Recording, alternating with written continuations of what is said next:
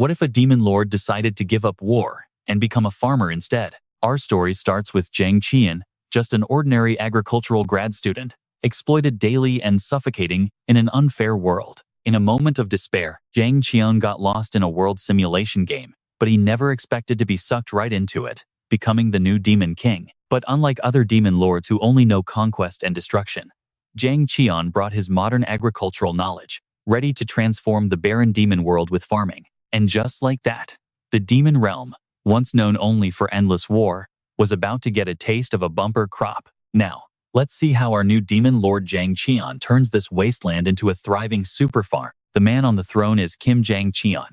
Before all this, he was a normal graduate student in Korea. At least, that's what he used to be. Yesterday, he suddenly became Credos, the final boss of his favorite game. Jang Cheon starts to recall how it all happened. And honestly, it's a familiar story. The game's goal, Battle God of the Blood Moon, was to revive a sleeping ancient hero. But you know what?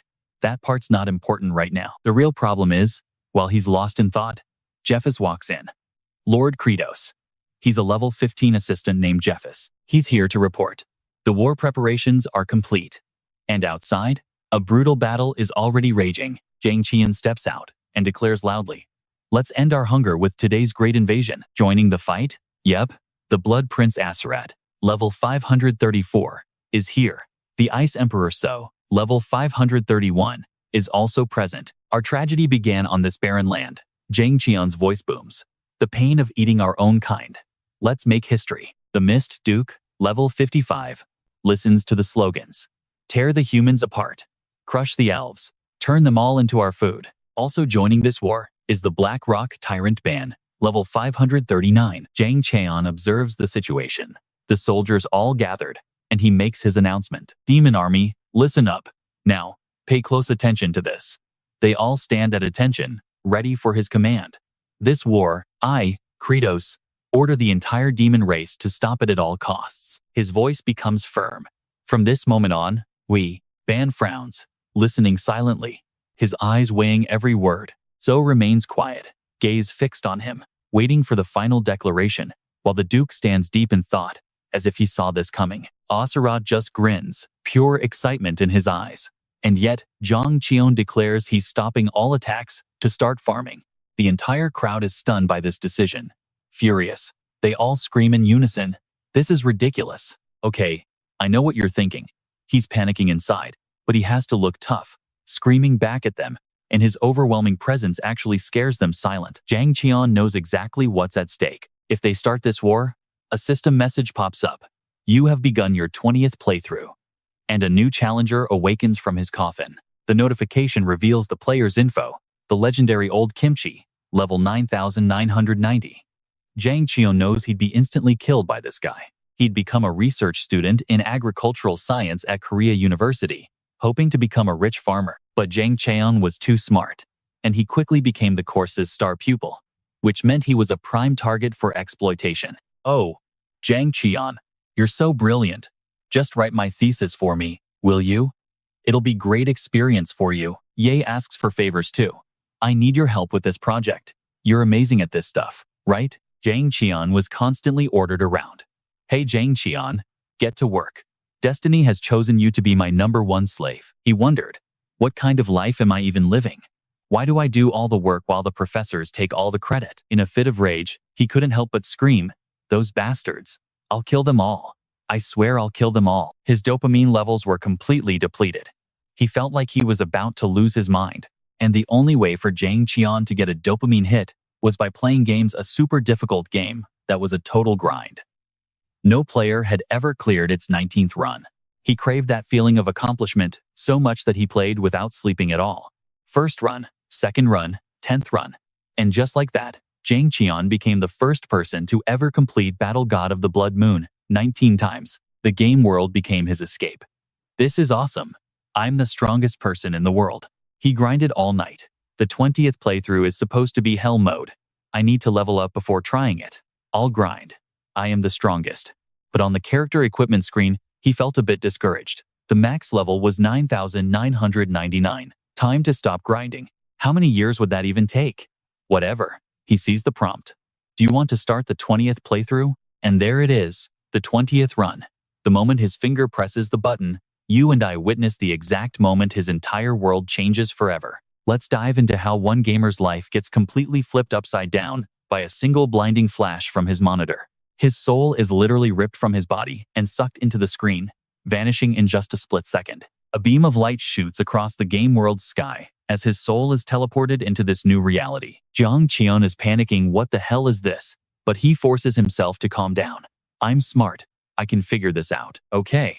I'm blue. So, this is my soul. That probably means I won't just fall to my death, right? He follows the direction he's flying in and spots the Tower of Life. It hits him. He's inside the game, Blood Moon War God. But as he's about to fly through a tomb, he freezes. Wait a minute. That's the tomb of the Holy Knight. It all clicks into place. He's about to possess the body of Old Man Kimchi, a character who's nearly max level. His new overpowered life is about to begin. He sees the character's body in the coffin, wearing a very cute pink dress. And just like that, the regret hits him hard. On second thought, I really don't want to become that. A powerful force yanks his soul downward. Jang Cheon screams, "What? Where am I going? What the hell is this?" And this, my friends, is where his perfect plan goes horribly wrong. He enters the body of Credos, a completely different character. Now, Jang Cheon sits on a throne, rubbing his aching head. This whole situation is driving me insane. He's kicking himself. If he hadn't had that one stupid thought about Old Man Kimchi, he'd be the most OP character in the game right now. I'm such an idiot. What a complete moron. Meanwhile, Jeps walks down the hall and overhears a plot. Credos has definitely gotten weaker. A voice from the room agrees it's why he fearfully stopped their attack. Asuras urges them on. Let's work together, take his head, and we'll split the power of the throne. But another points out, Credos only became king by taking the previous demon king's head himself. A cautious demon lord asks, what if he hasn't gotten weak? 2 of the 4 of us will end up dead or seriously injured. So Gi makes an offer. Asuras, if you act as our shield, I'm in. The guy is stunned. What? You want me to kill you first? But one of them only has a single thought on his mind. I'm so hungry. Asuras then poses a question. Fine. What if there's proof the Demon King is weaker? What will you do then? They all share a cold smile. If it's true, they'll kill him. Meanwhile, Ban is still just thinking, man, I'm hungry. Having heard everything, Jepes enters the throne room to report. The army's morale has completely collapsed. There are more and more cases of soldiers attacking and eating each other. Some have even deserted the demon lands without warning. Now, I know what you're thinking. This is bad, right? Oh, it gets so much worse. Jang Cheon thinks to himself, if all 4 of them attack, I'm dead. If I show weakness, I'm also dead. Then it hits him. Wait a second, what about Old Man Kimchi? Why didn't I possess that character? Was it just an empty corpse? Maybe rushing into the human world is the better option? Just then, Jeps holds up an orb. This is a recording from the Holy Knight's tomb, sent by General Mia. Inside, the image shows Kimchi on a wild, murderous rampage, with pleas for mercy echoing out. Please, stop. Save me. An opponent begs desperately. Wait, what are you doing? No, stop. A piercing scream erupts from the orb. My eyes. My eyes. The scene cuts to Kimchi, completely drenched in blood. Jang Cheon buries his face in his hands. Yeah, that's not gonna work. It looks like a scene from a Psycho's Home movie. I am not meeting that guy. I have to stay here, no matter what. His options are terrible. Look weak and get killed by the 4 demon kings, or rush to the human world, where Old Man Kimchi will gouge out his eyes and kill him instantly. He feels like crying, cursing his fate. Why? Why did I have to end up in this game? I can't even catch a single break. Jang Cheon calms down and finds a solution. The only way is to solve the food shortage and pacify the demon clans. As he gets up, Jepes asks, Lord Credos, where are you going? He replies, yes. I'm going to survey some land for farming. The aide seems hesitant to speak. Yes? Jang Cheon senses something is off. What is it, Jeps?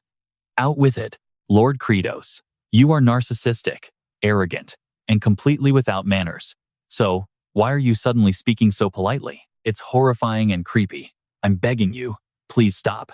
Jang Cheon just thinks, what is wrong with this guy? Is he trying to provoke me? Does he always act like this? Apparently, Jeps only appeared once before the fight with the Demon King, with no explanation given. But that mystery is exactly what made him such a popular character with the players. a notification window appears. Great Holy Night, the Demon King no longer wishes to fight. Please return. And with that, you and I both know the real story is just getting started. Alright, stick with me. We open on a defeat, his body fading as a system window appears. Demon King, forgive me. I was too weak to protect you. To players, this just looked like unshakable loyalty, a deep respect for his master. But back in the present, his aide reminds him, your mistake this time is completely unprecedented. I have never seen a Demon King lose the trust of his people this badly. Jang Cheon is annoyed. This guy is a real pain. Justice pulls out a notepad. You wish to farm on Demon Land? I didn't realize your memory was as bad as a pigeon's. The king fires back. Seriously? I'm the Demon King, you know. Don't push it. Justice refuses. No, I will continue. This sheer nerve leaves Jang Cheon stunned. Why isn't he scared of me? Justice reminds him while leading the way to a desolate wasteland. Every Demon King before you, and even you yourself, has tried to farm this land, correct? With the extreme temperature shifts, you know full well nothing can grow here, right? But Jang Cheon just cuts him off. I know they call this the land of death, but with my current power, bringing it back to life is possible. Though inside, he's thinking, I hate farming, but I really need to survive first. Jang Cheon bends down, scrapes the surface, then shoves a handful of dirt right into his mouth. Justice jots down. The Demon King is bizarre. He has become a dirt-eating beggar. The king explodes. What are you writing? Stop, he replies calmly. I'm simply doing my job. Recording the Demon King's chronicles is a crucial task, after all. The king's memory has surely deteriorated. Jang Cheon is fuming but helpless. This guy is impossible. Back to the problem at hand. He spits out the dirt. This soil has 0 nutrients. Not even nitrogen. The one element that's absolutely essential for any kind of plant growth. See, even though nitrogen makes up 78% of the atmosphere, plants can't use it. Its atoms are locked in a triple bond, making it almost non-reactive. So, humanity developed chemical processes for nitrogen fixation, leading to a massive boom in food production. Doing that here? Impossible. There's nothing to work with. Which means he has to use nature's own nitrogen fixation process. Then, an idea hits Jang Cheon. Lightning. With its insane voltage, it oxidizes nitrogen into nitrites, which then get absorbed by the soil. And the signature technique of the former Demon King, Koz, he remembers him scratching one hand with the other. Bright red streams of blood shot through the air. Now, here's where it gets wild. He remembers the skill created a burst of lightning and moisture, all to make barren land fertile. Decision made. Jang Cheon orders Justice, stand back, and digs his claws into his other arm. Here I go. He grits his teeth against the pain. Damn it. Did that psycho Demon King use this move all the time? Is he insane? This hurts like hell, and just when you think things can't get worse, he senses something's off. Hidden in the distance, the 4 great Demon Kings. Jang Cheon lets out a sudden scream that echoes across the wastes. Justice's assessment? He's definitely 100% weaker. That cold attitude. Jang Cheon is convinced this guy's an assassin. His plan is to provoke me and then kill me. Jang Cheon digs his claws in deeper. More blood sprays out. Still better than dying, he thinks. Here we go. He swings his arm, scattering his blood everywhere. Justice can only stare from behind, completely stunned. Justice watches as the blood falls to the ground. Jang Cheon clutches his arm, his entire body trembling in agony. The 4 great Demon Kings step out from their hiding spot. One of them speaks up. You're not looking so well, sire. They look absolutely vicious. As they advance together, Jang Cheon can only think one thing. Crap.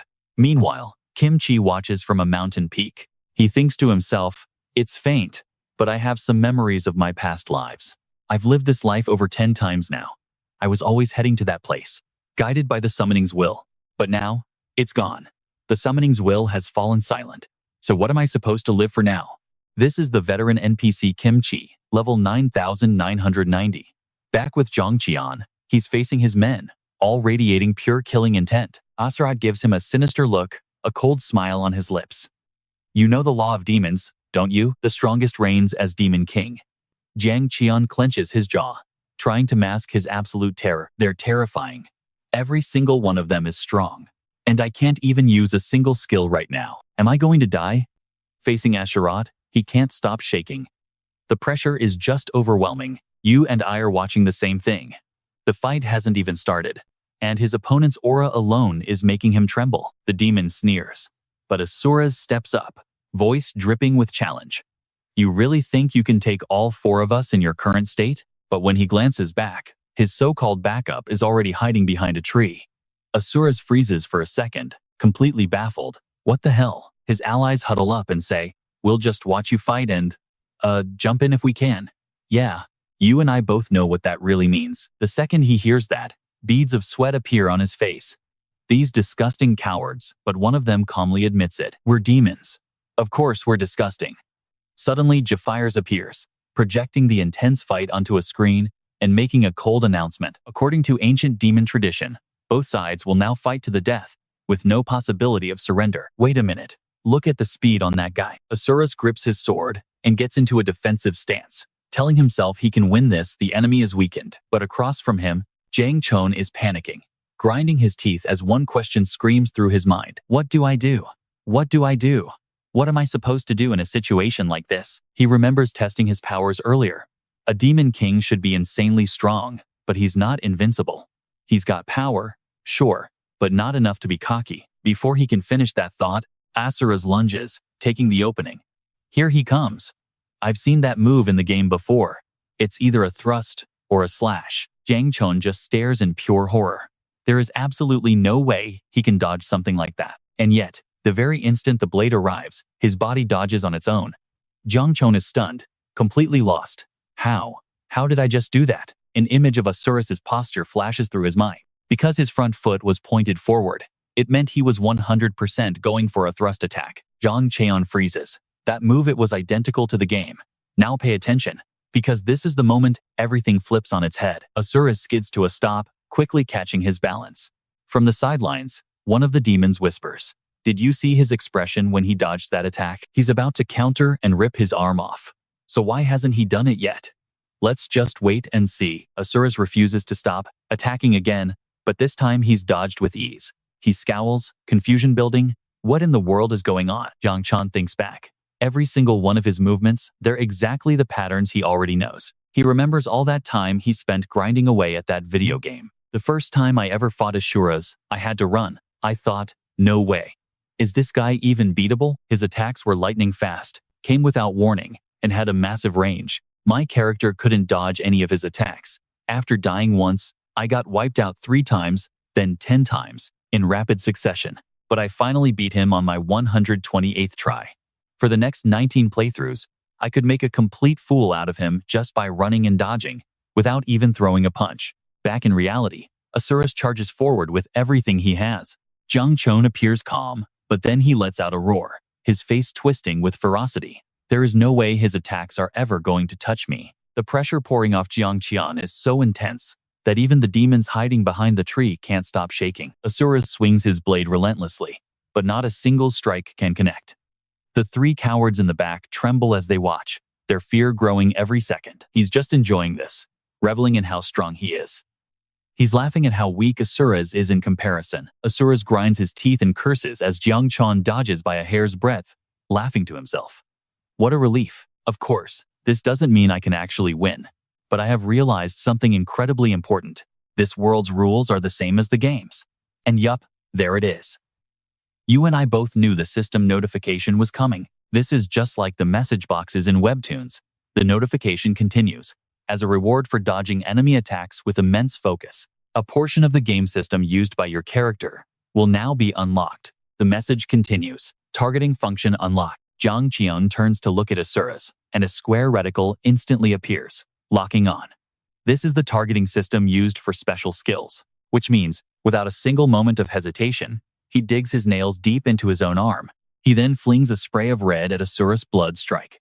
It erupts into a massive wave of fire that completely engulfs his body. The other demons can only stare, eyes wide and jaws on the floor, at the unbelievable sight before them. Asuras collapses to the ground. Seeing this, the demon onlookers can't help but rush forward to cheer. Yeah, that's how it's done. His eyes fixed on the kneeling figure, Jang Cheon slowly advances. Asuras is a wreck, but Jang Cheon grits his teeth, furious. He's still alive after taking a blood strike head-on? That's the one skill that could kill a player instantly in the game. Damn it. His regeneration is way too fast. He's recovering at a speed I never anticipated. And you know what that means. Trust me, you're not going to want to miss what happens next. Refusing to stop, he brings his blood strike down on Asarat again. The other three demons shiver, realizing he's attacking just enough to inflict maximum pain without actually killing him. The guy is just lying there, completely scorched. Jang Cheon thinks helplessly, he's probably not going to die. So what now? A system message pops up. You have torn Asurus's clothes, and he is now naked. He's completely baffled. What is with this message? Can you not make me sound like some kind of pervert? You and I are definitely asking the same question. The information panel appears again. A new system has been unlocked. Removed armor inventory. Jang Cheon stares blankly at the screen. Is there any decent armor in there? The inventory opens, and he just blurts out, "What the hell is this? It's only the set I'm already wearing. There is nothing useful here." Closing the system screen, Jang Cheon looks down at Asurus. I have to deal with him first. I'm not that strong, so I can't actually kill him. His recovery ability is insane, so he'll probably just get right back up. He suddenly freezes. Wait a second. Jang Cheon activates his targeting system on Asurus. Since he's not dead, I can still target him, which means I can keep using Blood Strike. A wicked smile spreads across his face. I can give him a combo he will never forget. That's right, I'm a genius. Jang Cheon glances over at the demon generals hiding behind the trees, thinking, those guys must be terrified of me, right? Perfect. Time for a little experiment. He calls out to his SI. Jang Cheon shouts the order. Bind Asurus tightly. Wait, he wants me to tie up a naked man? He is trying to humiliate both me and Asarat. A moment later, Asarat is tied to a cross. Step 1. Prepare the lightning rod. The guy is unconscious, eyes shut tight. But suddenly, Asarat's eyes snap open, wide and ferocious. He roars. The immortal Asarat has recovered. You must be weaker now. You think you can kill me with that blood strike? This time I will definitely chop off your head. But before he finishes, Jang Cheon continues. Step 2. Blood strike. He is quickly calculating. With this method, I can oxidize the nitrogen in the air to form nitrite. Then Jang Cheon turns and gives an order. Haddock, I want you to cover this entire place with mist. Make it thick enough for water to flow. Haddock's expression turns sinister. Is he planning to make this whole area wet, just to make his lightning strikes more painful? What a creative method of torture. I have learned something new today. You gotta admit, this is some next-level scheming we are witnessing right here. The mist quickly swallows Asurus. Step 3. Spread the mist. Then, Jang Cheon unleashes his blood strike. Step 4. Continuous assault. After a while, he frowns, groaning to himself. Man, this hurts. JP stands off to the side, calmly observing everything he does. Jang Cheon keeps attacking with blood strike, absolutely terrifying the other three. Asarat is completely frozen, taking the full force of the thunder. The more he hits, the more ferocious and incredible it gets. With this method, I can enrich the soil with nitrogen. What if I have a bountiful harvest? I am getting so excited. Jang Cheon maniacally strikes Asurus with blood strike. The explosions roar across the sky, shaking everything in sight. He scoops up a handful of dirt to inspect it. Jang Cheon sits down, examining it closely. Good. I will just keep adding nitrogen this way. Next up is reinforcing the soil. He thinks, this loose, single-grain soil has poor oxygen and drainage. For farming, soil with a granular, porous structure is ideal. He stands up. That is why the thing I have to create now is... Jang Cheon spins around, face pure murder. Manure, all of you, give me your crap. Hearing him say that, every single one of them just freezes in total shock. The three of them look at him, thinking, after turning him into a lightning rod and roasting him, now he wants to cover him in poop? That is just too cruel. Unbelievably cruel. And honestly, we can't even argue with them there. Cut to the next morning. The sun is high, and Kim Chi is walking through the forest when he suddenly hears someone crying out, please, someone help. Kim Chi glances towards the bushes where the sound came from. A trembling voice pleads, please, save us. He walks closer, staring at the two of them. He sees two men sitting on the ground, crying. We were attacked by a group of goblins. Please, help us. If you do this, we will reward you. Kim Chi listens, moving closer and pushing aside the bushes. The intense look on his face absolutely terrifies Dion and Envoy. Then Kim Chi holds out a hand and calmly says, do not be afraid. He is not suspicious. The two are still terrified. He looks so suspicious. He looks insanely suspicious. Kim Chi asks, is your leg injured? Before they can even answer, Kim Chi just lifts Envoy onto his shoulder. He turns back to Dion. Please, lead the way. On the road, Envoy asks curiously. You are incredibly strong. I am the Envoy, Envoy Rai Azrahan. The man behind us is my servant, Dion Frontera. He looks at Kim Chi. May I know your name? A few seconds pass. He speaks softly. From now on, that is something I want to find out, too. The scene shifts to a magnificent castle. All right, let's dive into one of the weirdest Demon Lord meetings you'll ever see, where Hathik asks the big question. How are we supposed to bring him poop? Do we just go right here or what? Sogi gritted her teeth in disgust. This whole situation was insane. Absolutely revolting. Ban chimed in calmly. It's been a long time since I've eaten, so I can't. Sogi is the same. Don't even ask about my contribution. That fool. Hathik made his decision with a straight face. Even if we could, I refuse to provide him with my personal fertilizer. Let's just beat up the low-level demons and make them do it. So in the demon village, desperate cries echoed. Please, please don't do this. I beg you. One demon wailed while trying to go.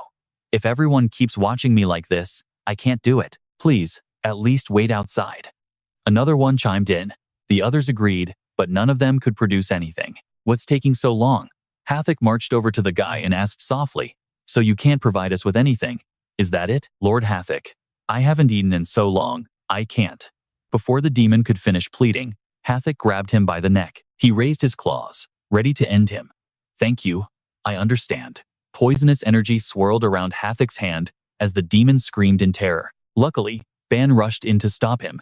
Hathik shot him a glare. What is it now? Ban began to explain. And check out this big brain demon logic. Stabbing him in the gut means he dies. Which means no poop. We need them to go more, so we can get more. He reluctantly let the demon go. That's surprisingly smart, especially coming from you. Hathik put on a terrifying face. Maybe if I let them eat your flesh, they'll finally be able to digest something. Ban didn't back down, glaring right back. A terrifying aura exploded from both of them, making the little demon tremble, completely frozen in fear. The two lunged at each other, ready for an all-out brawl, but Jang Cheon swooped in to stop them. What do you think you're doing? A single move from him slammed both demon lords flat on the ground. Humans aren't the only creatures that can create waste. Back at the castle, Jang Cheon sat on the throne and explained it to everyone. Poop without nutrients is useless. You have to find nutritious poop. Geez, standing beside him, asked confusedly. Poop, sir? Yes, the raw material to enrich the soil. Normally, compost is made from wood powder, grass, soil, eggshells, and chicken droppings. As for the wood, powder, and grass, we can just use those houses we saw earlier. The problem is the eggshells and chicken waste. An idea sparked in Jang Cheon's mind. He turned and gave an order. Jipiros, bring me the map of our kingdom. Yes, your majesty. The map was unrolled. Jang Cheon looked at the map, and it clicked. Just as he expected, it was identical to the map in the game. That means I can find them if I go to this place, where the demon seagulls live. He remembered them appearing in huge numbers in the game. That means those seagulls must be digesting a ton of nutrients from the human world. And when they poop and lay eggs there, it creates the perfect resource spot. Jeps looked at him and asked, Your Majesty, are you planning to collect seagull waste? You catch on quick. The demon continued. That place is called the Cliff of No Return.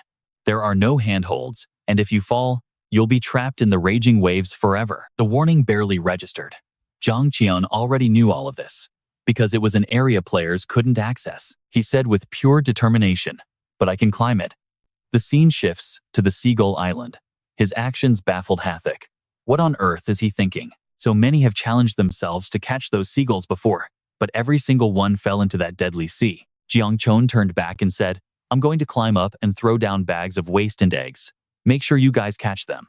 A deadly smile spread across his face. If this plan works, everyone gets to eat well. Hearing this, Ban frowned. An image of Hathik grabbing the skeletal demon flashed in his mind. Hunger had left the other demons as nothing but skin and bones. Jang Cheon slowly stepped forward to face the violent waves. He thought to himself, how many times did I try to climb this in the game? I tried every possible method to get up this cliff. Jang Cheon gathered his strength and leaped. I tried hundreds of times and died countless times in the process. And then, his feet left the ground. The remaining demons watched Jang Cheon, their eyes glued to him. He grabbed onto the cliffside, telling himself, but in the end, I succeeded in the game. Full of fighting spirit, Jang Cheon steadily climbed, gripping the rock tightly by exploiting a bug. Jafires and Ban watched this scene in absolute awe. Then, Jang Cheon yelled, "Open inventory." In a flash, he appeared before everyone completely naked, having dropped all of his items. The others just stared at him, stunned, as Jang Cheon phased part of his body into the cliff face. Looking at him, the group couldn't hide their fear, their confidence fading. Inside the cliff, he prepared to turn. "I have to flip myself over." And fast. Sogi blushed, squeezed her eyes shut, and screamed, "Oh my god, no, no." Jang Cheon ordered the system to bring his items. And trust me, you and I just witnessed him avoid total disaster, as his clothes were re-equipped, saving him from ultimate public humiliation. CO cracks an eye open, curious, as Jang Cheon commands the system, flips over, and unequips everything. By repeating this glitch, he starts to climb, his body clipping right into the rock face with every single flip. He unequips gear when he flips in, and re-equips when he flips out. Before long, Jang Cheon reaches the top. He gears back up, a thought crossing his mind. And there you have it, folks, a shared system, an inventory, and an unreachable spot on the map. So it actually works. Combine all those factors, and the theory is proven. Down below, Ban gets impatient.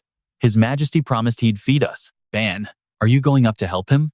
Jeps barely gets the words out, before Ban just launches himself forward. No, you can't. A startled Jang Cheon whips his head around to see Ban rocketing towards him. Ban will follow his Majesty. He roars in frustration. What do you think you're doing? Suddenly, the cliff edge crumbles and Ban plummets. Luckily, he snags Ban's hand just in time. But Jang Cheon slips down himself, struggling to save him while breaking a sweat. This guy is heavy. My arm's about to rip off. Then, a thought hits Jang Cheon. Wait a second. Why am I even saving this guy? He's one of the 4 demon generals. A direct threat. And here's the dark thought you and I saw coming. Wouldn't it be better if I just let go? He stares down at Ban. There's absolutely no reason to help him. Veins bulge on his face from the sheer strain. He's about to open his hand, when a memory floods his mind. Jang Cheon, please. Help me this one time. The professor won't let me submit my paper. He's trying to keep me as his lackey forever. Siu cries, begging him. Please, can you just help me? Then at least he'll have to look at my thesis and grade it.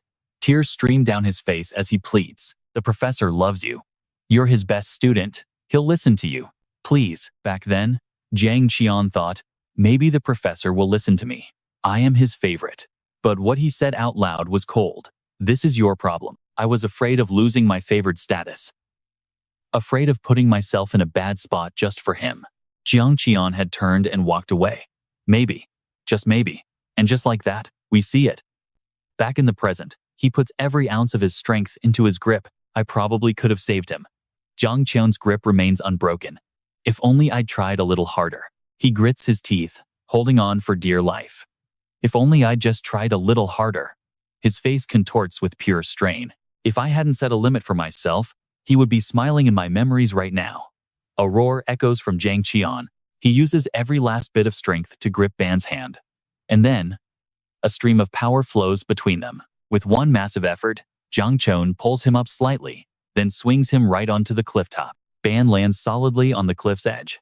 Jang Cheon hauls himself up and sits, rubbing his screaming arm. Ban looks at him. Your Majesty, you saved me, even at your own expense. You didn't have to. Why? Jang Cheon slowly lowers his arm with a quiet sigh. He gets to his feet, looks him dead in the eye, and says firmly, because this pain is nothing compared to the regret of abandoning a subordinate. Ban trembles, looking up at him, and immediately bursts into tears, completely moved. Jang Cheon remembers Siu's desperate face. This is what I should have done for you, too. I'm sorry. It's clear Jang Cheon is facing that old regret head-on. I'm sorry. A notification window pops up in front of Jang Cheon. Even without fully adapting to Demon King Credos' body, you used all your strength to save another. As a result, you have earned the gratitude of Ban, one of the 4 demon generals. Gratitude, huh? The notifications keep rolling in. Among hundreds of potential achievements, a new system has been unlocked. Granting your army abundant happiness will award you a large number of points. Jang Cheon squints, thinking, a large number. Happiness points. Accumulation system unlocked. He stares at the notification, completely puzzled. Happiness points. I know this. Can I use it for an ice cream discount or something? Is there even a place that sells ice cream in this world? The system chimes in. No. What kind of game sells ice cream? Whoa. I can talk to this thing? He glues his eyes to the system window, listening closely. For every soldier in the Demon Legion who feels happiness from a full stomach, you will earn 1 happiness point. You can use these points to purchase stats. More numbers appear. You can currently only utilize 20% of the Demon Lord Credos' power. Strive to raise all 5 stats and possess 100% of Credos' power. Jang Cheon thinks to himself. Okay, let's see. Add 10%. The system announces. To purchase 10% stamina, you need 50 happiness points. So expensive. The system adds, you can also use happiness points to purchase skill enhancements. Skill, Blood Strike, level 1. Happiness points needed to level up, 250. I can't do anything yet. He grimaces, doing the math. But if I can successfully grind this, I could get a ton of happiness points. And this, my friends, is where the Jang Cheon turns to look at Ban B, his face darkening as he thinks about being thanked. Then, a horrifying smile spreads across his face. That must feel pretty good, huh? Seeing that look, Ban shivers. It's the face of a man who would tear him to pieces if he didn't listen, especially since he owes him his life. Credos is a seriously twisted demon lord. He didn't save me out of some noble gesture. He then looks down, hoists up a giant egg and screams, I'm gonna fill this eggshell with dung and throw it down on you. Before they can even react, the crowd below stares up in stunned silence. What? In the next second, he hurls the egg. It arcs through the sky, like a disgusting rainbow, splattering right across their faces. I can't take it anymore. From up high, he just grins, baring his teeth with glee as he keeps on throwing. All right, time to get to work. Guess I'll give them everything I've got. He looks over the pile, thinking the first step is making organic fertilizer, seagull droppings, eggshells, a bit of gravelly soil, then crush and mix it all together. Jang Cheon barks a cold command. Sogi, grind and mix all of that. What? You want me to do that? You have plenty of hands, get to it.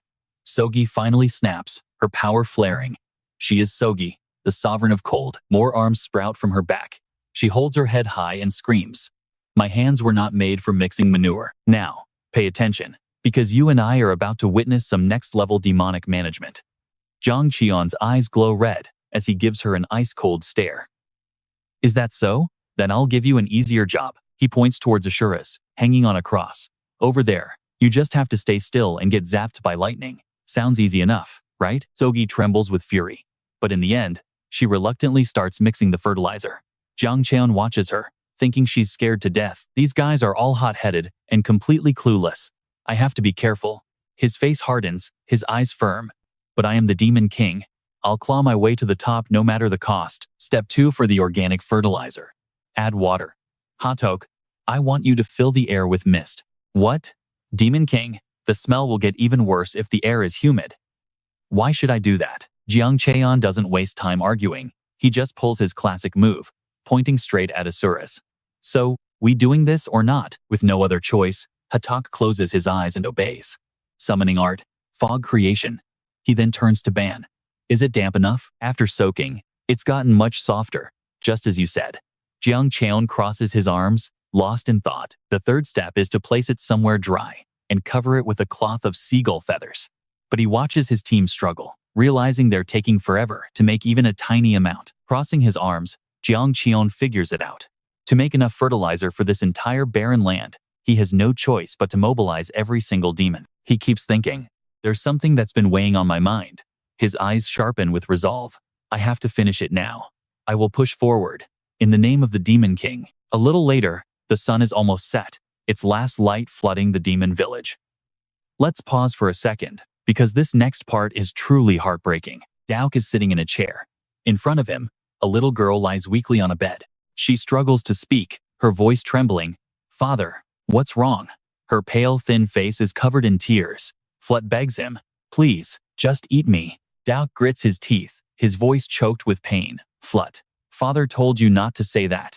The little girl just whimpers. I miss mom. Her words hit him like a physical blow, and the horrific memory comes rushing back. A crazed demon, twisted into a giant spider, its mouth wide open, ready to eat him alive. Absolute terror. Flut trembled and burst into tears as the demon opened its jaws to swallow her whole. Suddenly, a woman appeared, shielding Flut from the demon's charge. The little girl's eyes lit up with joy, her tears stopping instantly. The woman turned back, her gaze soft and loving. Mom. In a flash, the demon devoured Flut's mother. Back in the present, Dauk hangs his head, his voice cracking. If you're not here, what reason is there for me to live anymore? His mind completely shatters as he stares at his daughter. Just then, a sound comes from the doorway. Jang Cheon and his crew appear without warning, their imposing presence startling Dauk. The Demon King speaks, his voice cold and direct. You still have the energy to scream. Take him. Panicked, Dauk cries out. Wait, what about Flut? If you leave her here, the high-level demons will eat her. But Ban just hefts Dauk onto his shoulder. Father, no, Flut. How many more demons do we need? We've got 20. Still need 30. Jang Cheon looks back over his shoulder. He stares deep into Flut's tear-filled eyes, and he remembers a scene from the game where he met her before. Back then, without a single moment of hesitation, Jang Cheon had clicked a button on his controller. His in-game character swung its sword, cutting the girl down as she cried and begged for her life. As the memory fades, he slowly turns back to the front. Jang Cheon's voice booms out. Halt all acts of cannibalism among your people. As of now, it is illegal. Jeperos, I want you to gather every remaining demon. Everyone starts making fertilizer. Immediately, he scowls, thinking to himself, as the Demon King, being this cruel should be fine, right? The goal has to be achieved. And what do you and I take from this? Sometimes it takes a monster to save a world from itself. A true leader has to be willing to make sacrifices, right? The sun begins to rise. Its first rays pierce the Demon King's land, bathing every corner in gold as demons toil, mixing manure with all their might, sweat dripping from their haggard faces. Daco can't help but complain, why are we wasting our strength on this for days? Farming? That's ridiculous. Shut your mouth. You'll lose your head if the Demon King hears you. Daco just scoffs. We're dead anyway. Even if this land became fertile, what would we even plant? We don't have any seeds. Just then, Jang Cheon appears right behind Daco. You were wondering what we're going to plant? The old demon freezes, too scared to even breathe. Demon King, follow me. He thinks back to that day, to the purple flower he stumbled upon. That is something they can grow. Seeing the flower, Daco asks hesitantly, is this it? Jang Cheon confirms. We're going to plant the roots of this. Ban and some other farming teams have already dug them up from elsewhere. Daco picks one up, confused. Apologies, my king, but this root.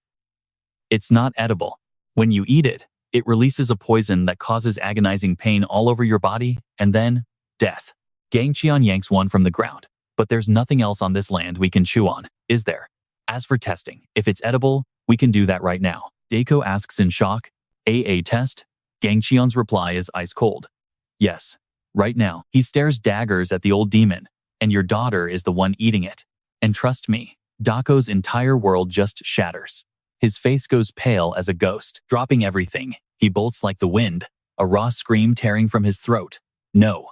Daco sprints all the way back to the village. Why? Why would you do this to my innocent child? Please don't eat it. Don't eat it. Without hesitating, he slams the door open. Seeing his daughter, Floon, he yells, don't eat that. Daco pants, staring at the scene before him. But the little girl, holding the purple tuber, is chewing happily, her eyes shining. I already ate, and it doesn't hurt at all, Dad. I feel full. He asks, trembling. Floon, are you really okay? Floon replies cheerfully. Yep, Lord Zephyrus and Lord Ban gave this to me yesterday too, and I feel totally fine. Just then, Jang Cheon walks in.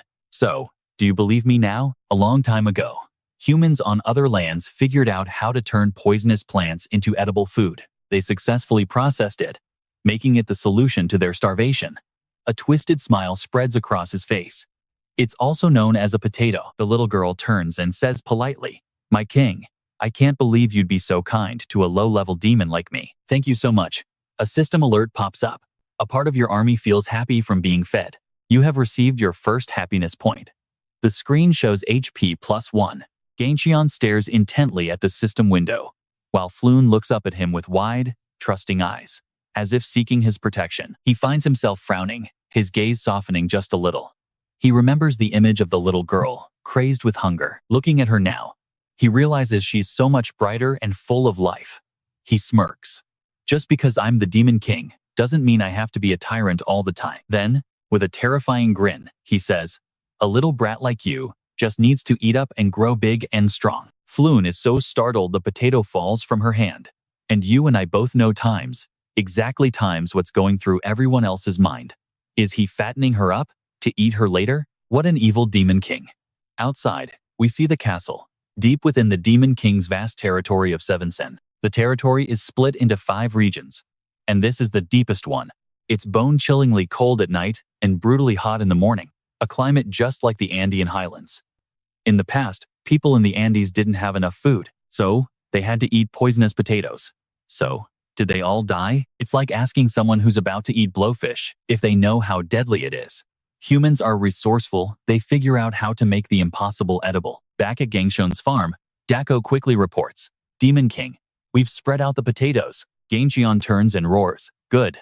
Ban, crush them. Ban immediately leaps high into the air, using his full strength. He comes crashing down on the potatoes. Under his colossal weight, the tubers are completely flattened beneath his massive feet. Jang Cheon explains his plan. We freeze them for 5 nights, then use Ban's meteor stomp on them after they thaw during the day. This process forces the toxins inside the potatoes to leak out and evaporate. We freeze them, thaw them, stomp them, and let them evaporate. After repeating this process, we dry them for storage before cooking. Only then do they become edible potatoes. Jang Cheon turns and orders Zephyrus to gather the gardeners to create fertilizer. He roars with a fearsome expression. It's time to eat our newly created snacks. I'm sure they'll enjoy this meal, right? Under the daylight, the demons quickly assemble in neat rows. There isn't much, so everyone gets 2. Zephyrus, standing beside them, asks a question. We still have potatoes, so why not make more? Because there aren't many left. Not enough for a whole army of demons. Jang Cheon explains, that's why we have to plant what's left. We need to grow more. But as the demons eye the plates, they start whispering. And let's be real, you can't blame them. This stuff is poison, isn't it? My cousin died eating this, one shouts. But Dauk fires back. I already told you. The Demon King changed it. Now it's safe to eat. Flu ate it, and he's perfectly fine. You idiots. Just look at the Demon King's face. And instantly, Jang Cheon's expression turns terrifying. Does that look like the face of someone offering you a nice meal? Eat. He's just waiting for us to eat it, so we can die writhing on the ground. Before he can finish, Dauk shoves a piece in his own mouth. Are you insane? He chews the potato, right in front of everyone. He forces it down as every demon stares, waiting. Then, tears streaming down his face, he screams, long live the Demon King. Seeing he's fine, the rest of them dig in. After that first brave soul, the rest of the farmers devoured their portions in seconds. They all stand tall, eyes locked on him, filled with a mix of shock and pure joy. Demon King, you can actually give us food? One demon shouts, and soon the whole crowd is chanting. Credos. Yes, Credos. The name echoes across the wasteland. He thinks to himself, I really don't like that name. I'm gonna have to change it later. Jafires glances at his master's face, realizing even the king himself didn't truly expect to grow food in this barren hellscape. Maybe, just maybe, he can actually end this catastrophic famine for good. A system alert pops. A portion of the demon army is happy from eating well. Points plus 50. And yeah, for our guy, this is just the beginning. Looking at this scene, Jang Cheon can't hide a smile. 50 points isn't bad. I can get a little stronger. He studies the stats screen. But what would help the most right now? Not sure yet. I'll just collect more points for now. He scratches his chin, giving Jafires a knowing look. We're splitting into 2 groups, farming and fertilizer. Farming team, listen up. He continues. After you're done, spread the word to every village. Tell them food can finally be grown on this land. We promise any demon who digs up potatoes gets a ticket to trade for a meal. Jang Cheon is actually surprised by this guy's initiative. He's pretty clever. A little annoying, sure, but he's also been the most helpful one here. Flute is already digging happily. Another loyal demon working hard for his king. Meanwhile, Sogi and Haddock are also busy. One team prepares food, the other makes fertilizer. Jang Cheon points to the demons carrying Asarasa. Right. Move him over here. No, 10 steps from here. 1 step back. Once the spot is perfect, they slam the cross into the ground, and he casts a spell on the guy. Meanwhile, I'll be working hard to produce some nitrogen. Jang Cheon looks aside. Now that they have enough fertilizer, It's time for the next step. Looking at the compost pile, he does the math. They need to spread this fertilizer everywhere, but the land is just too vast. He keeps thinking it's way too much work for farmers who've only had a single good meal. All while Asura screams, "Credos, you bastard! Just kill me!" Jang Cheon ignores him and zaps Asuras again. Can a demon even work well on an empty stomach, even without rest? He could work for a long time.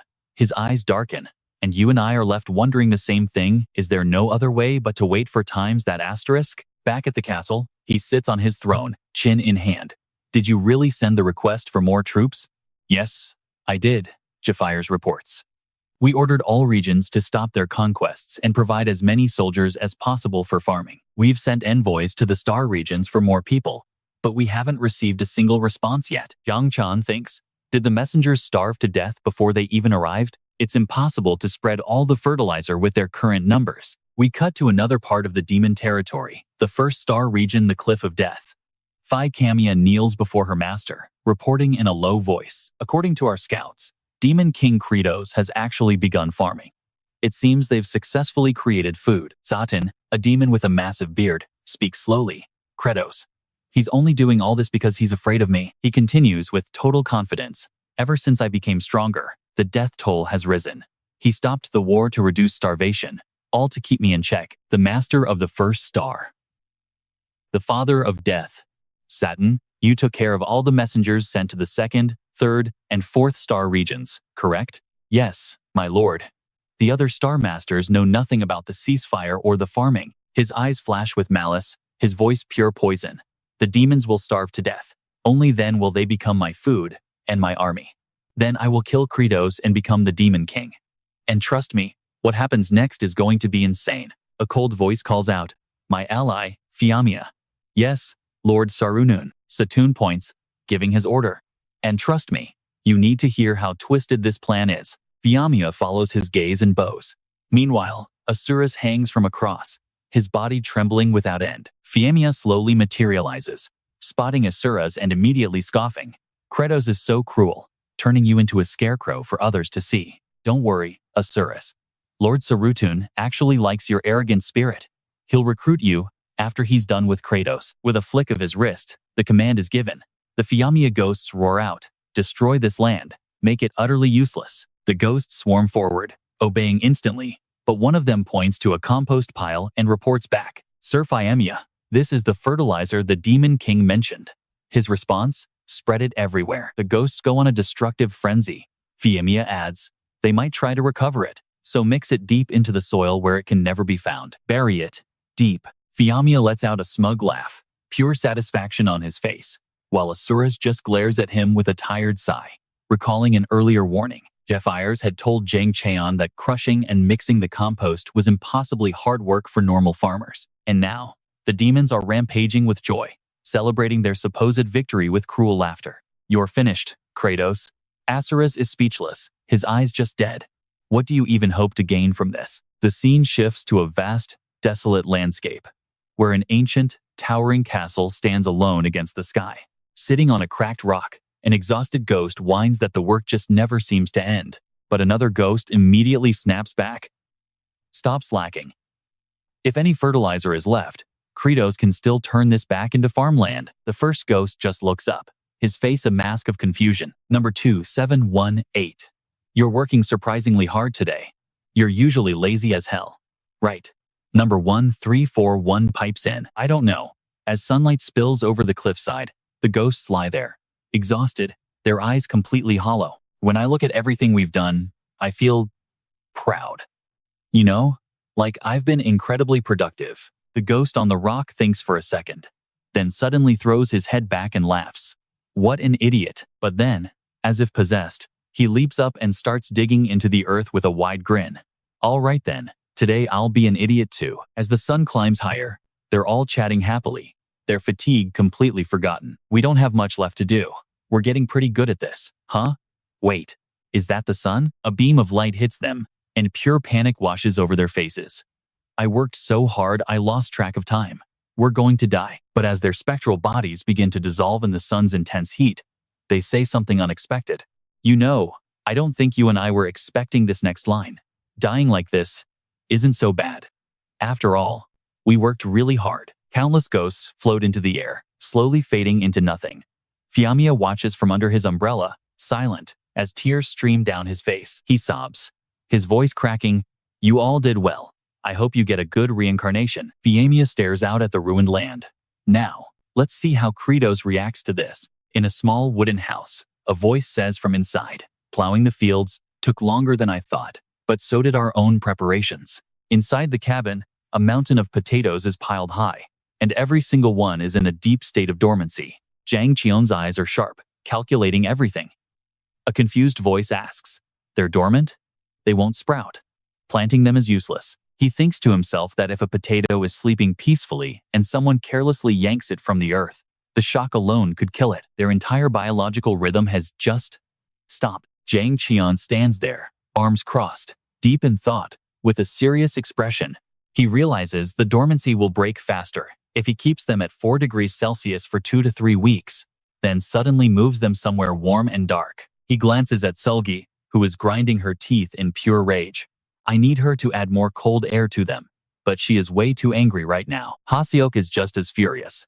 Jang Cheon starts to sweat, glancing between them. If those two attack together, he's in serious trouble, so he needs another way.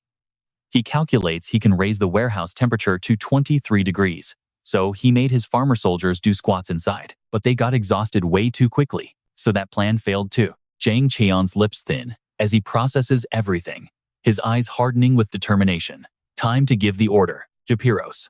From now on, I'll do whatever it takes.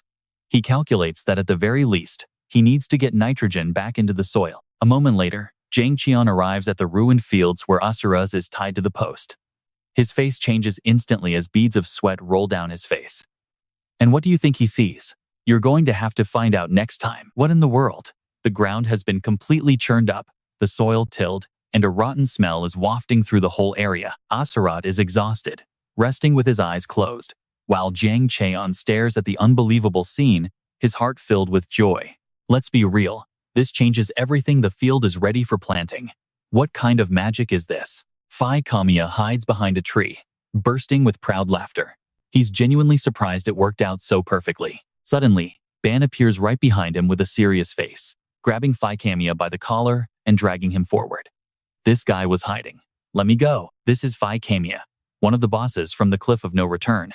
Did he really come all this way after hearing my call for reinforcements? Jang Cheon narrows his eyes and asks in a grim tone, "What are you doing here?" Then, without another word, he throws a punch right at his face. Justice asks, confused, "Why did you hit him before he even had a chance to answer?" Looks like this guy is hiding something, and beating someone up is the most effective way to make them talk. Phi Kamiya's face is a mess from the punch, but he's still defiant, spoken like a true demon king. But I, Phi Kamiya, won't talk so easily. Jang Cheon doesn't answer, he just unleashes a flurry of punches into his body. Even if you hit me, don't hit my face. After raining blow after blow on Phi Kamiya, he stops, panting and complaining. Damn, this is surprisingly tiring. A notification window appears. Trade HP for stats. With 51 HP available, he uses 50 to upgrade his endurance, boosting it from 20% to 30%. Now, watch this power-up. Re-energized, Jang Cheon continues his assault on Phi Kamiya, making him scream. Wait, I'll confess. Honestly, I was sent here on a mission to sabotage the farm and make you all starve to death. Back at the massive castle, a voice rings out. So, in the end, Satun was the one who refused the request for support. He sits thoughtfully on his throne, continuing, I see. He only gets stronger the more demons starve. He wants a revolution. Jeez replies, this could be an opportunity. If you use this to take down the first Star Master, Satan, the demons complaining about the paused expedition, will see it as a warning. Jang Cheon rests his chin on his hand, thinking, if he leaves them be, I need a way to deal with them. He raises the main problem. How to defeat Sarun. Right. He has the ability to turn his body incorporeal, like a ghost. An image of Sarun flashes in Jang Cheon's mind. Even in the game, Satun was everywhere on the Cliff of No Return. That cliff was already incredibly complex, so that whole stage felt like a game of hide and seek with him. A fearsome look crosses his face. If the pests hide too well, then you just have to lure them out of their hole. Elsewhere, Flut holds a small shovel, looking up innocently at the person before her. Aserat notices someone staring and looks down. Then suddenly his eyes widen, and he grits his teeth.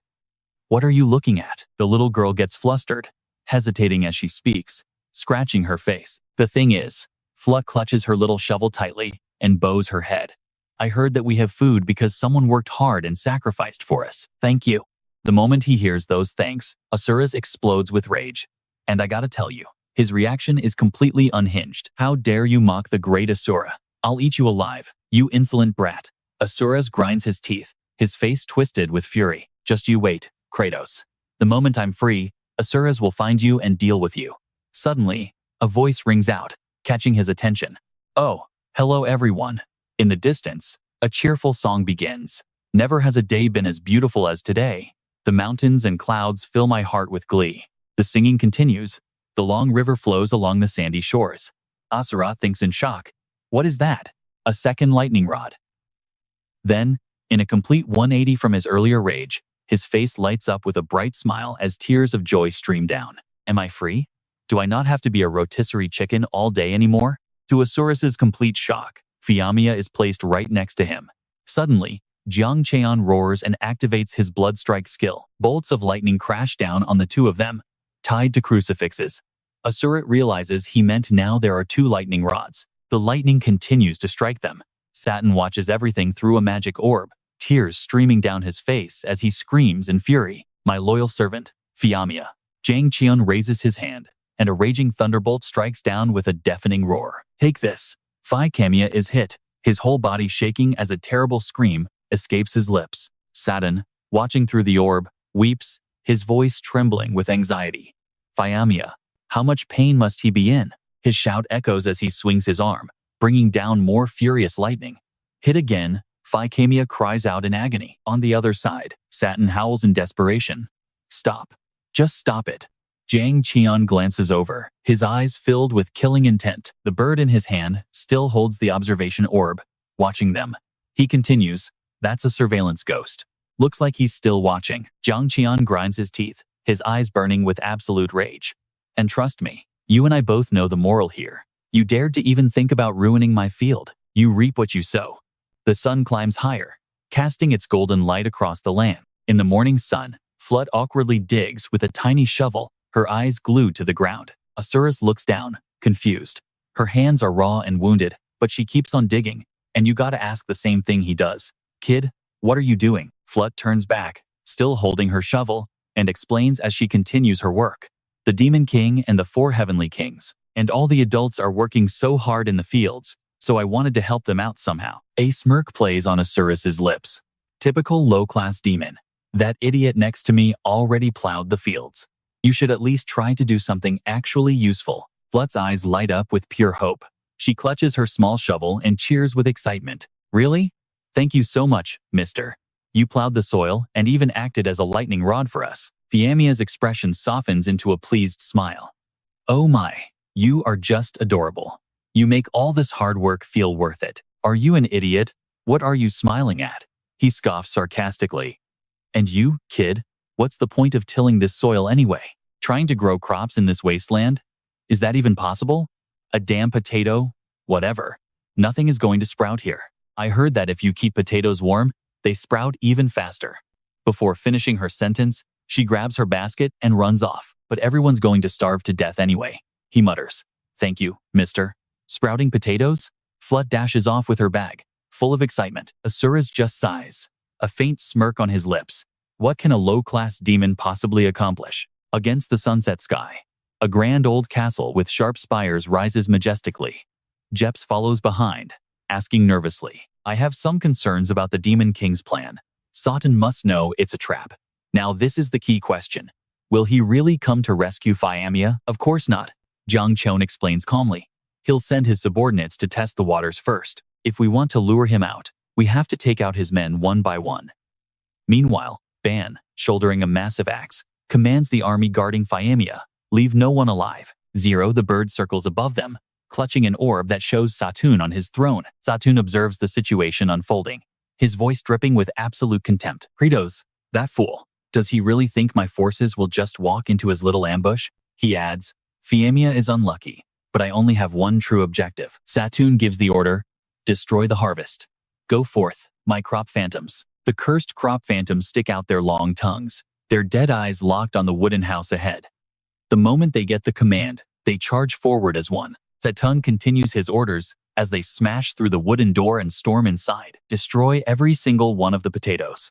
The phantoms successfully get inside, moving as if they knew exactly what to expect. But Jang Cheon is sitting there calmly, waiting. He read his enemy like an open book. When they hear a noise, they jump back in shock. Jang Cheon stands above them, arms crossed. Yeah, let that sink in. He knew they were coming. With half his face covered in shadow, he lets out a small smirk, revealing cold, murderous intent in his eyes. Welcome to your grave. The terrified crop phantoms let out a collective scream of horror. Jang Cheon eyes them, thinking to himself, the first time I fought these crop phantoms in the game, all I felt was pure, hopeless despair. He remembers them clearly. Satun's second elite unit. The biggest problem is that they always move in a pack of 7. He recalls the brutal battles. If one of them touches you, it latches on and instantly starts draining away your life force. And that's not even counting the fact that they can copy any skill you use. They're a real pain in the ass. Back in the present, his voice turns ice cold. All right then. But there is one way to destroy them. Jang Cheon's face contorts with rage, his veiny hand clenching into a fist. Who wants to get baked first? All I need is to hit them with an electric-type attack. Realizing something is terribly wrong, one of the phantoms shouts in panic. It's a trap. Retreat. Jang Cheon's face becomes utterly terrifying. He bares his sharp teeth as his voice echoes through the room. Who said that was the trap? The real trap is behind you. The phantoms scramble to escape, but their path is completely blocked. What the hell is this? Blood? Credos' blood is smeared on the door. Lightning sparks from his hand. And now, for my Phase 2 ability, Jang Cheon slams his hand on the ground, and lightning arcs from his fingertips. The electricity follows dark trails on the floor, spreading rapidly. The lightning quickly reaches the door, cutting off any chance of escape for the phantoms. Jang Cheon gives the command, wide area blood shock, and the crop phantoms are zapped out of existence one by one. Suddenly, he shouts a new order. They're vulnerable to physical attacks now. Summon the farmer soldiers. In an instant, farmers wielding hoes smash through the walls and charge inside. Jang Cheon watches the battle unfold, his eyes cold and calculating. These farmer soldiers might look like total pushovers, but trust me, in this world, they're the strongest units you can possibly get. The farmer soldiers charge into battle, a relentless storm of attacks. These crop phantoms don't stand a chance. Amidst the chaos, he just watches, a faint smirk playing on his lips. I gotta say, I love his mindset here, a little ruthless, but absolutely brilliant. Maybe I really do belong in this world. Up above, Jang Cheon suddenly spots a phantom that hasn't been hit yet. No hesitation. He lunges again, unleashing a storm of lightning, ready to personally fry this next crop ghost. A loud noise suddenly rings out. Jang Cheon freezes, turning his head in confusion. And out from a pile of potatoes, Flu pops her head out, looking terrified.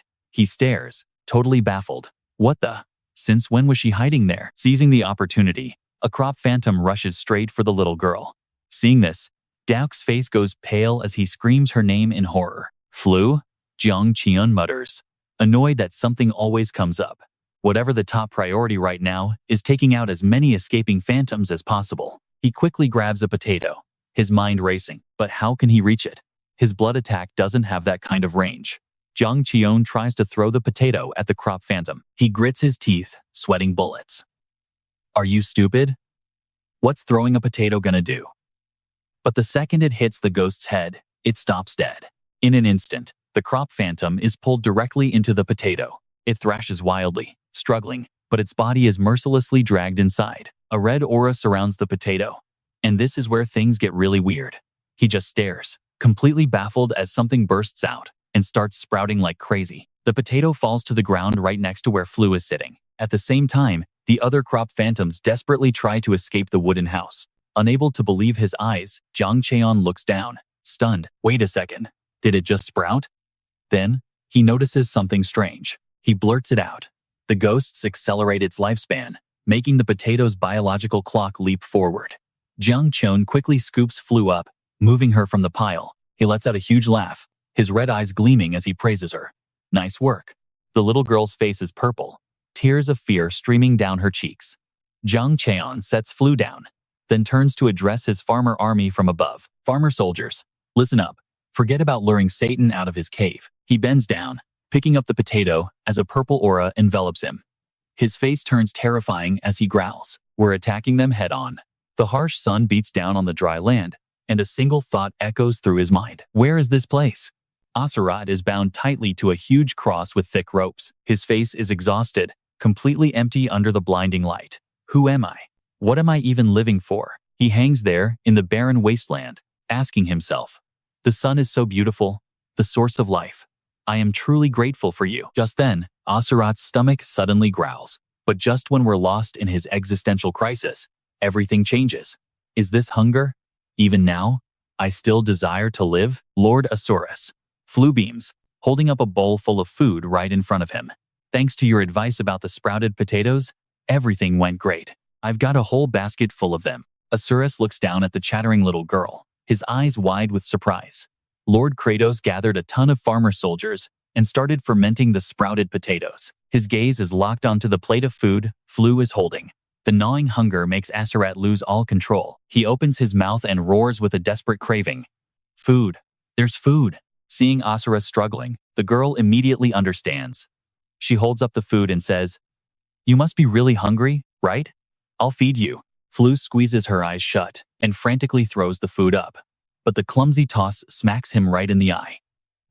A surge of rage erupts as Asurus thrashes wildly. I'll kill you. I'm sorry. Another piece flies.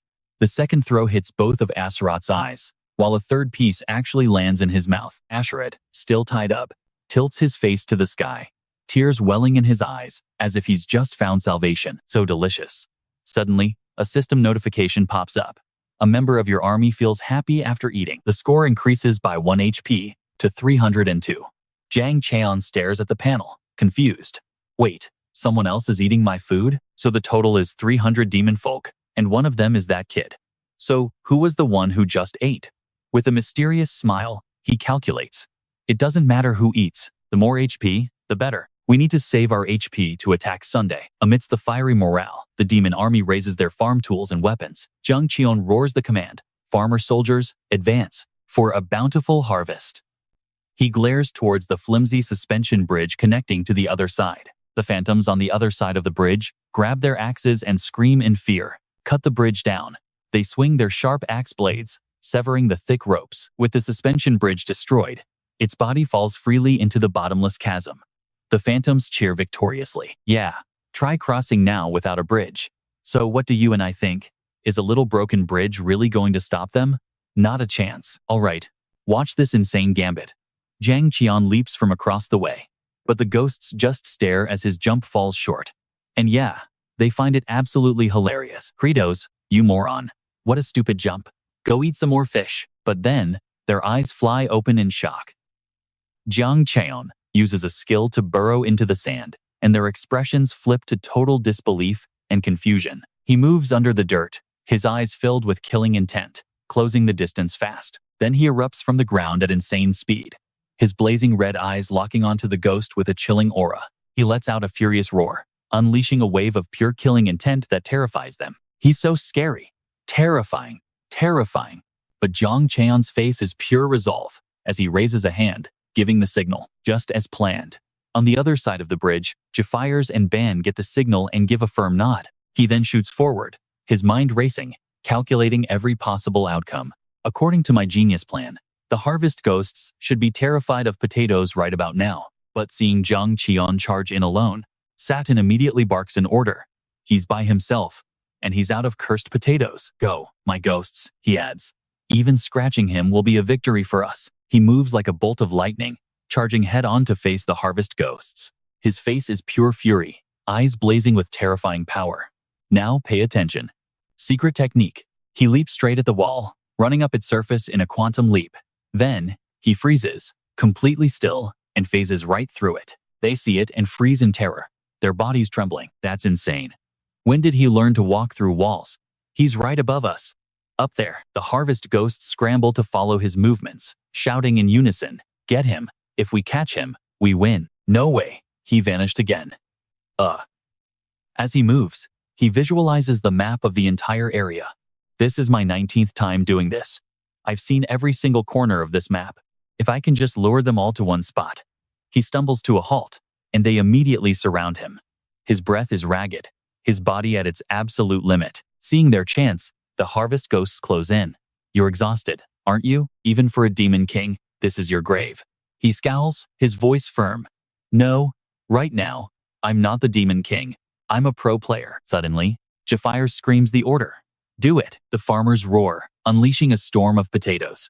And here's the payoff. You and I have been waiting for. They sprout instantly, sucking the ghosts right inside. Jang Cheon stands amidst the potato storm, arms wide, his voice booming, and a pro farmer too. As Jang Cheon roars in victory, Jafire squints, impressed. I had my doubts, but once again, the Demon King's plan worked perfectly. He remembers the moment Jang Cheon laid out the entire strategy. While I lure them into a trap, you, Jafires, will lead the farmer soldiers and follow this map. The old abandoned pipeline. It's a dead end. But then he smirked, saying confidently, but there is one times thing there. His eyes glinted. A secret shortcut. Back in the present, he surveys the aftermath, thinking, after escaping Desperation Cliff, right before the final zone, I tore that entire area apart, and I found it. Jang Cheon recalls finding the door. There's nothing here, so why is this so detailed? He remembers swinging his sword to test the strange door. Why does this section feel so different? Peeking inside, he shouted in excitement. Bingo! He went through the door, right back to the battlefield. So, that's how they connect. This tunnel connects directly to the place where we first fought Satan. I thought this place was inaccessible, but it turns out you can only enter after clearing the entire zone. Jang Cheon found an ancient chest glowing with a mystical blue light. Here, I can get the polymorph elixir. The system said to grab it if it manifested in the real world. Polymorph elixir, the compressed soul of countless dead flesh. Single use only, but who knows what will happen if you use it. He watches with a cool expression, while the farmers behind him celebrate. It's sprouted. We can finally plant something. Dauk breaks down, crying with happiness as he holds the tiny sprouts. Beside him, Dung puts a hand on his shoulder, smiling brightly. Wait for me, Flu. We can finally live and eat. And hearing those words, man, you and I can see it hits Jang Cheon hard. He's lost in his thoughts, remembering a scene from his past. You must be so hungry, aren't you, Jang Cheon? He remembers his grandmother's promise. I swear you'll have a full belly tonight. Just wait a little longer. The moment the ambulance took his grandmother away, he just stood there, completely frozen. Back in the present, Jang Cheon's face is a mask of sorrow. But then it hardens as he asks the only question that matters. Who dares to block our path to a full stomach? And let me tell you, as the crowd behind him roars, you can see the sheer fury in his eyes. To him, these enemies need to be utterly annihilated. Suddenly, a calm voice cuts through the noise, grabbing his attention. The Demon King steps up, his expression grim. Satan is powerful. I will help. But Jang Cheon just turns, completely unimpressed. Your only job is to carry the potatoes. This is a battle for the commander. Meanwhile, Seytun stands before a massive monument, arms outstretched towards a glowing blue gem, chanting with devout reverence. Oh, heart of the ice spirit, teeth clenched in pure ecstasy, his eyes wide with madness. Satan screams his prayer. Grant me the power to bind more spirits. Give me more strength and more soldiers. But he never gets to finish, because out of nowhere, Jang Cheon appears and delivers a flying kick straight to his face. Towering over him, Jang Cheon looks down as Satan clutches his face in shock, stammering, Credos, how did you get in here? Not your problem. Jang Cheon cracks his knuckles, a searing red battle aura erupting around him. Now, pay attention, because this is where the real fun begins. A wicked smile spreads across his face as he says, it's time to exterminate the pests. Satan just sits there, defiant. After a moment of silence, he sneers. Credos, you fool. You really think you can beat me all alone? Jang Cheon doesn't even bother to respond. His unshakable confidence alone is enough to stun the villain into silence. Still, Satun's arrogance holds firm. You have never even witnessed my true power. Hearing that, our hero gets serious, narrowing his eyes as he thinks back. Wrong. I've seen it exactly 19 times. He remembers chasing Satan across the cliff of demise, with the coward constantly hiding behind his underlings. In the end, I nearly wiped out his entire pathetic army. Then, he fled into this room, where the heart of the ice spirit is kept, a terrifying artifact created by the ancient dragons in an age long past. Its chilling aura is so powerful it can even bind the souls of the dead. He was planning to use that to create an even bigger army. But before that could happen, the Holy Knight arrived, and their final battle began. That's when I saw his real strength. Suddenly, a massive vortex of energy explodes from Saturn, swirling violently as if to swallow everything around him. Jang Cheon looks up, his expression calm but determined. "Credos, you are strong," Saturn says, as the energy continues to wrap around him. Once the power reaches its peak, Saturn grins, completely confident. "I win." Jang Cheon remembers his ability. Instant copy. "Okay, I know what you're thinking." And yes, it's as broken as it sounds. He perfectly mimics his opponent's abilities, and since my character was insanely strong back then, the copied version was a cheat-level monster. Just one hit from that thing meant instant game over. But here's the twist. The thing he's copying now is the current me. A red glint flashes in our hero's eye, a triumphant smirk on his face. And what am I right now? Anything but strong. As Saturn rushes in to attack, a system window pops up. Use HP to exchange for stats. Current HP, 302. 50 HP spent to increase agility by 10%. He effortlessly glides past the attack. Jang Cheon immediately counters, slamming a heavy kick right into Saturn's stomach. Rage boils over. Saturn grinds his teeth, raising a fist to retaliate. "Take this." The system window appears again.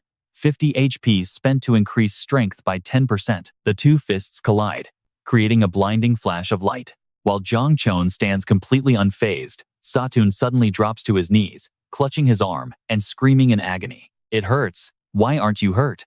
Our hero just gives him a wicked, contemptuous smile. "Even farming requires a brain." You know, those words of insult send Saturn into a blind rage. But just as he opens his mouth to curse, another notification appears. 50 HP spent to increase mana. 50 HP spent to increase intellect. Each stat rising by 10%. With no more words to say, Jang Cheon unleashes his skill, Blood Strike, which is now surging with overwhelming power. Saturn's eyes go wide, his jaw dropping in absolute terror as the devastating energy completely engulfs him. You and I just witnessed the end. His agonized screams echo for a moment before he completely dissolves, his body turning to water. Now, Saturn is nothing more than a harmless puddle, lying silently on the stone floor. At that moment, the system announces that he has used HP to level up all his stats. But then, he notices something weird on his status window. Mission complete. Stat enhancement. You have been awarded a new skill. Summon Farmer's Throne. Cost, 100 HP. The seat for the king of all farmers, possessing countless sturdy farm tools. Nice, he thinks. I could use some new equipment. But suddenly, even after turning into a puddle, a voice calls out from the water. "Credos, you thought it was over? Stick with me." Because his furious voice roars from the depths. "Did you really think I'd go down that easily?" Jang Cheon just shrugs, completely unfazed. "Not really. The real issue is your face, huh?" And just like that, Saturn transforms into a colossal dragon, showing off his true power. "This is my true form. An ancient evil dragon." Seeing it, our boy is stunned, totally in awe. Seeing it up close is a whole different level. That attack power and HP? Seriously, no joke. This guy is basically the second to last boss. But even saying that, Jang Cheon isn't scared, not even a little. But get this right, at that moment, Bantung kicks the door wide open behind him. Jang Cheon flashes a wicked, smug grin, revealing his massive army. "Turns out, I'm the final boss here. So, what now?" Completely outmatched, Satan starts to panic, stammering, "Hey brother, let's just talk about this." But Jang Cheon isn't listening. His army of farmers immediately swarms in. "We're having a great harvest," they yell while beating San down. "How dare you get in the way of our farming? Die, you pest." Watching this, Jang Cheon thinks, I probably could have taken him alone, but since he can talk, personally finishing him off just feels a little wrong. He watches the beatdown unfold and wonders, how is he not dead yet? Now, here's an idea. With this many farmer soldiers attacking, he should be done for. Maybe a more fitting method will finish him off faster. Skill activate. Summon Farmer's Throne. With 200 HP, he immediately commands the system, Farmer's Throne, from a raging vortex in the sky. Something begins its slow, ominous descent. It looks like it's heading right for San, who's currently playing dead on the ground. And with a massive crash, it lands. He just stares as the farmers surround the throne, cheering their heads off, absolutely ecstatic. That's our demon king. He actually finished him off. A true demon king has to be this ruthless. None of us could ever compare. Cheers for Jang Cheon erupt from the grateful farmers. Hail Credos! Hail Credos! A moment later, he's cheering along with them. Son of a gun. Meanwhile, Asuras and Pikamiya are still tied to the cross. Unable to escape, Fiamia had already given up hope. I'm meditating, she says, leaving Asurat to fend for himself. But hey, the field is tilled, potatoes are sprouting, and the pests are gone. Jang Cheon looks absolutely thrilled. Now, it is finally time to plant the potatoes. Just then, a heart suddenly floats up. Something's wrong. He and Jess quickly turn around. At the same time, the system announces, Satan of Demise Cliff, defeated 20 times. He thinks to himself, is this adding one more to my previous 19 playthroughs? Another message appears. The sealed resources within the heart of the exploited ice spirit have awakened. Suddenly, the spirit's heart erupts with incredible power. Jang Cheon cautiously steps closer. What the hell? A tiny dragon emerges from the heart. He freezes, completely stunned. A dragon? And the little creature looks right back at him. It lets out a small, innocent cry. Jang Cheon slowly approaches the little guy. It looks up, full of innocent curiosity, thinking, is this creature my dad? Just then, he reaches out to hold it. T-Bong closes its eyes, enjoying the warmth, fitting perfectly in the palm of Jang Cheon's hand. It stares at him, thinking, I just hatched from an egg. It was so dark and scary. Then it sees his face twisted, terrifying, with glowing red eyes. He mutters, so cute. And I mean, look at this. The poor thing is trembling, trying its best to speak. Dad? A little later, Jang Cheon is carrying T-Bong back home, followed by the sound of roaring cheers. Time to eat. T-Bong trembles, sweating bullets as the crowd chants in unison. Let's eat. Let's eat. Jang Cheon roars with a terrifying face. You morons. We fatten it up first. That way there's more meat later. Hearing this, T-Bong's head droops, tears welling in its eyes. Dad wants to eat me? Then, something up ahead makes him stop dead in his tracks. Flu and the others run out to greet them. Dad? The farmer squad is back. Look, the potatoes are sprouting. Everyone did great. In the bustling village, Flu rushes forward to give Daok a hug. T-Bong watches, fascinated. These people have such a warm energy. It glances up at Jang Cheon, its round eyes full of wonder. They aren't scary at all. But the moment it sees Jang Cheon's nasty expression, that thought completely vanishes. Back in the majestic castle, T-Bong cowers in a corner, trembling all over. Its eyes dart around nervously, constantly checking over its shoulder. Then, disaster. It accidentally meets Jang Cheon's terrifying gaze. So poor T-Bong lies there, a shivering wreck. And that's where we leave them, the beginning of the strangest father-son duo you and I will ever see. Oh God, are they raising me just to eat me later? Trust me, you and I are about to see our main character tackle his first, very specific problem. Don't little dragons eat gems? At least, that's what I heard. But there's no way to find gems here, only scrap metal. Just then, Japez enters with a report for the Demon King. Scratching his head, he looks exhausted and completely stuck. We've got a problem with the garden beds. The field is vast, filled with perfectly plowed, straight rows of soil. To plant anything, we need to mound up the soil between the rows or along the edges, creating raised beds. Of course, you need good soil for that. On the dry, rocky mountainside, the miners swing their pickaxes, but the tools keep breaking against the hard ground. But this land is just packed with stones and pebbles. As Jang Cheon carries T-Bong over to watch the digging, the little creature starts to overthink things. Are they all slaves? And am I going to have to do hard labor like them? Meanwhile, our guy is thinking, this isn't a field, it's a rock quarry. At this rate, it's going to take me a lifetime just to clear this top layer of soil. And if I have to use this many workers every single day, the food rewards I have will be gone in a flash. Even if the other overlords sent me more troops, it wouldn't solve the core problem. Trapped in his thoughts, he lets out a frustrated aura that makes T-Bong tremble. He wishes he could summon beasts like other protagonists, maybe a giant panda, to clear all these rocks for him. He then notices Flut, who's using every last bit of her strength to slam her pickaxe into the solid ground. Sweat rolls down her dirt-streaked face, showing pure determination even as her hands start to shake from exhaustion. Seeing this, Jang Cheon goes quiet for a moment. Daydreaming is over, he tells himself. I have to find a real solution. Farming is basically one problem popping up after another. Anyway, just then, A shout goes up from the crowd. It's a sandstorm. And look at the size of this thing, a massive cyclone kicking up dust, making everything around it seem tiny and shake violently. The terrifying winds sweep away everything in its path. Jang Cheon sees the disaster unfolding and grits his teeth in anger. I completely forgot. He remembers from his past life these sandstorms appear randomly while crossing this barren land. If you get caught in one, you're instantly shredded to pieces and killed. Amidst the raging storm, Jang Cheon holds T-Bong tightly with one arm. With his other hand, he signals and shouts, "Quick, hide behind the rocks." Hearing his command, they all scramble for cover, getting as low to the ground as they can. At the same time, he struggles to run for cover while carrying T-Bong. Damn it, it's still far away. But the pressure from that cyclone, what I felt in the game was nothing compared to this. Natural disasters, the greatest enemy of any farmer. As the crowd flees for their lives, Flut suddenly turns around, running straight back towards the storm. Luckily, Jang Cheon spots her in time. Turns out, she was running towards Asurat, desperately calling his name.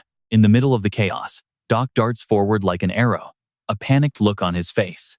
Flut? That kid again, not letting Doc run into the storm, he shoves T-Bong into the old man's arms. Jang Cheon charges forward, shouting orders, "Protect it. And don't any of you follow me." The others can only watch in horror, screaming at the cyclone's terrifying power. "Demon King, it's too dangerous. You'll die if you go in there." But I know what you're thinking. He's not backing down. I know. He thinks. But how can I abandon my precious labor force and my lightning rod? They weren't easy to train. Asurat sees the little girl trying to save him and yells, "What can you possibly do? Get out of here, kid." Just then, Jang Cheon finally reaches them. Farming, survival, staying alive, it's all a battle. He shouts at Flut, "Get out of the way, kid." Jang Cheon puts all his strength into a single kick, and the wooden post cracks and splinters. As the pole falls, Asurat lets out a scream as his face slams straight into the dirt. Suddenly, Jang Cheon notices something. Even with her face covered in cuts, the little girl is gritting her teeth, using all her strength to untie Asurat. The man yells at Flut, "This knot held one of the 4 great demon generals. You idiot, you'll never undo it. Get out of here." At that exact moment, someone scoops the little girl up. Jang Cheon holds Flut in one arm, and with the other, he hoists the entire post with Asurat still tied to it onto his shoulder. Seeing this, T-Bong gets worried. I can sense the power of living creatures. And my dad isn't very strong. Jang Cheon lets out a guttural roar, then takes off at a full sprint, carrying both of them. Witnessing this bravery, T-Bong's eyes go wide with shock. But the person himself is running for his life, with the roaring cyclone right behind him. He's giving it everything he's got. Blood sprays from his body as the storm shreds him, but he just grits his teeth and keeps running. Finally, unable to take any more, his legs give out. He crashes hard onto the ground, but he still clutches Flut tightly, refusing to let go. Seeing this heroic act, T-Bong makes a decision. My dad is a good person. And with that, it flies straight into the raging storm. Watch this. T-Bong unleashes a powerful blast of pure, freezing energy. The freezing cold power slams into the cyclone, stopping its rampage in its tracks. Jang Cheon, still on the ground, is fully aware of what just happened. The wind is dying down. Did the cold air weaken it? T-Bong keeps blasting it with everything he's got, but you can tell his power is limited. And you and I both know helping a little dragon might be too much for him. The tornado continues to tear through everything, but luckily, the group manages to escape. With Ban carrying Asuras like a sack of potatoes, Dak gives Jang Cheon a piggyback ride, while Flut lies on Jepus's back, and T-Bong flies on his own as the scene shifts. We cut to the outside of Credos' palace, a fortress nestled among barren, rocky mountains. Inside Credos' room, he's resting in bed after passing out. Suddenly, the hurried footsteps of 2 people approach. It's Seo and Hawk, looking extremely suspicious inside Credos' mansion. One of Hawk's eyes begins to glow as he says coldly, "The Demon King is asleep. I'll take his head." Seo-gi, right beside him, glares and adds on, "And after we crush that bastard Ban and Asuras, one of us will become the new Demon King." The 2 of them creep up the stairs. Seigi has her swords drawn, ready for a fight, while Hawk keeps his hands casually in his pockets. As they walk, he continues, "Until that day, we are allies." In the quiet space, they open the door to Credos' room, where he's still lying in bed. They move toward his bedside, and Hawk raises an arm crackling with power, ready to strike Credos down. The 2 are buzzing with excitement as they move in for the kill, but what they see next stops them dead in their tracks. Trust me, You are not ready for this. Credos' eyes are wide open, staring right at them. His eyes are glowing a fiery red. His mouth is wide open in a terrifying expression. Seogi and Hawk start trembling, realizing he knew they were coming. But even seeing this, the two traitors don't back down, gritting their teeth and speaking in unison. But this is our only chance. Suddenly, a voice cuts through the tension. What are you two doing? Just in time, Ban and Asuras appear at the doorway, weapons in hand. The two assassins spin around. Ban narrows his eyes at them and warns, the Demon King is sleeping. Don't wake him. Credos' face looks absolutely savage, and a thought runs through someone's mind. That's his sleeping face? He really is the Demon King. Ban speaks up again to Hawk and Seo. If you wake the Demon King, I won't just stand by and watch. Hawk turns to face Ban and Asuras at the door. I get why a simpleton like you would act this way, but Asuras, are you really siding with this crazy farmer wannabe? Asuras' face is still covered in bandages. Hearing Hawk's question, he just smirks and replies, not really. I just owe him, and now's the time to pay him back. And okay, I know what you're thinking, but next time, I might just side with you. Hawk presses on. Can't you think? Just planting potatoes is already causing a mountain of problems. Can't you see the field campaign failing and everyone starving to death? Asuras hears him out, then answers in a low voice, you're right. He suddenly flashes back to an image of little Flut, trying to till the soil with her small hoe. Her small hands were covered in calluses and scratches. Back in the present, Asuras gives Hawk a cold look and says, and to avoid starvation, we have to bet our lives. I mean, we have to risk our lives one way or another. I'd still rather work than have to fight you guys. Hearing this, both Seo and Hawk's faces darken, and they fall silent. After a moment, Hawk sneers at Ban and Asuras. You'll regret this, you two idiots. After that final insult, Hawk and Seo turn and leave without another word. Ban and Asuras watch them go. Just then, Credos starts muttering something incoherent. At the sound, Asuras and Ban turn back around. Ban announces, the Demon King is awake. Credos, just waking up, clutches his splitting headache, his eyes heavy with exhaustion. Asuras, hearing his name, Asuras immediately looks away, sighs, and says, so you heard that. I'm not on your side. I was just repaying a debt. Is that so? Suddenly, Credos yells at him in a panic. What kind of thunder summoning technique walks and talks like that? Hearing Credos talk to him like that, Asuras cracks open one eye to glare at him. Instantly, lightning strikes Credos' castle. From inside, you can hear blood-curdling screams. After getting knocked out by Credos' lightning, Ban is now carrying Asuras' smoking body on his shoulder. Credos walks ahead of them to the farming area. He clenches his fist and yells to everyone that there's no more time to waste, and that they need to clear all the rocks. Hearing the Demon King's order, Ban turns to him and says, the rocks and gravel have almost all been removed. Jeps is already tilling the soil. When Credos heard that, he was completely stunned, unable to believe his own ears as he stared out at the plots of land. Jeeps was directing the farmers, showing them how to build up the soil into perfectly straight rows. Asuras was tied to a wooden post stuck in the ground, and when Credos saw Jephiros, he called out his name. Jephiros turned around. Demon King, you're awake. Credos held out his hand and asked Jepes, how did you get rid of all the stones? Hearing the question, Jeeps just pointed off into the distance and said, the stones? Oh, they're over there. Credos followed his gaze and saw T-Bong flying high in the sky, immediately calling out, T-Bong. T-Bong was soaring over the farmland, sucking every last pebble and rock into its mouth. Once it had a mouthful of stones, T-Bong just closed its jaw and digested the entire load. After dealing with the rocks, T-Bong clenched a fist, thinking to itself, I was too small to stop that sword storm. I can't be a picky eater if I want to grow up fast. Just then, Credos raised both hands to the sky and called out to his little dragon. Seeing Credos waving and calling from below, T-Bong looked down, a single thought in its head, Dad. It immediately shot down into Credos' arms, who happily stroked its head, telling it, T-Bong, oh, you're so adorable. Cradling T-Bong, Credos was already thinking the sword storms weren't frequent, and they needed time to grow in size. T-Bong could watch from the sky and use its cold breath to stop a sword storm in its tracks. Those storms are a real pain, but without a weather forecast out here, we just have to manage. The fields are almost ready. It was time to deal with the potatoes, and that's when Jepes walked up from behind. He was holding a notebook and asked the Demon King, the potato sprouts we used as rewards are running low. Should we make more? Hearing that, Credos just raised a hand and said, no need. A new idea was suddenly forming in his head. The number one enemy of farming is natural disasters. Number two is financial pressure. And you and I are about to see how he plans to overcome them. The scene changes to a room where Sergi sits in front of a mirror, holding her head in her hands. Slowly, she begins to remove her headdress, revealing her face underneath. She takes off her cap. The smell was overwhelming. Looking at her reflection, Sergi muttered, "It smells like manure. I've refused to work the fields for days." But the stench just Sergi, "I want to talk to you." Hearing the call, she turned around, her mind racing. Huh? The Demon King? He's never come to my room before. Thinking this, she immediately called out a refusal. "What is it? I have nothing to discuss with you." But the voice from outside pleaded, "I really need you. Please, open the door." Hearing that, Sergi snapped back, clearly annoyed. "Don't say things that can be so easily misunderstood like that." The person outside continued, "Well, it's easy to cause a misunderstanding when we can't see each other." Sergi flatly refused again. "Please, just go away." But the person outside wouldn't give up. "No, I'm coming in.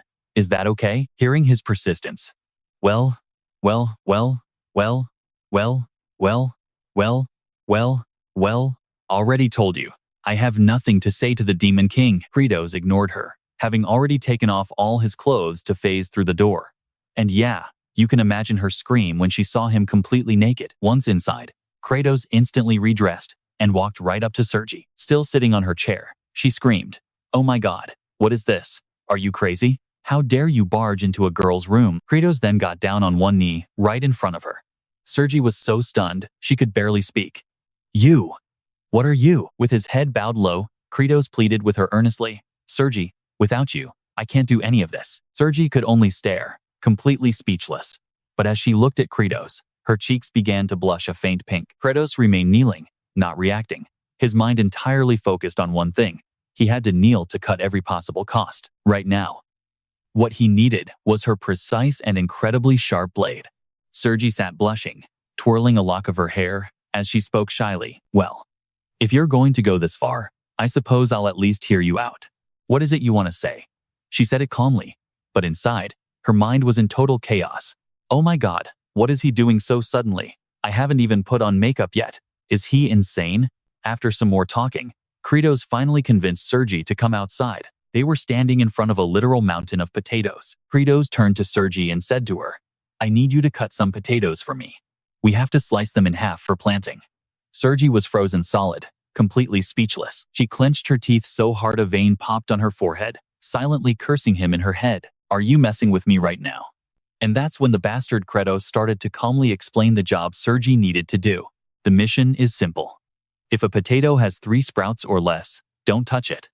4 or more, you slice it, making sure the sprouts are balanced on both sides. Credos then holds out a few potatoes towards C and says, "Got it?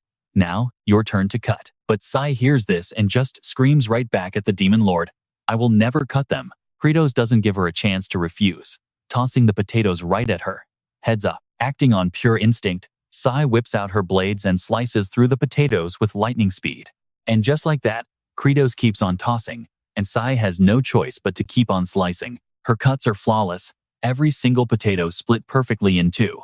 Even Credos is amazed by her incredible skill. He walks over, picks up a piece and inspects it. "That's insane.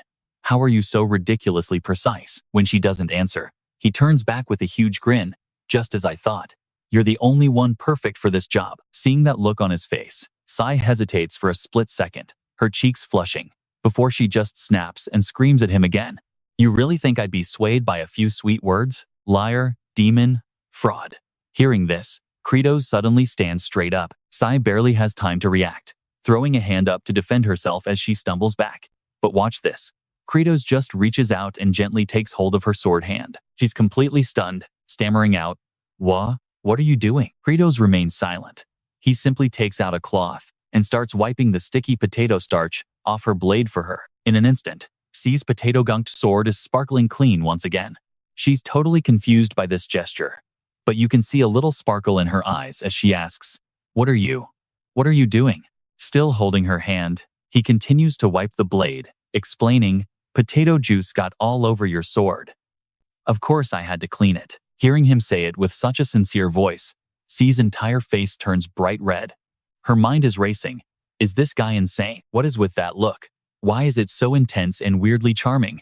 What is even happening right now? Credos, totally oblivious, finishes wiping and inspects the blade, thinking to himself, squeaky clean. If I don't get this stuff off, the potato blight could spread to the others. I have to clean it with complete and utter sincerity. After he's done, he stands before her and says, once more, I'm asking for your help, because only you can do this. But as he says those words, all he's really thinking is, you're the only one who can cut this potato mountain without ruining the sprouts. C is still flustered, glancing up at the demon lord's incredibly earnest expression. A moment later, she looks away and murmurs to Credos, I'll only help you this one time. And there it is, folks, the moment we were all waiting for. But in her head, she's really thinking, oh, whatever. This useless demon lord can't get anything done without me anyway. The second she agrees, Credos lights up and dashes off, calling back with a grin, awesome. I'll go boil some water and get more cloth. We're going to preserve this whole batch tonight. C just stands there, watching him go. What's he so excited about? What an idiot. Total idiot. And just like that, the two of them get to work, tackling the potato mountain together. After a while, they take another break. Credos says to her, hold out your left hand. I'll clean it for you. Hey, Sai snaps back. Stop grabbing my hand without permission like that. Credos quickly says, sorry, you don't really mind, do you? C just mutters, well, it's not like this is going to kill me. Then Credos tells her, I know a song that's perfect for this moment. It'll definitely cheer you up. But this whole scene is being watched by Haho from high above. Credos tossing potatoes, then tenderly cleaning her sword. All while he hums a little tune, potato has a sprout, then grows a leaf, then blooms a flower. Seeing this, the observer is absolutely furious, but can't do a thing, thinking, Sai, have you been fooled by him, too, willing to work for him after just a few cheap compliments? Meanwhile, outside the farm, Asuras is still tied up, baking under the blazing sun. He looks completely exhausted, totally drained of all life. Asuras just mumbles nonsense to himself. Dragonflies are airplanes, frogs are rockets, and a lightning rod like me is alive, but already dead. Just then, Flute walks up with a bowl of potatoes. She looks up at him cheerfully. Lord Asuras, I saved some potato sprouts. Let's play a game of catch. Hearing her voice, Asuras trembles with rage, his own voice a raspy whisper. You miserable little brat. You think I, the great Asuras, one of the 4 great demon generals, would actually play with a low-class demon like you? Get over here so I can chew your head off first. But what does Flut do? You have to see this. She just starts tossing the potatoes at him anyway. Asuras instinctively opens his mouth to catch them, but Flut is so short that she misses his mouth again and again and again. All right, let's jump in. The guy immediately starts yelling at the little girl, you idiot, can't you throw straight? Get it up here or I'll deal with you myself. And just like that, Hot Ak was standing there, having appeared out of nowhere. Seeing the scene unfold, Hot Ak could only think one thing. This guy, Asurat, was a lost cause. Completely ruined. Nothing but a fool now. All right? A voice rings out, snapping Hot Ak's attention away. Farmer Core, listen up. These are the seed potatoes, cut and dried by Credos. He arrives with Ban, who's hauling a giant sack of potatoes and Jafirs, shouting to the crowd. It's finally time to plant potatoes in the fields. Flu sees him and rushes over, while Hat Ak just shoots them a look of pure, undisguised contempt. His inner thought? Ban has always been an idiot, so he's not expecting much, just one incompetent fool after another. Just then, the farmers approach So-gi, bowing their heads and chattering, thank you, Lady So-gi, thank you so much. You cut all these potatoes for us. So-gi gets all flustered, planting her hands on her hips and turning away as she snaps, quiet, I didn't do anything for you. Got it? Seeing her embarrassed like this, someone's thoughts drift again. What's with that look? Is that really the face of a mighty demon general like her? He watches the farmers tearfully clutching the sprouted potatoes and continues his internal rant. Seed potatoes. You're crying over times that asterisk? You're demons. Have you no shame? All of this, of course, is just Hot Ak talking to himself. And here's where we see his true colors. He scowls, his gaze sharpens, and he thinks, idiots. All of them. I, Hot Ak, the smartest of my race, will definitely seize the throne. Meanwhile, Credos stands with his hands clasped behind his back, instructing everyone, keep planting and listen up. Soon, the potato sprouts will break through the soil. When that happens, we'll need to start thinning the shoots. Hearing the words thinning the shoots, Ban turns to Credos with a completely straight face and asks, I'm great at that. Whose eyes do we need to gouge out? Credos just about loses it, screaming, What eyes? Just be quiet. Credos then holds up 4 fingers and continues the lesson for everyone else. A single seed potato can grow at least 3 sprouts, and at most, 5 or 6. So here's the question. Is it better to have fewer sprouts or more? The demons in the field immediately erupt into chaos, all shouting over each other. More. More is always better. Wrong. Fewer is better. Hot Auk leans against a tree, watching this mess and thinking how absolutely pathetic it is. Why are they just now learning this stuff? Just then, a demon near him speaks up. Why would fewer be better? The one next to him chimes in. The more the better, obviously. The Demon King must be mistaken about something. Haddock overhears them, and that's the last straw. He grits his teeth, a vein pulsing on his forehead, and finally snaps, yelling at them. The 2 idiotic demons turn, startled to see him. Lord Hot Auk? He points a finger at his own head and growls. Try using your brains for a second. They're not just for decoration. If there are too many sprouts, they'll suck up all the nutrients while growing, and the potato itself will be left with nothing. Get it now? Credos turns around, having seen Hot Auk lecturing the 2 demons from under the tree.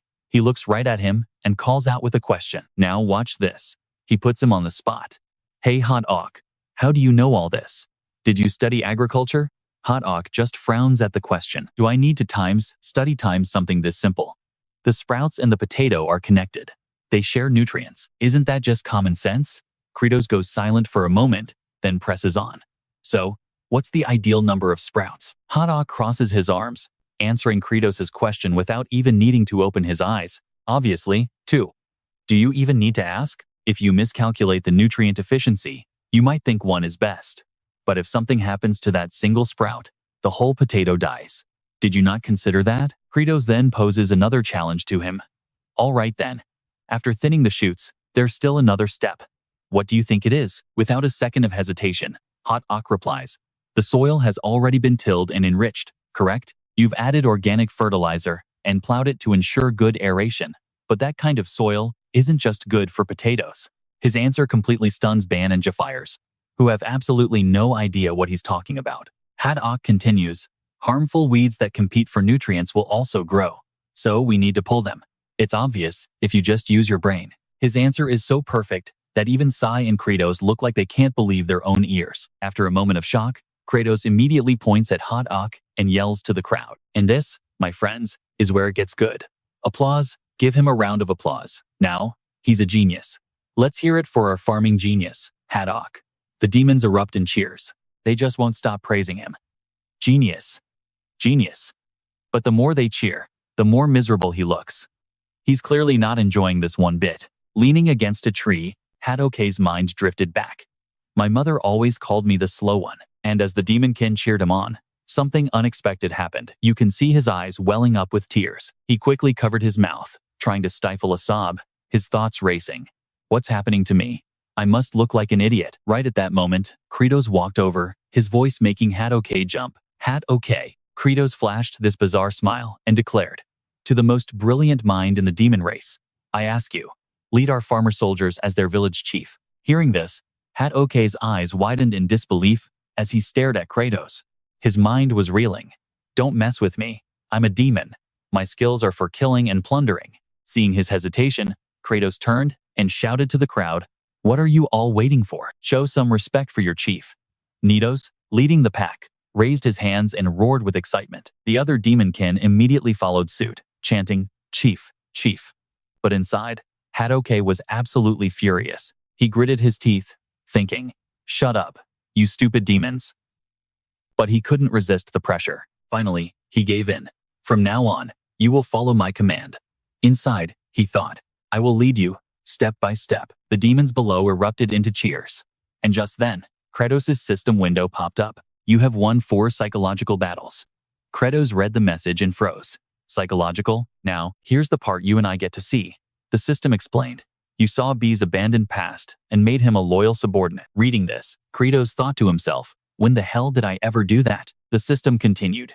You gave a friend to Asarat, a man who had never known friendship. Credos was just confused. A friend? Who? The notifications kept rolling in. You have melted the cold heart of Soji. a person who had never known love. Seeing this, Credos could only think, great. But I literally did nothing. Another system message appeared.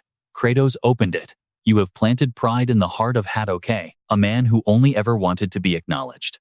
After reading all these pop-ups, Credos had a realization. So, it turns out this whole group is just a bunch of softies. Before he could think any more, another alert flashed. You can use 200 happiness points to unlock a new skill. New skill, Blood Eyes. Hearing that name made Credos pause. Blood Eyes? This skill was never in the game. It had the same origin as his Farmer's Throne ability. The system gave more details. You can see the near future of a target, currently up to 6 hours ahead. Reading these lines, Credos put a hand to his chin, deep in thought. The target can be a living creature or an object. Then he read the next line, and his eyes shot wide open in total disbelief. Trust me, you won't believe this next part. The system displayed. Even the sky, if you wish. Credos was so hyped, he cursed in his head. Holy crap, it's a freaking weather forecast. Scene change. We see a map, marked with a red X. It's located somewhere between the Demon King's abandoned lands and human territory. The exiled village. Inside a house, footsteps echo on the floor. It's Envoy, testing his legs. He looks down and says, I'm completely healed now. Dion, standing nearby, was overjoyed to see it. What a relief. Young master. Envoy turned to him, full of gratitude. Dion, you went through so much trouble taking care of me. In my next life, I hope I'm born with a much stronger body. Hearing that, Dion shared his own dream for his next life. As for me, I want to be rich. A wealthy noble that people praise. Envoy just laughed and teased him. Seems like even in your next life, that's still gonna be impossible. Envoy then turned towards Kimchi and asked, we're heading back to the kingdom. Will you join us, Mr. Kimchi? Kimchi, who was sitting in a corner, heard the question but didn't answer right away. After a long, thoughtful pause, he finally said to Envoy, I'm not sure. He paused for a moment, then continued. Like I said, I don't remember who I am, and I'm not from human territory either. Hearing this, Envoy and Dion could only stand there in silence. Kimchi recalled his arrival. Even when I first came to this village, the people didn't exactly welcome me. A person like me. Could I ever be welcomed anywhere? Hearing his pain, Envoy offered some advice. You should try changing your clothes. A little while later, the three of them stepped outside. Kimchi had wrapped a large cloth around himself like a cloak. Dion turned to look at him and said, so you're still not going to take off that weird outfit, huh? Envoy hears him, puts a hand on his hip, and plays along. You must really love it. Hearing this, Kimchi feels a pang of sadness, thinking to himself, this armor. I want to take it off too, but I can't. It's like it's a part of my body. Just then, another villager swings up to them, smiling and chatting happily. Envoy sees the man, walks over to shake his hand and says, thank you for your kindness. It's cruel that you all have to live here because your ancestors were exiled. When I return to the kingdom, I'll put an end to all of this. Kimchi listens, watching Envoy and thinking. A noble, following a royal decree to explore demon territory. He doesn't have that useless pride and he's incredibly polite. A good person. Thinking this, Kimchi asks himself, so, what kind of person are you? And he flashes back to the times he madly slaughtered monsters. As they leave the village, Kimchi walks on, thinking, I only do what the mission tells me to do. It's all just killing. Envoy looks back at him for a moment, then turns to wave goodbye to the villagers. Kimchi walks ahead, head bowed in thought. Can someone like me do anything other than kill? And now we cut to the Demon King's farm. Yeah, you heard me right. And his subjects are here, looking at something on the ground in total shock. They're staring at potato sprouts, all yelling that they've finally sprouted. The farmer soldiers see the sprouts and just erupt into cheers. It's sprouted. Look, they've sprouted. Ban and Sogi run over and kneel down to see. Looking at the fresh green shoots, they all say it at once. For real, they've all sprouted. We did it. Flot, the little girl, is so happy she runs up and dances in front of Osiris, cheering to him. Lord Osiris, they sprouted. The potatoes have all sprouted. Seeing her this excited, Osiris just yells back. So what, you idiot? Credos is standing there, with his arms crossed, T-bong on his shoulder. He then shouts to everyone. The farmer soldiers answer loud and clear. The next step is Hilling, and right behind him is Haddock. Credos speaks up again. Village Chief Haddock, explain. Hearing the Demon King's order, he explains. Hilling means to gently pile soil around the base of the plant. to prevent the growing potatoes from being exposed to sunlight. If they are exposed, their color will change and they'll taste terrible. Sometimes, a type of poison can even form, transforming the potato. You could call it a corrupted potato. After he finishes, Credos starts clapping like a maniac and signals everyone else. Applaud. Applaud now. Haddock, filled with a bit of pride, holds his head high. Credos then looks up to the sky thinking, time to check today's weather. It's going to cost 200 happiness points to use the weather forecast ability. Activate Blood Eye. Condition for use. Stare for 200 seconds without blinking. Credos forces his eyes open, but he can't handle it. Tears stream down his face. A total mess. He curses in his head. Asterisk. This is so damn hard. Asterisk. Now get this, a farmer sees Credos staring at the sky. Tears and snot everywhere, body trembling, and he shouts, "Look. The Demon King is crying." The demon next to him quickly adds, "I guess even the Demon King is so happy he can't hold back his tears." At that moment, a system notification pops up for Credos. Using Blood Eye to observe the future of the sky. For the next 6 hours, the weather will be dry and clear. You can put the dehumidifier in storage. After finding out the weather, Credos goes back to normal. His eyes just a little bit red. Credos takes out a stone, feeding it to T-Bong while muttering, "Good. No typhoon today. We can rest." But hold on, because the peace is about to break. Jebez approaches from behind him. "Demon King, I have an urgent matter to report." Credos just glances over at him. Credos turns, a confused look on his face. Jebez quickly explains, a subordinate of the second Star Master, Plinus, has arrived. And with that, Credos is back in his castle. The envoy sent to him introduces himself. "I am Lafloa, a loyal servant of the second Star Master Plinus, here for an audience with the Demon King." Lafloa is kneeling in the middle of the Great Hall. He continues, "Right after receiving the ceasefire order and the message about farming, the third Star Master Raster launched an all-out attack against us. He claims the Demon King has grown weak and that he will be the successor." Credos, sitting on his throne, just puts a hand to his forehead. He grinds his teeth, thinking to himself, "These demon lords are all exactly the same." Jebez, standing next to the Demon King, sees his dilemma and speaks up. "If the third Star Master defeats the second and unifies their forces, it will be difficult for us to push them back." And what Jebez said made perfect sense. Credos' face darkens as he thinks it over. Right. Their levels might be lower, but an army of that size? You and I both know this is a huge problem. All right, let's get inside Credos' head. Before the second Star Lord is totally crushed, he knows they need to take down the third. Fast, but just as he decides, he hesitates. He knows he can't just abandon the farm. The scene shifts, cutting deep into the second Star Lord's territory, the rotting swamp of Dooms and Cliff. Compared to the game, this real-world map is 10 times bigger. We're talking seriously far. Then Credos remembers the well. In the game, that abandoned well provided enhancement items and was a teleportation gate. If they could use it, travel would be instant. But the well in the Demon Castle isn't working. So how can he possibly manage farming and fighting at the same time? Credos leans back, hand on his chin, thinking hard. But wait, no need to worry. His companion, T-Bong, is right there licking his cheek, covering it in slobber. And in that moment, it clicks. He's the Demon King. The final boss doesn't fight on the front lines. After hearing the plan, Seohee crosses her arms, speaking up with a bit of a blush. "It's not like I'm fighting for the Demon King or anything, you know?" But Ban, right beside her, loudly proclaims he'll follow any order from his lord. And so, she and Ban lead the vanguard. 2 of the 4 great demon generals have made their move. And here's the plan. The demon soldiers who are useless at farming but great at fighting will go with them, using some very handy shortcuts. Using them, they can get to the rotting swamp much faster. The shortcut is a teleportation gate inside a room in Credos' palace. Meanwhile, in another scene, Credos is farming alongside the orc soldiers. He holds out his hand and proudly announces, introducing the genius wide-range sprayer. Credos thinks to himself that he and the orcs will focus all their power on helping the potatoes grow. But right now, in the second Star Lord's domain, it's a war zone.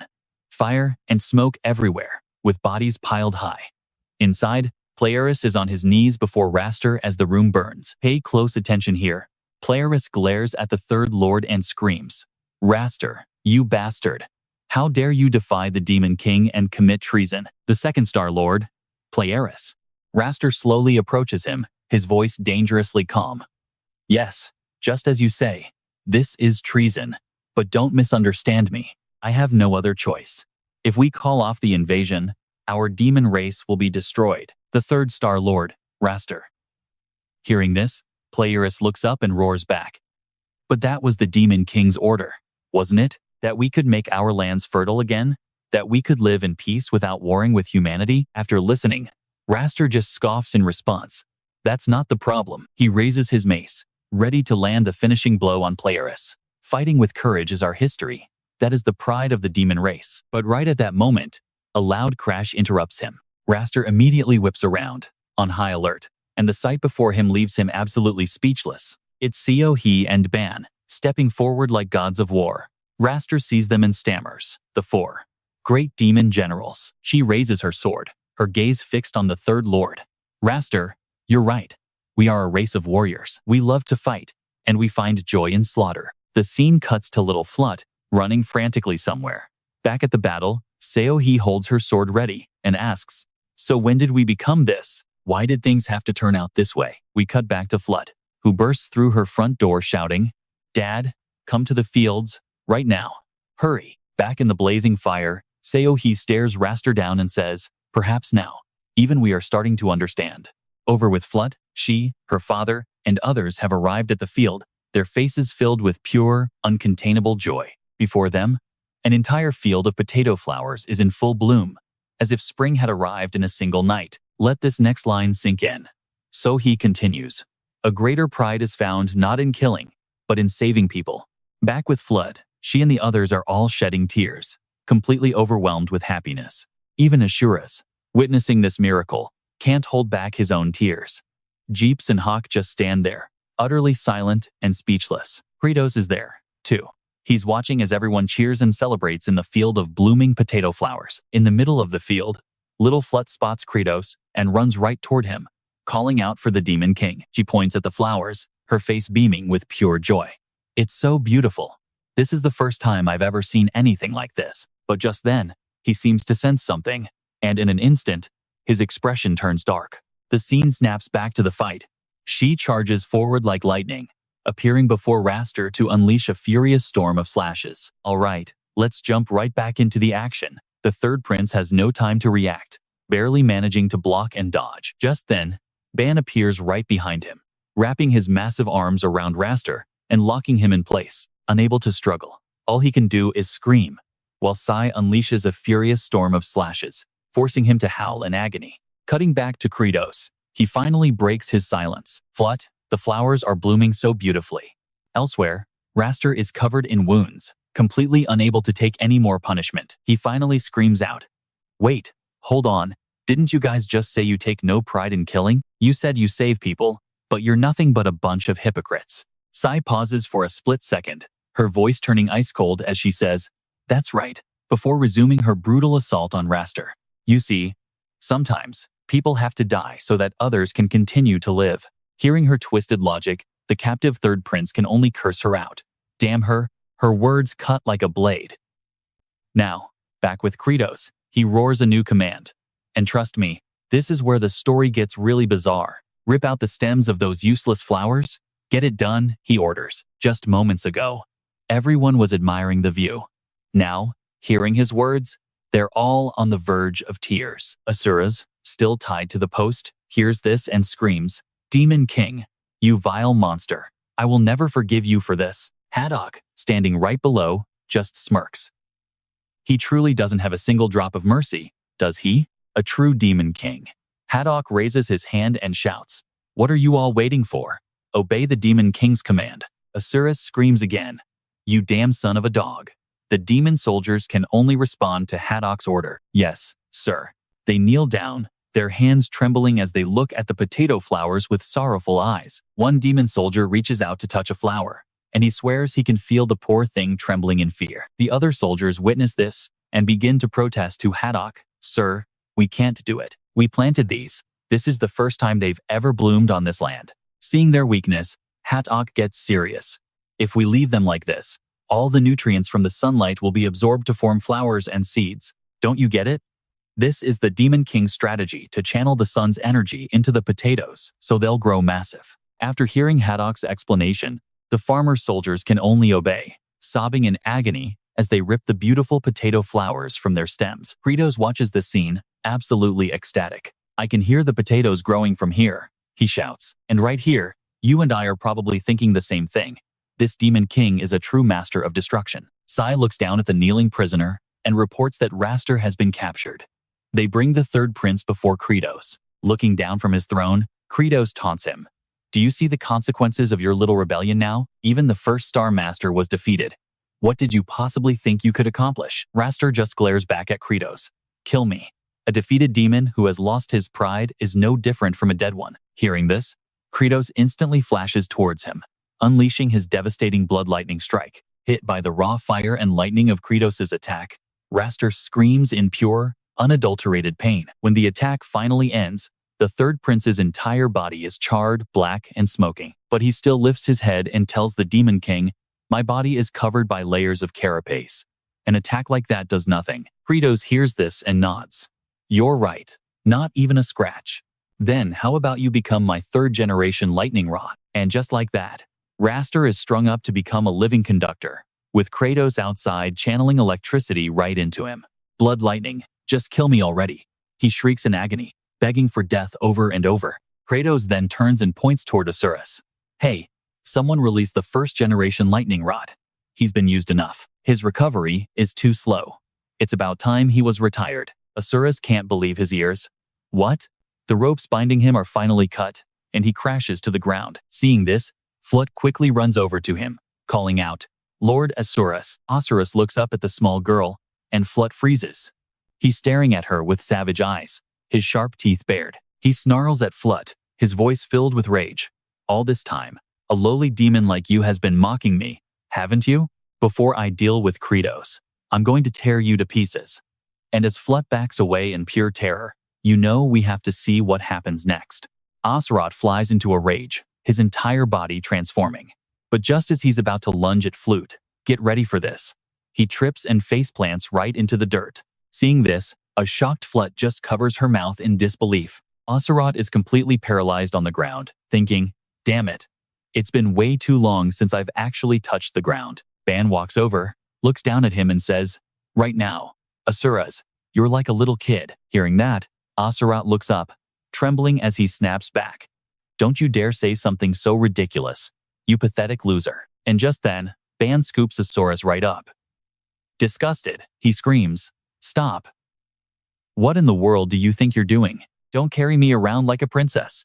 So, taking his feedback, Ban just uses a cloth to tie Asuras onto his back. His strength completely drained, he can only slump against Ban's back and try to rest. Ban glances back over his shoulder and tells him, "These are the Demon King's orders, so just stay put." Asuras grinds his teeth, his mind screaming, "This is humiliating. I will never, ever forget this shame." From a distance, Credos watches them leave, thinking that he really had no other choice but to let him go. "When I used my blood eyes, I saw he wouldn't move an inch for the next 6 hours. So I let him go." Credos then looks to the sky, using his blood eyes again, tears and snot streaming down his face. After getting a new weather forecast, Credos turns to his farm soldiers with a new order. "Now listen up. This is important. All right, we're almost at the harvest. Pick up the pace." Over on one side, SI is helping everyone by pruning the sweet potato flowers. Credos watches her, thinking how SI's skills let her clear away the blossoms with incredible speed. He then turns to Hadoke, noticing that his ultimate awakened state makes the simple job of watering plants way more efficient. "We're running out of sprouts. The amount we have for payment is getting smaller." He gazes at his farm soldiers picking the flowers, lost in thought again. Even if these demons are used to famine and eat less, it's obvious that they're all slowly getting exhausted. A voice from behind suddenly makes Credos turn to face the Demon King. He asks, "Huh? You're the second Star Master, players?" Playersis places a hand over his chest in a show of respect and says, "I've come to express my gratitude for saving us." Credos hears this and just repeats the word back to him, "Gratitude?" Seeing the look on Credos' face, the second Star Master freezes, utterly confused as veins start popping on Credos' forehead. Players gulps, thinking to himself, "Why does he look so angry with me?" Credos glares, daggers at the second master, his eyes glowing, and you and I both know what he's thinking. Did this guy really come to thank me empty-handed? Don't people usually bring a fruit basket? Or maybe some ginseng as a gift? Seeing the Demon King's reaction, the second quickly blurts out, I have now subdued the third Star Master's army, along with my own men. I'll bring the extra labor here soon. Hearing that, Credos' anger finally starts to cool down a bit. He thinks to himself, right, they don't even have enough to eat. I'm just too used to Korean customs. The potatoes will grow well. I want to harvest them early and produce tons of sprouts. He glances over at his subjects working so hard, and another thought enters his mind. He just wants to see them all eat comfortably. Isn't that the whole reason he started farming in the first place? Seeing the Demon King is distracted, the second bows. Well then, I will return to prepare my legion. The voice snaps Credos from his thoughts. Huh? Oh, right. Go ahead. Credos watches players leave, thinking, that guy is a boss with ridiculously low difficulty and a really boring plotline. He just wanders around saying, strength is belief, and showing this over-the-top loyalty to me. He strokes his chin, pondering, well, he's basically a plant, so maybe he'd be useful for agriculture? Playersis walks away, his mind racing. This land is so fertile. It holds a level of nutrition I've never once felt in the rotten swamp, ever since I was just a sapling. My own land had no nutrients for me to absorb.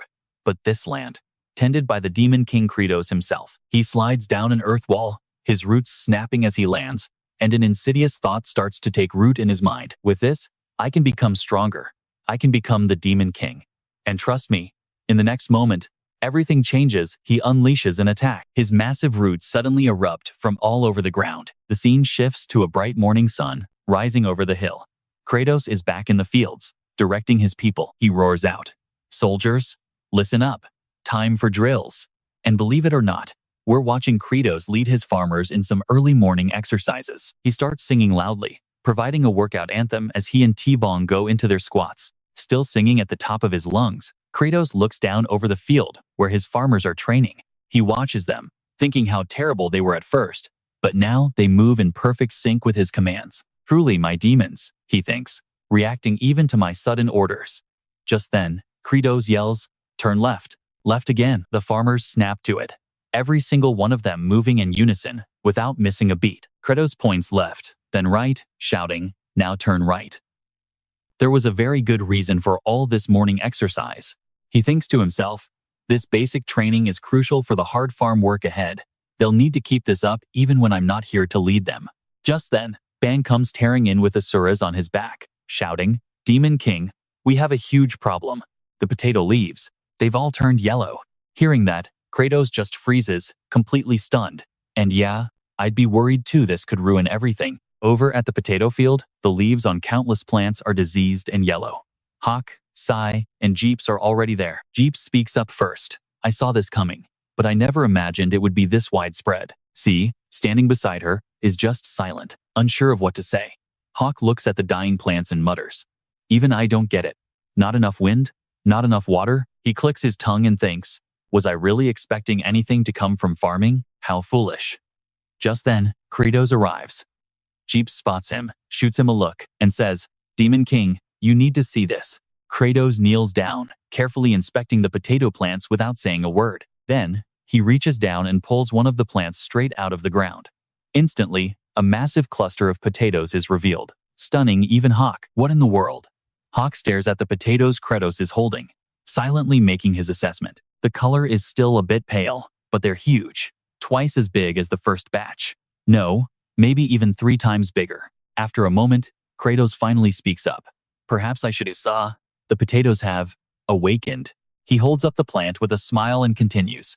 They're growing by absorbing the nutrients from their own leaves, making themselves bigger and tastier. You've all done an amazing job. Hearing him say that, everyone there is just a little bit stunned. C is so overjoyed, she can't help but raise a hand to wipe away her tears. Credos is still smiling as he tells them, you all took care of them. His words seem to lift the heavy mood from everyone's shoulders. Even Ban and Asuras are celebrating this incredible success that they all achieved together. Later, back in Credos' castle, he's just lying in bed with his hands behind his head, doing absolutely nothing. Suddenly, he remembers something. A thought echoes in his mind. You took care of them. An image of a tomato plant, heavy with bright red fruit, flashes through his memories. He remembers his grandmother saying to him, oh my, the color of these tomatoes is just beautiful. My dear Jang Cheon, she had said, as they sat looking at the tomato pot together. You raised these all by yourself. Then the memory shifts to the day she was rushed away in an ambulance. He was terrified, tears streaming down his face as he saw her on an oxygen mask, lying in bed. It's clear these memories are still haunting him. Credos rolls onto his side, resting on his arm. He lets out a sigh, thinking he shouldn't be getting swept up in these old emotions, but sleep won't come. His eyes snap open as he keeps thinking, soon we'll have enough potatoes for everyone, but I can't let my guard down. If we only rely on potatoes, a single disease could wipe us out completely. Like the Great Famine in Ireland, we can't put out a fire with just one crop. We need seeds for other plants. Just then, a violent tremor shakes the entire castle, snapping Credos out of his thoughts. He immediately bolts upright, looking at the ceiling and muttering, "What was that? Is this castle really that flimsy?" And then, a hole cracks open in the ceiling. Debris rains down, making Credos freeze in shock. In the next second, a massive root smashes through the rest of the ceiling. Credos can only let out a scream. A gigantic plant root is now sprouting up, destroying everything in its path. Credos finally loses it and yells, "What the hell is going on?" Meanwhile, outside in the potato field, little Flood is poking around among the plants. She looks at the withering leaves, a thought forming in her mind. Wait a second. The Demon King said the potatoes were just growing. He said the leaves had to wither to make the potatoes bigger, but these leaves are actually falling off. And that's where we leave it with a brand new mystery Alright, stick with me here, because this all starts with Flu noticing something's wrong with the potato plants. Wait a second. No, this isn't right. She pulls one up, but there are no potatoes. Nothing. She just freezes in shock. Total panic kicks in. She collapses, sobbing, "No, the potatoes, our potatoes." Scrambling to her feet, she starts running, thinking she has to warn everyone about the food. But then, something else appears, stopping her cold. And, trust me, this is where a small problem becomes an absolute nightmare. A massive tree is wrapping itself around Credos' entire Meanwhile, inside, Credos himself has already been captured by its roots. He's completely immobilized. Before him stands a giant-sized Plinus, who laughs down at the Demon King. "You look like an insect." Credos recognizes his own second in command, and he roars, filled with disbelief and pure rage. "Plaersis, you?" Plaersis just smirks. "This field, filled with nutrients you created, Demon King? It helped me grow to this incredible size." Hearing that, Credos is absolutely stunned. At the same time, out in the fields, Flu can only cover her face and sob. The realization hits Credos, and pure fury takes over as veins bulge across his face. He grits his teeth, growling, "You bastard. What did you do to our food?" Plinus just shrugs. "Are you angry? What can a pathetic thing like you possibly do to me?" Credos' limbs are completely pinned by the roots. He can't move at all. Plaersis then grabs him and slams him down, shattering the stone floor. After that brutal impact, Credos coughs up a spray of blood. The others realize the castle is under attack and begin to flee. "Hurry up," Hat-Ok yells. "Get out of here now." But Ban is held back by Sai and Asuras. "Let go," he shouts. "I have to save the Demon King." Shiraz holds on tight, yelling back, "Are you crazy?" C grabs his other arm. "We have to survive. There's no way the Demon King can be beaten. Calm down." But Ban isn't listening. He just screams, "No, the Demon King. He's weak." He'd realized just how fragile his king was when he lifted him. All while the castle continues to crumble under the assault. Huge chunks of stone are falling everywhere. Plinus's body has expanded to a monstrous size, and then he simply drops Credos, letting him fall freely to the ground as Ban, Sai, Asuras, and Jeppas watch from outside. Jep sees the scene and instantly knows, that's Plinus. He's become a giant. The other demons are just stunned. Then, Plaersis' voice booms across the land. "Listen here. Credos of the demon tribe is dead." Ban, C, Asuras, and Hat-Ok are rendered utterly speechless. Jeeps and T-Bong are just as horrified. Tears well up in T-Bong's eyes, and little Flu, held by her father, cries uncontrollably. Plaersis continues his speech. "By the ancient laws of our tribe, power comes from strength. From now on, I am the new Demon King. Kneel before absolute power." Hat-Ok, watching from afar, understands the terrifying truth. Plaersis absorbed all the nutrients from their land. He thinks to himself, if Credos is dead, then Plaersis is the strongest here now. And with that thought, he steps forward. He immediately drops to his knees. Let that sink in for a second, because we're watching the moment hope begins to die. Hadok's mind is made up. Respect the strong. Seeing him kneel, Sai bites her lip, completely conflicted. But after a moment, she too kneels before Plaersis. Ban and Asuras follow. The four speak in unison. We show our respect to the new demon king of this land. Only Jeps and T-Bong remain standing. Jeps just stays silent, disgusted by how fast they all folded. That's when Asuras calls him out. What are you doing, Jeps? Show your respect. Hearing those words, Jeps trembles with fury. He grits his teeth, but knows he has no choice. His entire body shaking, he too kneels in submission. Seeing Credos' four most loyal followers all kneeling, Plaersis feels a deep sense of satisfaction. Jeps bows his head, gritting his teeth as a single, silent tear of humiliation rolls down his cheek. And then, the scene completely changes. Credos is somewhere else, and a voice calls out his real name from his life on Earth. Jang Cheon turns around and sees his younger self at a playground. His mother walks over and asks, "Do you want to play hide and seek with mommy?" At the mention of a game, the little Jang Cheon cheers with pure joy. Yes, watching this memory, the present-day Jang Cheon, still in Credos' body, can only frown, completely confused. Was this a dream?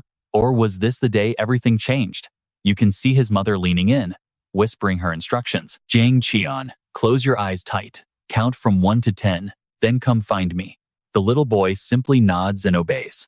Okay, the older Jang Cheon watches this scene play out, his eyes filled with a deep sadness as his younger self begins to count. The boy faces a tree, deep in a game of hide and seek with his mom. He reaches 10, but the playground is now empty. He's all alone. A moment later, the child's small voice echoes through the silence. Mom? Mommy, where are you? I can't find you. From a corner, Jang Cheon watches the little boy call out until his voice goes hoarse. Mommy, please come out. Mom, I'll count to 10 again, okay? When I get to 10, you have to appear. He closes his eyes and starts over. 8, 9, 10. When he still can't see her, panic sets in. He collapses to the ground, crying out, Mommy, I counted to 10. Seeing this memory replay itself is agony for Jang Cheon. The pain is unbearable, and tears well up in his eyes. Little Jang Cheon sits on the ground, sobbing, his voice breaking. I finished counting. Where did you go? And just then, a system window flashes before his eyes. Kim Jong-chun, wake up. Now, Credos is on the ground, his head bleeding. He slowly opens his eyes, his vision blurry as he thinks, what the hell was that? Did the system just call my name? Shifting his gaze, Credos murmurs weakly, Hey, system, where am I? Am I dead yet? The system's reply is blunt. Move. If you want to live, you have to move. A large part of Credos' body is buried under a pile of rubble. He lies there, motionless, trying to think. Quantum leap? No good. He can't budge an inch. There's not even enough room to turn over. The only thing I can move is my arm. With immense difficulty, Credos starts wiggling his hand, his mind racing. My hand can move. I can dig. Even if it's just a little bit at a time, I have to try. Little by little. With that, Credos gets to work, digging and talking to himself, trying to stay motivated through the blinding pain. He keeps counting. 7, 8, 9, 10. He just keeps digging, repeating the numbers over and over again. Now, let's cut to players. The Demon King, as he glances down at the figure before him, the record keeper, Jeps, stands before him. He places a hand on his chest in a sign of respect. The keeper of records greets the Demon King. Hearing this, players commands him, record this great moment clearly. From this day forward, the demon race will invade humanity. His eyes blaze with power as he declares, we will rule over all of humanity and raise them like livestock for the slaughter. His 4 generals, Hatok, Asuras, Shi, and Ban hear this, and their minds flash back to the old days. Well, this could be fun. I can kill as much as I want. That's how the demon race had always lived, just surviving to eat. But still, why does this feel so wrong now? The 4 of them stand there, each with a different expression, but not a single one of them looks happy about this. Meanwhile, Credos is still pushing away dirt, bit by agonizing bit. He's still counting.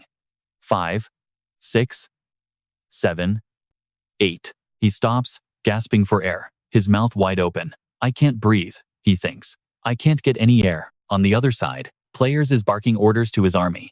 Demons, arm yourselves. We march to the battlefield. The demon soldiers kneel, completely submitted to the overwhelming power of their new king. After a moment of silence, Jeps again places a hand on his chest and cautiously speaks. Great Demon King, we cannot start this war. Hearing this, players shoots him a death glare. Hatok and Asuras freeze in place, paralyzed by that look. But Jepes continues, trying to reason with the tyrant. Our current food supply is just a few small potatoes. That's not nearly enough to sustain a war effort. Players glares at Jepes and roars in his face. Are you stupid or something? He extends one of his roots, sneering at Jeeps. We have more than enough rations right here. In a flash, the root shoots out, instantly grabbing a young girl named Flut and hoisting her effortlessly into the air. Her father sees his daughter get snatched and screams her name. Flut. Asuras's head whips around at the sound. Players holds the terrified girl up for everyone to see. Aren't there plenty of weak and useless demons among us? Little Flut is terrified, tears streaming down her face. She grabs onto the root holding her and pleads, "No, we're not like that anymore. We can live without eating each other now. Our king, Lord Credos, he said we could do it.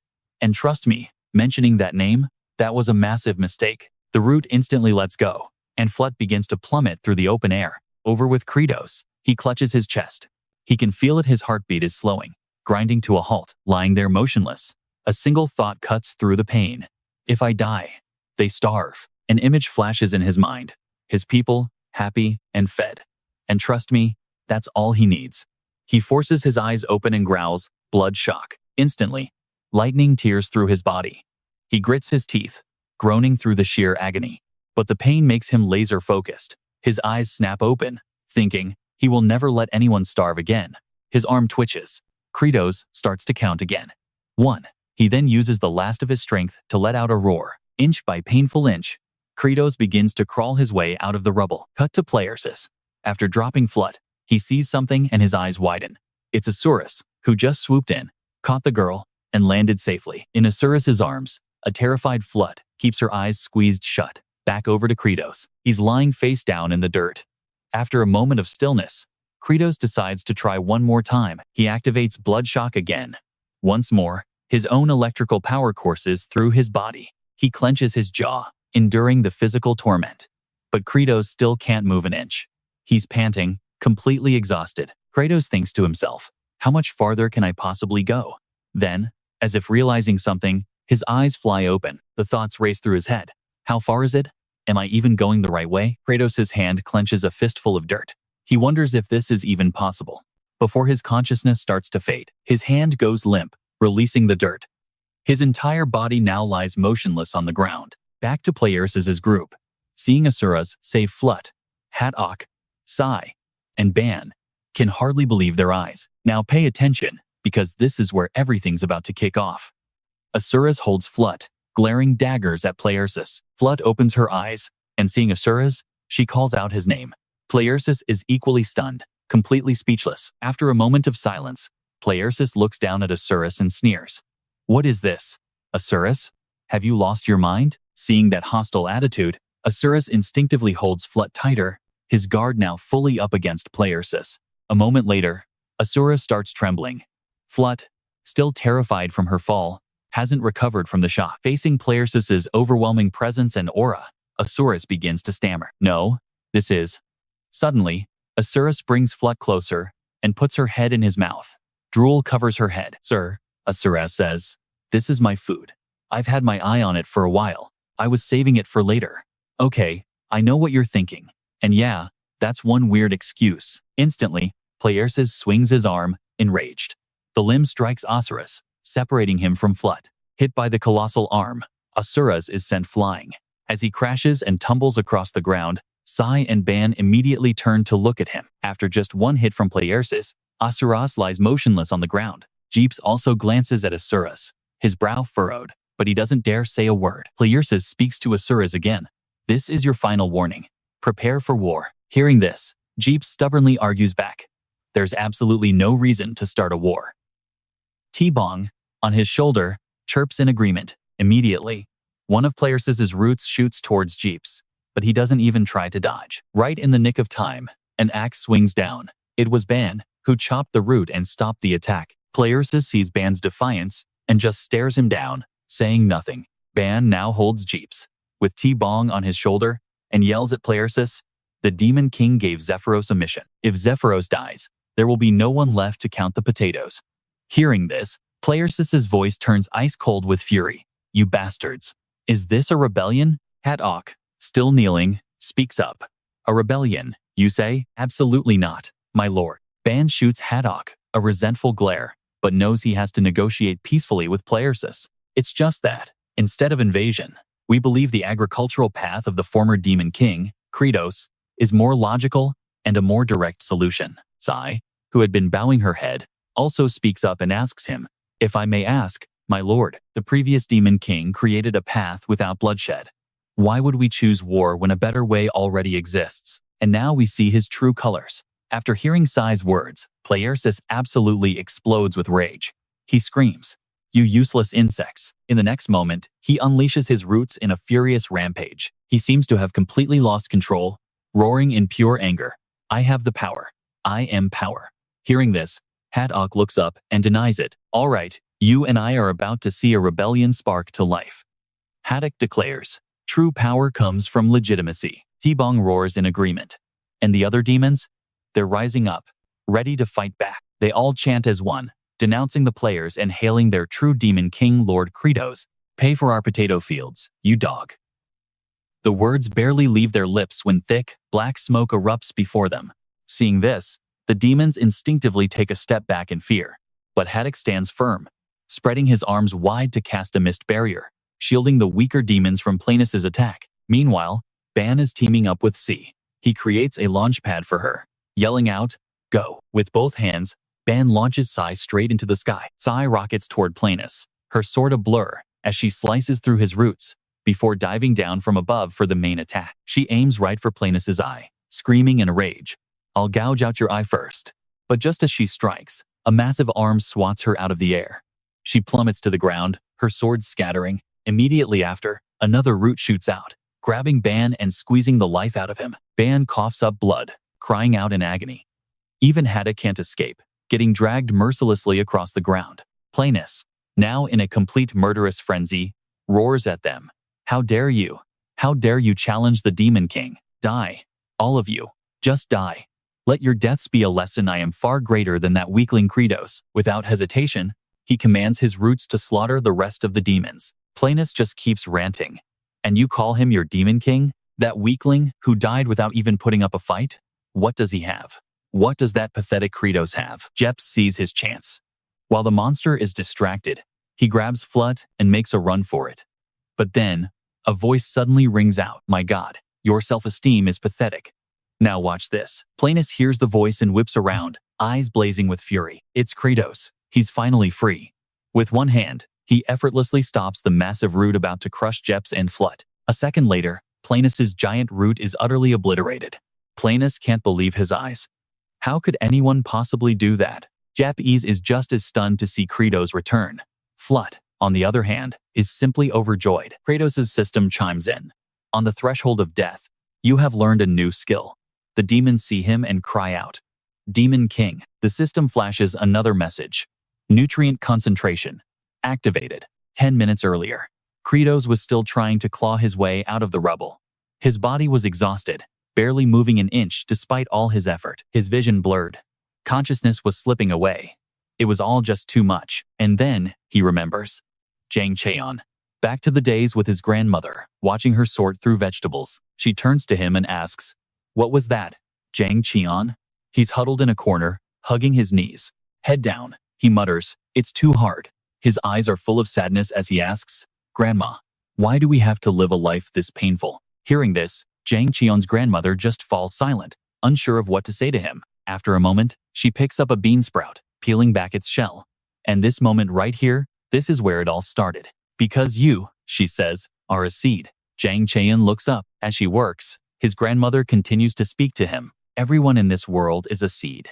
Even if the ground is barren, some seeds will always push through and sprout. Seeing that one sprout gives the other seeds strength, and soon, they all start to grow. And one day, the world becomes green again. But hearing this, Jang Cheon just explodes. Stop with the life lessons. If that's true, why did my kind dad work himself to death? Why did my mom abandon me? Am I just a rotten seed? Stop talking nonsense. His grandmother is stunned by his words. Jang Cheon. He breaks down sobbing, telling her, I'm just going to look out for myself, just like my mom. I'll be successful and live well, all alone. Right after that, his grandmother was hospitalized.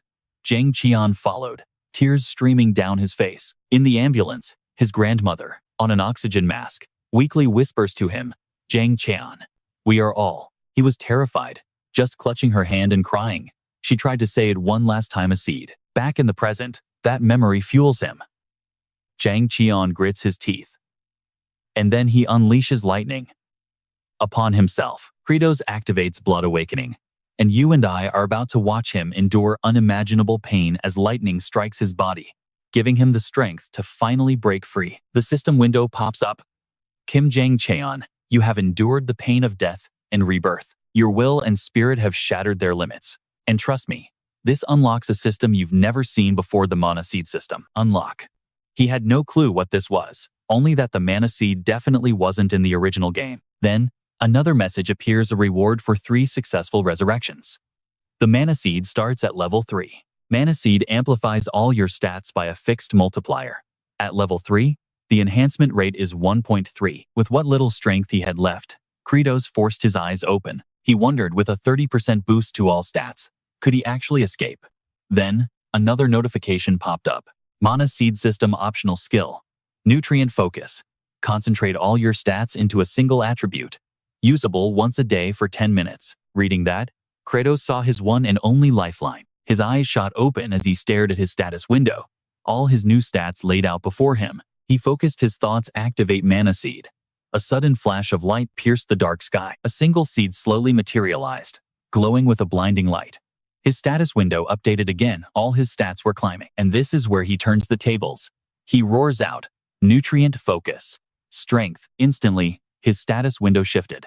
His other stats dropped drastically. Seeing this, Credos yelled again, "All in." The rest of his stats kept plummeting, while his strength stat shot through the roof. Once the transfer was complete, Credos easily erupted from the pile of rubble. Back to the present, Plinus's tree form was expanding, countless roots erupting from the ground in a tangled mess. Plinus unleashed his power, massive roots tearing through the earth.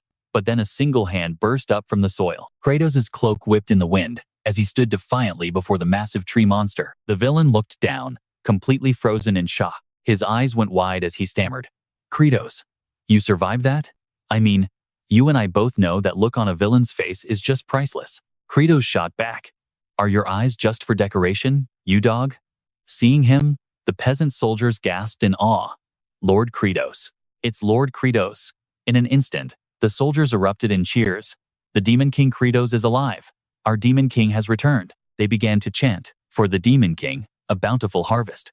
For the Demon King, a bountiful harvest." T-Bong flew over with tears in its eyes, calling out "Papa," and nuzzling its head against Credos' cheek. Even the haddock, pinned under a massive branch, cracked open an eye. What a relief, he thought. Meanwhile, she was still lying on the ground. Seeing Credos alive, she could only think, "Plinus is too strong. My Demon King can't win." Plinus glared down and sneered. "Actually, this is even better. Credos, right here, right now." Plinus's eyes burned with pure rage as he roared, "I will kill you and every last one of your followers." But Credos just grinned back, full of excitement, and declared, "No, you won't be able to touch a single one of us." Hearing that, T-Bong's confidence surged. It crossed its tiny arms and glared fiercely at Plinus. Credos, meanwhile, was analyzing the root's movements. He thought to himself, no matter how big he gets, his attack patterns are still the same as in the game. All I have to do is treat his attacks as having a wider range than before, and I can dodge everything. Besides, the peasant soldiers I trained into the ground are no pushovers. His plan formed. Credos yelled in order, "Everyone, behind me." Training formation. Immediately, the soldiers snapped into a perfect line. Plinus sent a wave of roots surging toward them. Credos just shouted, "Jump left," and in perfect unison, Credos and his entire army leaped aside, effortlessly dodging the attack. He missed. So, of course, he launched another attack. This time, Credos yelled, "Fly right." Once again, they moved as one, dodging the strike without breaking a sweat. Another attack came. Credos shouted, "Push-up position, down," still nothing. Plinus, now furious, unleashed a non-stop barrage of roots from all directions. Credos just kept calling it out, "Roll left, keep rolling, 1-2, 1-2. Then, Credos switched his stance. The soldiers mirrored him instantly, planting their hands and kicking their bodies high into the air. All it took was a single word from Credos' jump, and his soldiers moved with him instinctively to dodge. Linus was just flailing his roots wildly now, his jaw hanging open in disbelief. Damn it, what is this? Why can't I hit them? Credos and his farm soldiers hit the ground running. Now, you and I both know players' regeneration is slow, so he turns to his troops and shouts. Instantly, they all turn in unison. Credos points right at players and starts laying into him with insults. You fool! You absolute disaster! Hearing their leader, the farm soldiers start chanting the same thing. Facing this level of humiliation, players can't take it anymore and lets out a furious roar. Boom! He instantly enters a berserk state. Roots start flying wildly in every direction.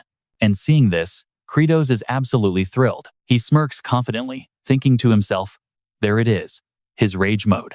He'd been using game tactics so far, but now he's switching to real-world logic. With that thought, he points at players and gives the command, go get him, T-Bong.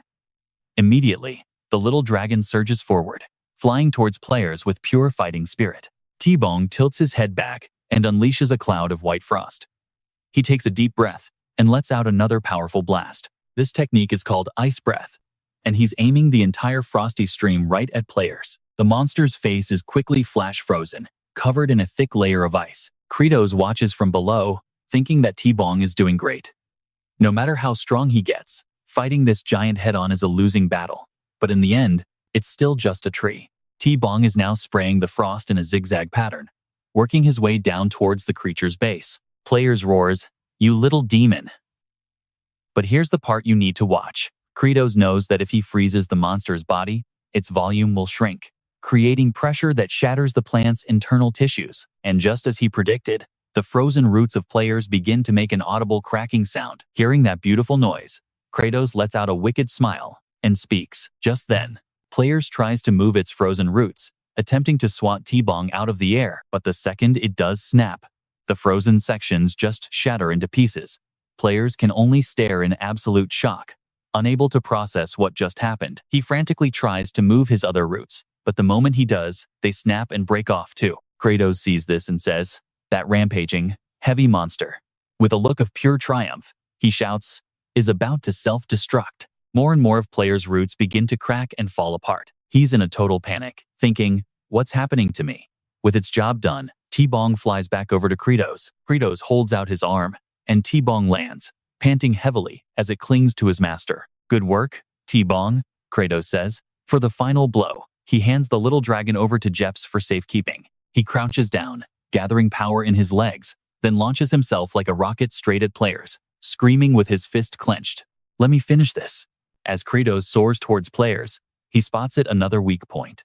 He aims for that small circle on the monster's face. It's the wooden eye socket, and Credos is heading right for it. He puts every last ounce of his strength into a single, devastating punch aimed right at that eye socket. The punch connects. Players lets out a blood-curdling scream. After delivering the attack, Credos begins to fall, his energy completely spent. Players is screaming in pure agony, a raw, green energy erupting from its mouth. Down below, Jeps, Flu, and T all watch with worry. Jeps thinks to himself, the Demon King, he won. Right on cue, Credos' system announces that his nutrient concentration time is up. As Credos is in freefall, player's body withers and shrivels, drying up completely. It collapses backward with one final, pained cry. The light in its eyes dims, then fades to black as they shut for good. Jeep sees this in complete disbelief, thinking, his face. It's gone. Is he really dead? Now, all that's left of players is a giant, dried-out husk of a root. Lying on the ground, Credos looks up. And yeah, you and I are probably thinking the same thing. This is weird. In the game, the body should dissolve. So why is it still there? Just then, Credos' eyes widen as he sees something starting to happen. Instead of disappearing, new roots begin to sprout from player's body, growing at an insane speed. A brand new tree monster starts to form. On the ground, Credos grits his teeth, thinking, damn it all, what is this now? I don't even have the strength to move a single muscle. The enormous new root monster stands tall, looking down on them. The farmers are terrified. All eyes are locked on the new threat, and then, the new players begins to speak. I have absorbed a massive amount of nutrients. In my final moments, I focused my remaining power to create a new body. Plinus takes a step towards Credos and continues.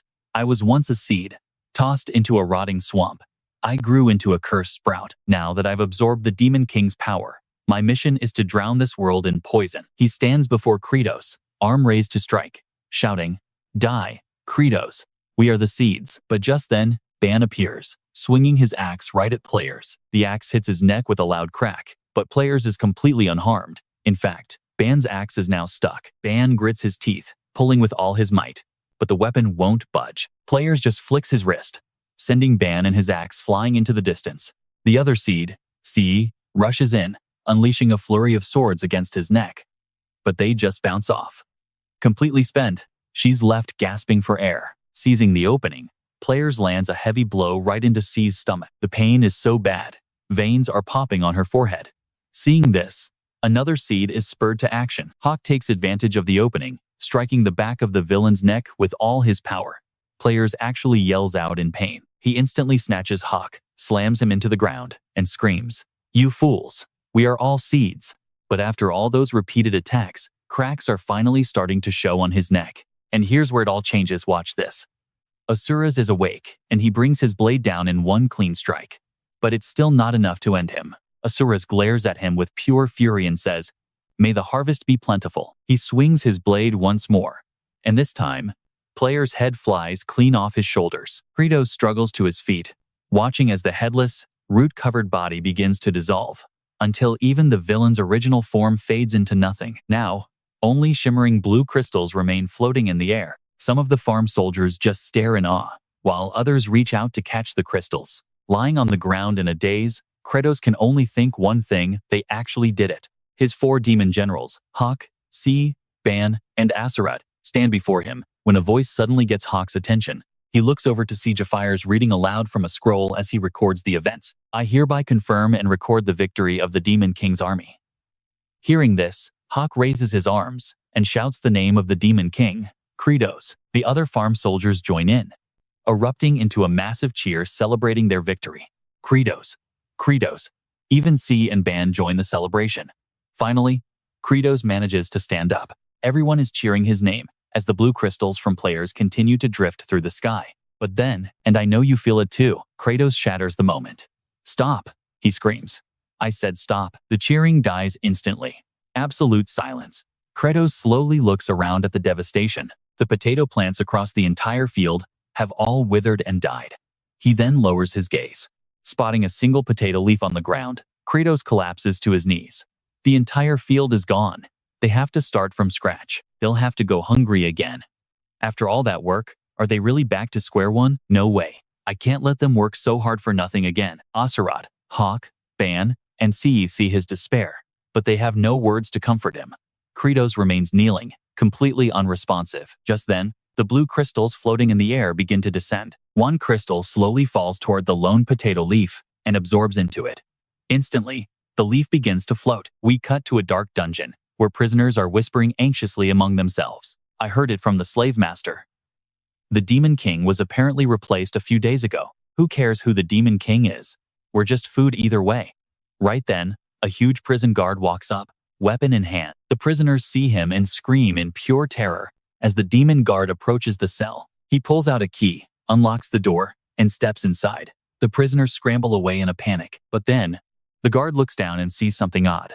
A little demon child isn't running away like the others. He's just sitting there, hugging his knees. After watching for a moment and getting no response, the guard grabs the boy by the collar and yanks him off the ground. He hoists the kid high in the air, staring him down, but the boy's arms just hang there, limp. His eyes are completely lifeless.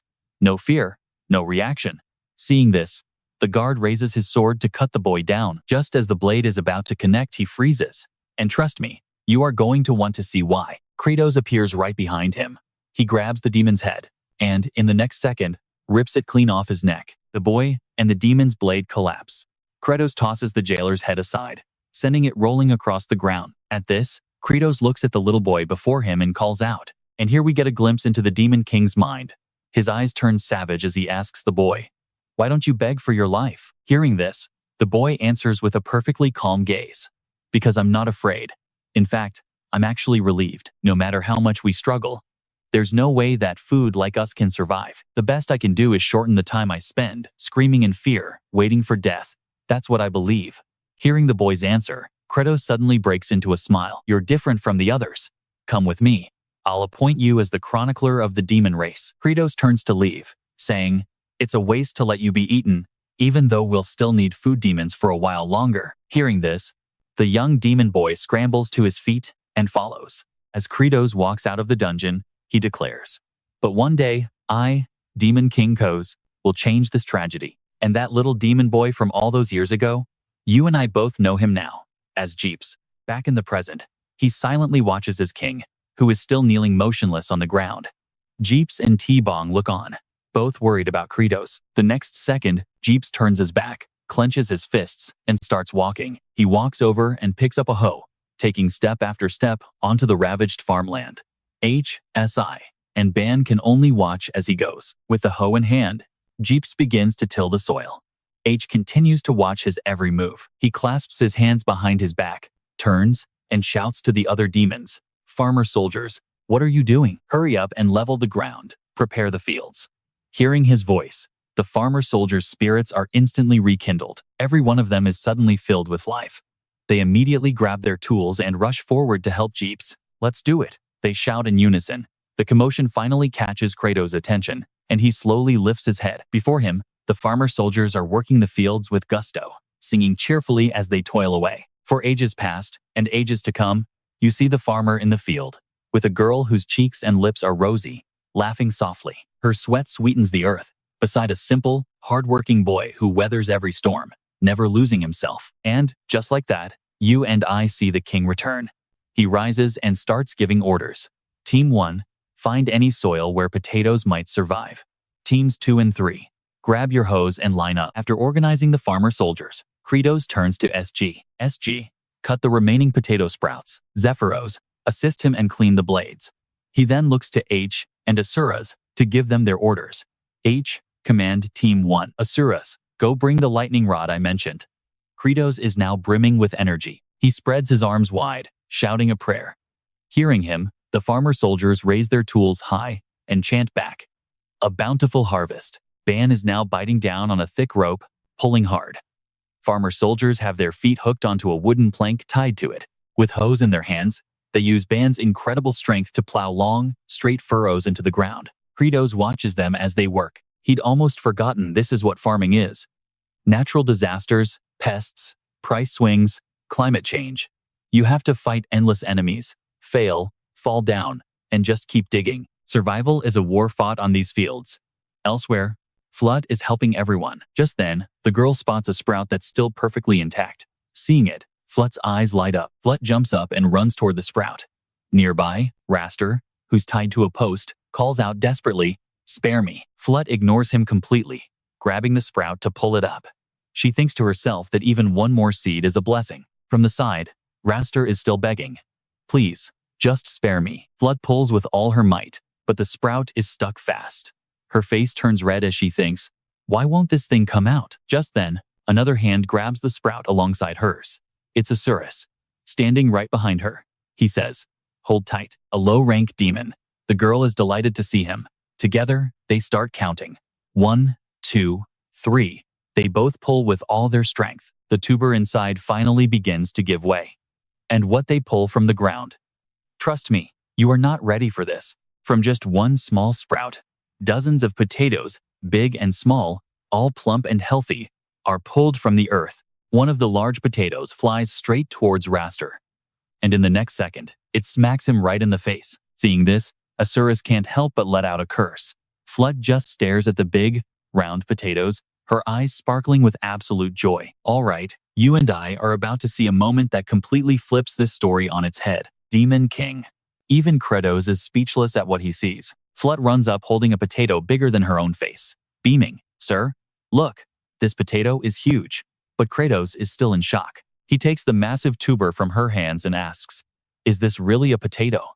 Where did you even find it?" Flood immediately explains, "I pulled on a little vine over there, and a whole chain of them just came out." Hearing that, Credos glances over. And it clicks.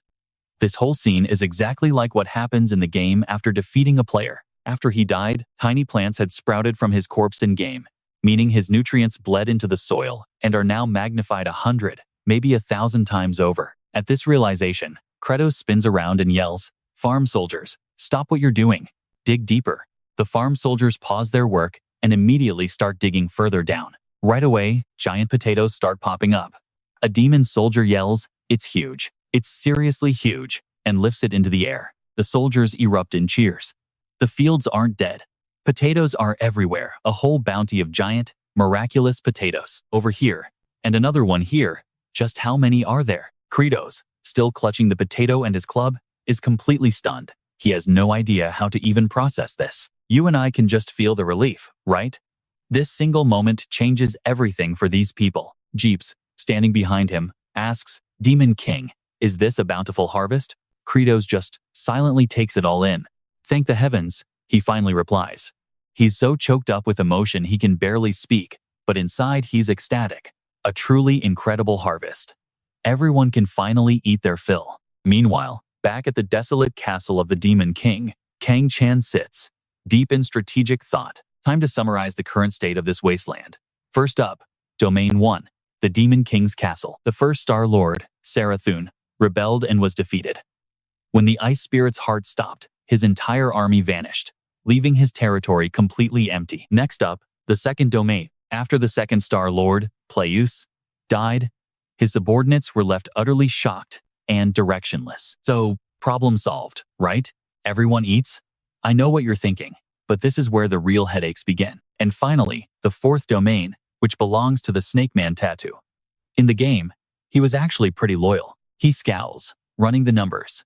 The remnants of the second domain and the troops from the fourth could be mobilized, but he can't just summon them recklessly. More hands means more mouths to feed. He has to play this slow, at least until the next harvest. Just then, Jepes approaches. "Demon King, we've prepared the large-scale stew as you ordered." Jang Cheon nods. "Good. Manage the meal tickets carefully." Just then, the demon scribe rushes in. "Demon King, I delivered the orders." He frowns. "Did they listen?" "Can't say I trust them right now." The scribe then reports. The fourth domain refused to comply. Jang Cheon's anger instantly flares. "Damn it. Why didn't they follow the order?" The demon scribe looks lost. "Why? They didn't really say anything." Jang Cheon's face darkens. "What? You mean you didn't even ask them why?" The scribe looks confused. "Ask who?" Enraged, Jang Cheon grabs him, roaring, "What is wrong with the intelligence level of this entire demon race? I need to know why the fourth Star Lord defied my command." The scribe just gapes, shocked. The fourth domain only has a few subordinates left. The place is practically empty. He grinds his teeth. "Did you ask those subordinates?" The scribe shakes his head. "No." A murderous aura envelops Jang Cheon. "So, you don't know why it's empty?" "Either." The scribe is frozen solid with fear. "No." Jang Cheon's rage is about to blow the roof off. This is so damn frustrating.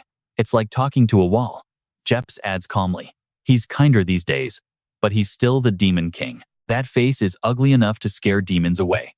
Even 10,000 years from now, no one will have a face as ugly as Lord Credos." He's choked with anger. Damn it. And what if someone uglier shows up? Jepes just sighs. "Let me handle him." What did the subordinates say? Where did the fourth Star Lord go? The scribe stammers. Well, he went to invade the human territories.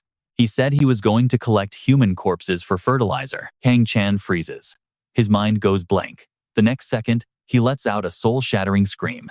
"You said what?" According to the original plot, the ancient Holy Knight awakens right about now, and when the demons invade, the Knight begins his crusade to wipe them all out. So, you and I both know what this means, right? This is an absolute, game-breaking disaster. Alright, let's jump right in. Some time has passed, and since that Holy Knight hasn't shown up, he figures his guess was right. But if that fourth Star Lord attacks humanity, just thinking of that sharp, blade-like gaze sends a shiver down Jang Cheon's spine. He knows he'll come. So, with grim determination, he runs. Jepes is stunned. "Demon King, where are you going?" "To stop that fourth Star Lord," he yells back. Jepes tries to hold him back. "My lord, you have to take reinforcements with you." But Jang Cheon's shadow is already gone, his voice echoing back. "It's faster alone." After defeating Plinus, his mana seed leveled up to 4. He immediately commands the mana seed to focus all its nutrients into the agility mana seed. Instantly, all his stats, stamina, intelligence, strength, magic plummet to just 10%. But his agility, it skyrockets to 160%. Everything dumped into speed. Jang Cheon has only one thought now. Use every shortcut, every glitch, anything to get there as fast as possible. Before long, he reaches the forsaken lands of the demon tribe. Not far from there is the Tower of Life, the tomb of the Holy Knight, a no-man's land where the veteran Kim Chi met the envoy's group. A little further down from here is the border between the demon and human realms, Fortress Magrat. At that exact moment, high on the fortress walls, a guard suddenly exclaims, "What is that?" It's Envoy Azrahan. Envoy Azrahan has returned. But where are all the soldiers? There's only that ugly servant and some other stranger. Below the gate, a man steps forward to greet them. "Thank you for your efforts, Sir Azrahan. This is Gonkos, the commander of Fortress Magrat. Where are the soldiers who accompanied you?" The envoy sighs heavily. "We were ambushed by a horde of monsters on the way. We couldn't even get close to the demon lands." Gonkos nods, his voice tinged with regret. "The order to explore the demon lands came from His Majesty himself. It's a mission that always comes with sacrifice. They were all brave warriors. Now, please come in and rest." The envoy smiles. "Thank you, Commander Gonkos." The commander steps back to let them pass. But pay attention here when it's Kim Chi's turn. Gonkos swings his sword, blocking the way. His voice is ice cold. "But not you." The envoy and Dion freeze in shock. Kim Chi glares at the man, and for a second, even Gonkos is visibly startled. The envoy quickly steps forward to explain. "I met this man in the no man's land. When I was injured, he saved me." The commander's reply is blunt. "Have you forgotten, Sir Azrahan? Only those who leave through this gate may re-enter." Dion also tries to smooth things over with a smile. "I think there must be a misunderstanding." Saying that, he reaches into his pocket, as if searching for something, then slyly offers a few gold coins. "I wasn't planning on you letting me in for free." But Gonkos is a man of integrity. Slapping the bribe so hard, the kid falls flat on his face. "You worthless potato," he roars in anger. "Your children's children will live just like you." Dion just looks pitiful, head bowed in shame. Finished with him, Gonkos turns his steely gaze back on Kim Chi. "You, take off that cloak immediately. If I find anything suspicious, I will execute you on the spot." The envoy hears this and panics, screaming in his mind, "No, whatever is under that cloak is 100% suspicious." But Kim Chi doesn't respond. He just stares silently at Dion, who's still on the ground clutching his face. A moment later, a murderous aura erupts from Kim Chi. Gonkos' eyes widen in alarm. Suddenly, a warning horn blares, shattering the tension. All the guards on the wall start screaming in unison. They're coming, and you see it too down below. A massive army of demons is charging the fortress. The demon leading them is Tat. It's the demon tribe. Gonkos doesn't hesitate, shouting, "Form ranks, prepare for battle." Kim Chi squints into the distance, confused. The demon tribe? Just then, as the demons get closer, a spirit holding a control panel appears, its voice echoing in his mind. "Kill them." Meanwhile, Jang Cheon is still running for his life. He grits his teeth, praying, "Please, I'm begging you, don't attack, don't attack." The entire demon race will be annihilated. The demons in Tat's army are pushing a massive, sharpened battering ram. It pauses for a moment, then smashes into the fortress gate. The order comes down instantly. Fire, fire. All the soldiers on the walls draw their bows and let loose. A rain of sharp arrows flies down, accurately taking out several demons. But they fight back, hurling massive boulders at the walls. Soldiers on the ramparts fall one after another as the demon army swarms the fortress from all sides. The battering ram is about to splinter the gate completely. Meanwhile, Kim Chi's group and the other civilians are huddled in a shelter. He frowns deeply, lost in thought. His instincts are screaming at him to go out there and fight. It feels like memories from 19 past lives. A loop of slaughter and killing, like an order from fate itself, pushing him to keep fighting. You and I both know if the envoy hadn't held him back, he would have charged right into that chaos without a second thought. Let me show you a scene of pure chaos, where no one even knows their goal, but everyone is shaking in absolute terror. In moments like these, maybe you really have to fight. Just then, a loud crash echoes as the final gate buckles under the force of the battering ram. Envoy's face turns pale, and he scrambles around the castle gate, screaming in panic. The gate's fallen. The gate teeters for a moment before crashing down. Seizing the chance, the demons pour in, roaring with excitement. Tatu raises his voice and orders, "Kill them all. Turn them into fertilizer." Gonkos desperately screams, Destroy the bridge now. But the soldier stands his ground, replying, we're all going to die here anyway. What matters is that no demon reaches the mainland. Gonkos falls silent. The main gate is lost. Blow the bridge. Now. Instantly. The entire bridge explodes into pieces. Hearing this, Envoy looks completely stunned. I just heard an explosion. I think the bridge is gone. Dion screams in fear. So we're going to die here? But I haven't even gotten married yet. He falls quiet, and the air sinks into a heavy silence. A beat passes. Envoy looks up with a warm smile. Don't be so upset, Dion. You wouldn't get a wife, even if you lived. He's so angry, he's speechless. You jerk. In my next life, I'll be born a noble and order you around until you drop dead. The thought barely finishes when another huge crash rings out, terrifying everyone all over again. A second later, a monster smashes right through the wall where they were hiding. The group screams, covering their heads in terror as its sharp claws lunge towards them. The snake demon snatches a little girl from the crowd. She panics, crying out in absolute horror, "Mommy!" Seeing this, the mother's face drains of color. She reaches out, desperate to stop it. No, now watch closely. Envoy lunges forward, but Dion holds him back. Kimchi narrows his eyes, his gaze cold and empty. In a flash, the demon's arm is sliced clean off. His jaw drops. He's completely stunned, frozen on the spot. He seizes the chance, quickly grabbing the little girl and holding her close.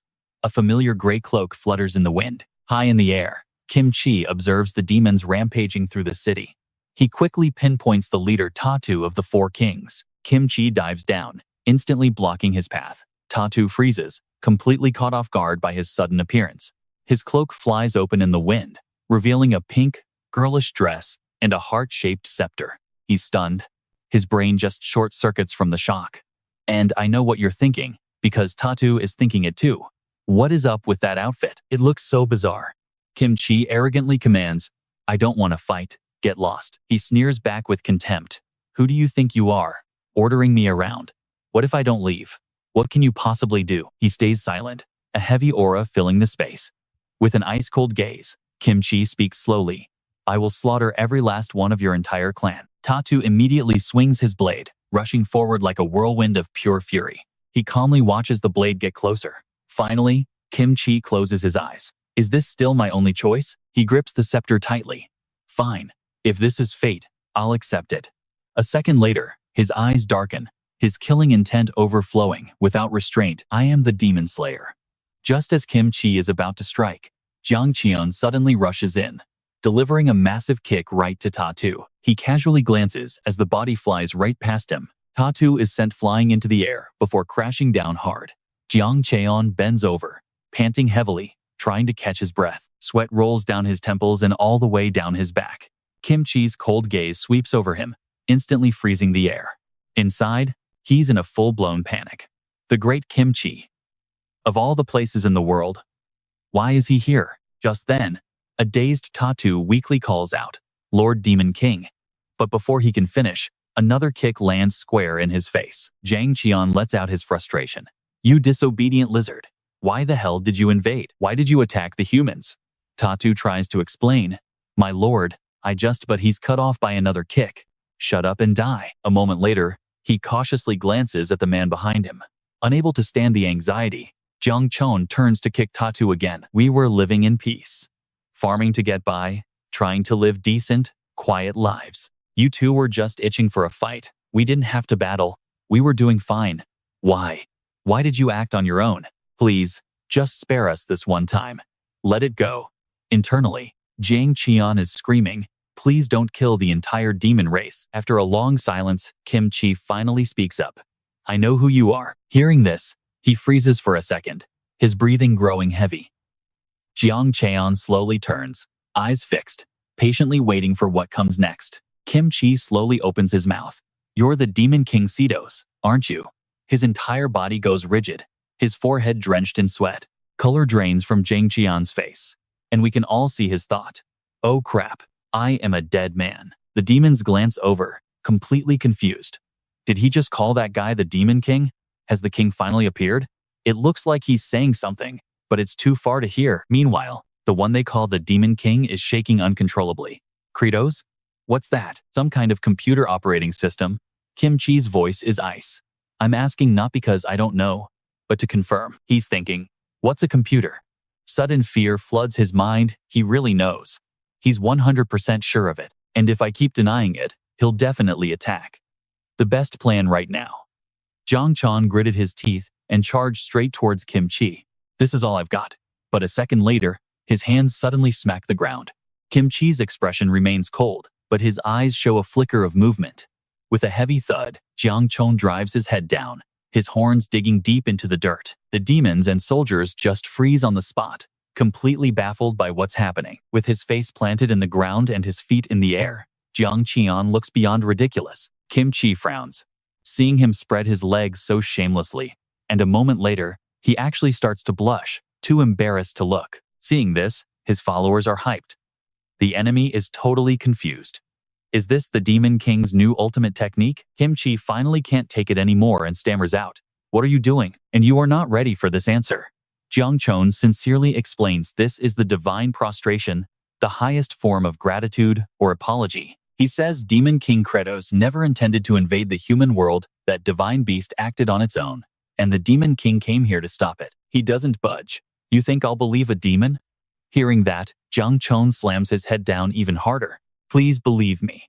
Until these horns fall off, I will apologize dozens, even hundreds of times if needed. And yet, his followers in the distance are watching in awe. The threatening posture of a bull tearing up the earth. That's our Demon King, all right. Jang Cheon keeps bowing at Kim Chi's feet. He knows he must look pathetic, but if he doesn't do this, they're all dead. He resolved that a leader must bear all responsibility. And then, an unforgettable memory from his past flashes through his mind. The fat man snarls arrogantly. This piece of trash actually kneeled just because I said so. You think it's over now? I'm about to give you a 1-star rating. His brother bows humbly. I am truly sorry. Esteemed customer, I promise this will never happen again. Please, just let it go this one time. Little Jang Cheon could only watch back then, his eyes filling with tears of humiliation. I will accept this shame for my people. The Demon King is still bowing relentlessly. The thuds keep coming, not stopping even after his horns have shredded the ground beneath him. But still, Kim Chi doesn't move a single inch. It's useless. Demon King Credos, I exist only to kill you. He raises the staff in his hand.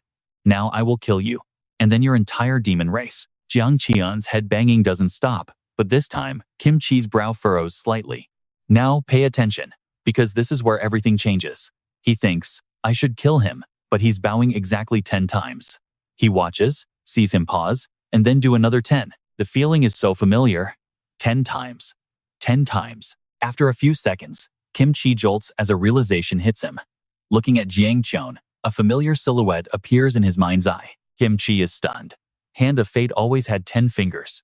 Even when wiping out demons, it was always 10 at a time. Before jumping over a trap, he would always count to 10 before moving.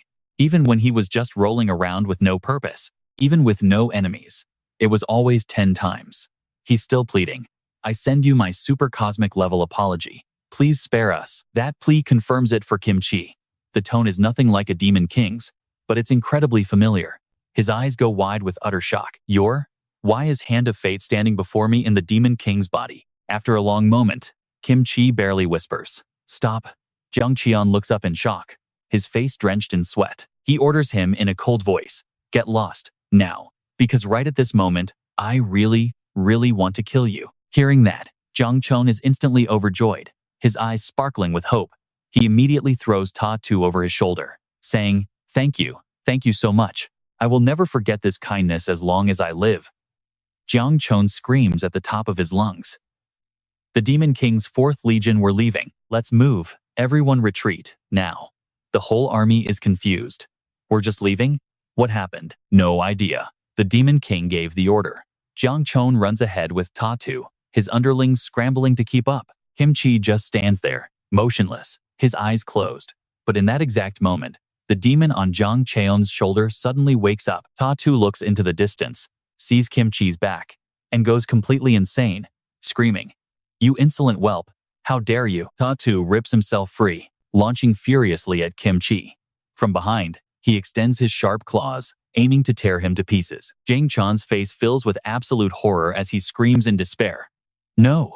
And that, my friends, is where everything goes wrong again. And with a single, effortless wave of his hand, Kim Chi slices off both of Tattoo's arms. The demon freezes in shock, time itself slowing down as his body slams into a rock, his severed arms falling through the air as a twisted, horrifying scream tears from his throat. Hearing that scream, Jang Cheon begins to tremble, his heart pounding uncontrollably. And it gets worse when he meets Kim Chi's eyes, that icy killing intent making his breath catch as his face drains of all color.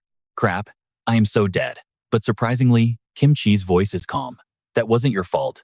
I know this was his decision alone.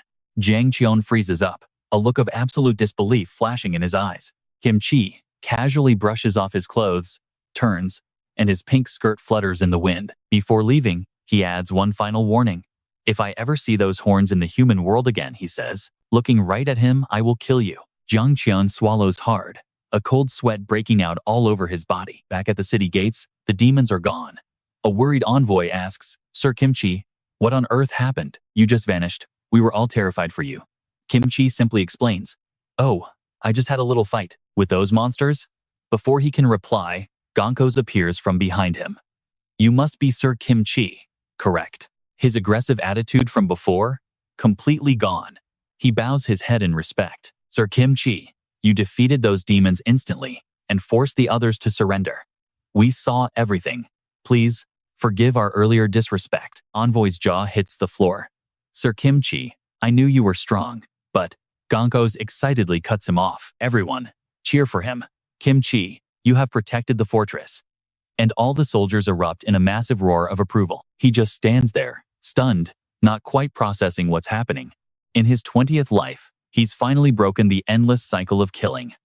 Kim Chi quietly lowers his head, realizing he chose a path to save people, even if he did just kill 2 of them. Just then, his pink skirt is on full display, causing Gonkos and the soldiers to go pale with shock. Now, let's switch scenes, because over in the desolate Windblast Desert, Jang Cheon is leading Tattoo's demons back to their realm. He sighs, completely exhausted. Finally, traveling with this many people is painfully slow. Now get back to your fortress or your homes and stay there. If I catch you invading the human world again, you're all dead. The demons timidly explain. We were only following the orders of our lord, Tattoo. Jang Cheon just roars back. I don't want to hear any excuses. Now get lost. Before he shoos the rest of them away. Frustrated, he finally starts heading off on his own. Jang Cheon grumbles to himself. Following the game's story means no exploits or shortcuts, so it takes forever. And I need to get back to my royal potato farm. He stops, spotting an abandoned well. If only it worked. Teleporting, they're a combination enhancement and teleportation system. I've checked every single one just in case, but none of them are active. Jang Cheon collapses beside the well, thinking he'd kill for a teleport right now. They probably don't work, because he's not a holy knight. But the moment he thinks that, a bizarre light erupts from inside the well, leaving him totally speechless. Now watch this, because this is where everything changes. A system window pops up. Encounter with a holy knight has unlocked a new system, teleportation via abandoned well, activated. A second later, a powerful force yanks Jang Cheon deep into the well, his body twisting in the void as he lets out a massive scream. A notification appears. All wells you have visited since arriving in this world have been activated. Where would you like to go? He shouts with glee. To the Demon King's castle. Well, wait, it's broken, isn't it? But the system informs him the well is intact. Jang Cheon immediately responds. Great, send me there. Teleporting to the dungeon below the Demon King's castle. And his terrifying scream echoes through the void. At that exact moment, down in the castle, Asuras looks utterly defeated. Damn it, this one's broken too. I guess I have to give up. Nearby, Flut keeps digging, desperately pleading. Please, just one usable farming tool. And right where she's digging, a strange light starts to glow, making her stare in confusion. And then, Jang Cheon's hilariously distorted face bursts right out of the ground. He scrambles out of the dirt, head thrown back in a massive scream. The little girl is so shocked, her eyes roll back and she just collapses on the spot. Hearing the noise, a horrified Asuras whips his head around. He sees the girl passed out on the ground, and Jang Cheon, clutching his mouth. And of course, in the next second, he can't hold it in and unleashes a colorful torrent of rainbow vomit. Asuras' eyes bulge in pure panic as he launches himself forward at top speed. Asuras perfectly shields Flut with his body, taking the full blast of the rainbow puke. And that my friends, is where we leave it, with one guy complaining about teleport sickness, while another acts as a human vomit shield. The young girl runs towards him, face streaked with tears and worry. He lets out a sigh. Okay, getting here in one go was worth it. No more delays, time to start mass-producing the royal potatoes. All right, let's catch up. A moment later, Jang Cheon arrives at the potato warehouse. He's in awe of the massive pile before him. They still radiate an intense pressure. JPES reports that Sir Haddock's mist has purified them completely. Jang Cheon stares at the potatoes, lips pursed in thought, clearly plotting something. Suddenly, he strides forward for a closer look. He crouches, picking one up. What is this? Why does it feel so strange? He examines it intently, not missing a single detail on the tuber's surface. A second later, he realizes something is terribly wrong. No, damn it. He frantically digs through the pile. It's not here. This one's missing it too. They're all gone. Jeps looks on, bewildered. Your Majesty, is something wrong with the potatoes? Jang Cheon collapses, utterly defeated. These royal potatoes, he mutters over and over. They have no eyes to sprout from. Jeps cautiously asks, no eyes? Does that mean they can't be planted? Jang Cheon's face is a mask of pure agony. That's right. His shout echoes through the warehouse. They can't sprout. And just like that, you and I know their entire food source is now on a timer. So even if you plant these royal potatoes, they won't reproduce again. Haddock frowns, adding, their properties have been altered unnaturally, turning them into mutants that have lost the ability to sprout. Ban asks, completely lost, so we can't eat them either? Sai just snaps at him. No, you idiot. We just can't replant them. Once this batch is eaten, it's gone for good. Jang Cheon cuts in thoughtfully.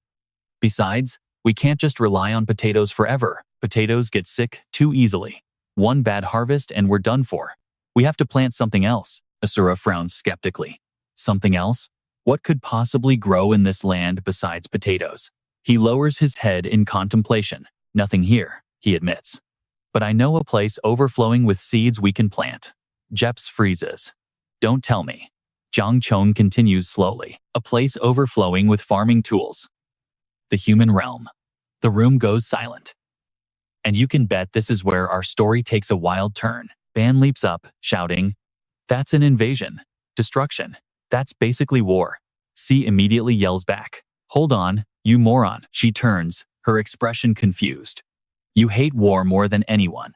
Sai looks toward the cold, aloof man sitting there, the Demon King himself. Jang Cheon's voice is calm. Jeps, start creating a large batch of potatoes immediately. He carefully instructs him to stay behind and help Haddock manage the agricultural core. Jang Cheon pauses, then a wicked grin spreads across his face. In the meantime, I, C, Ban, and Asura will go sell potatoes in the human realm and buy seeds with the money. As long as we don't run into times him asterisk, we'll be fine. There has to be a way to turn this situation around. Jang Cheon sits at the head of the table, looking down at his generals with a calculating stare. Jepes asks incredulously, go to the human world to sell dried potatoes? Have you lost your mind? He calmly replies, and can you explain why I should care about such trivialities? Jeps frowns, pointing at the group below. Just take a look at your 3 great demon generals, the ones you're sending on this mission. From a human perspective, this one looks like a literal walking monster. Jeeps points to the next one. That one looks like a serial killer with the skin of a drowned corpse. And the last one is a pale human octopus hybrid who looks like she's about to faint. He concludes it all with a shrug. If a human saw them, they would scream demons and immediately attack. The words barely leave his mouth before C grabs him and shoves him in front of Asura's blade. I'm just telling the truth. Use your brains and think about it. We are using our brains, you bastard, he snarls. And right now they're telling us to kill you. Ban then chimes in loudly. Jeps is right about one thing, he declares. You guys look creepy as hell. I'm the only normal-looking one here. Sai retorts instantly. Ban, you look more like a demon than anyone else. Haddock shakes his head, disappointed. Your lack of self-awareness is astounding. Compared to a gentleman like myself, you all look completely bizarre. You look like a talking old zombie, Asura scoffs. C adds with a smug smile. All of you look like gasping fish. This sends Ban into a rage. Shut your mouth, you octopus woman? Haddock nods in agreement. Don't you realize you're the one who looks the least human here? He asks her. Jang Cheon silently watches this absolute mess unfold. He looks so done. And honestly, with generals this petty, you and I can see why. Sometimes, he thinks, I almost feel sorry for them. To stop the fight from getting worse, Jang Cheon raises a hand. Stop. He then forces a smile that could, generously, be called friendly. All right, let's kick things off with a joke to lighten the mood. Stop fighting. None of you are pretty enough to be parading through the human world anyway. The whole crew just glares at him. Guess it wasn't that funny, huh? But hey, it got them to shut up, so mission accomplished. All right, Jeps, did you bring the thing I asked for? From the hidden path in Sarutun Castle? Jeps nods. Yes, the item from the secret shortcut, right? Jeps quickly presents a tray covered in red cloth. And underneath? A wriggling, squirming pile of living creatures. Seogi stares in total shock. What in the world are those things? Jang Cheon just flashes a wicked grin. They're transformation potions. Eat one, and you'll take the form of another creature, anything but a demon. With these, we'll disguise ourselves and slip right into human territory. She asks, horrified. You want us to eat those? He gives her a deadpan look. What, you think I brought them here just for show? Ban immediately leaps forward and grabs one. I'm not a picky eater. And without a single hesitation, he shoves the screaming thing right into his mouth. A second later, Ban's throat seizes up. A wave of nausea hits him so hard the other three actually start trembling in fear. He forces it down. Tastes awful. Jang Cheon scoffs. You ate it because you thought it'd be tasty? And here's where it gets wild. Ban's entire body erupts in a blinding light. Jang Cheon watches, totally on edge.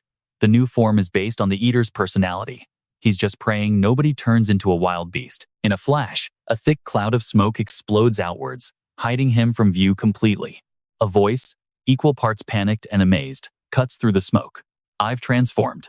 As the haze fades, Ban's ridiculously handsome face appears. He nervously covers his face, feeling like something is definitely off. Our main character is stunned.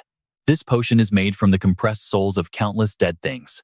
One bite, and your form is shaped by your deepest desires. I get it. That's the real you, Ban. Seogi, suddenly excited, snatches one for herself. The Demon King's order is absolute. But Jang Cheon sees right through her.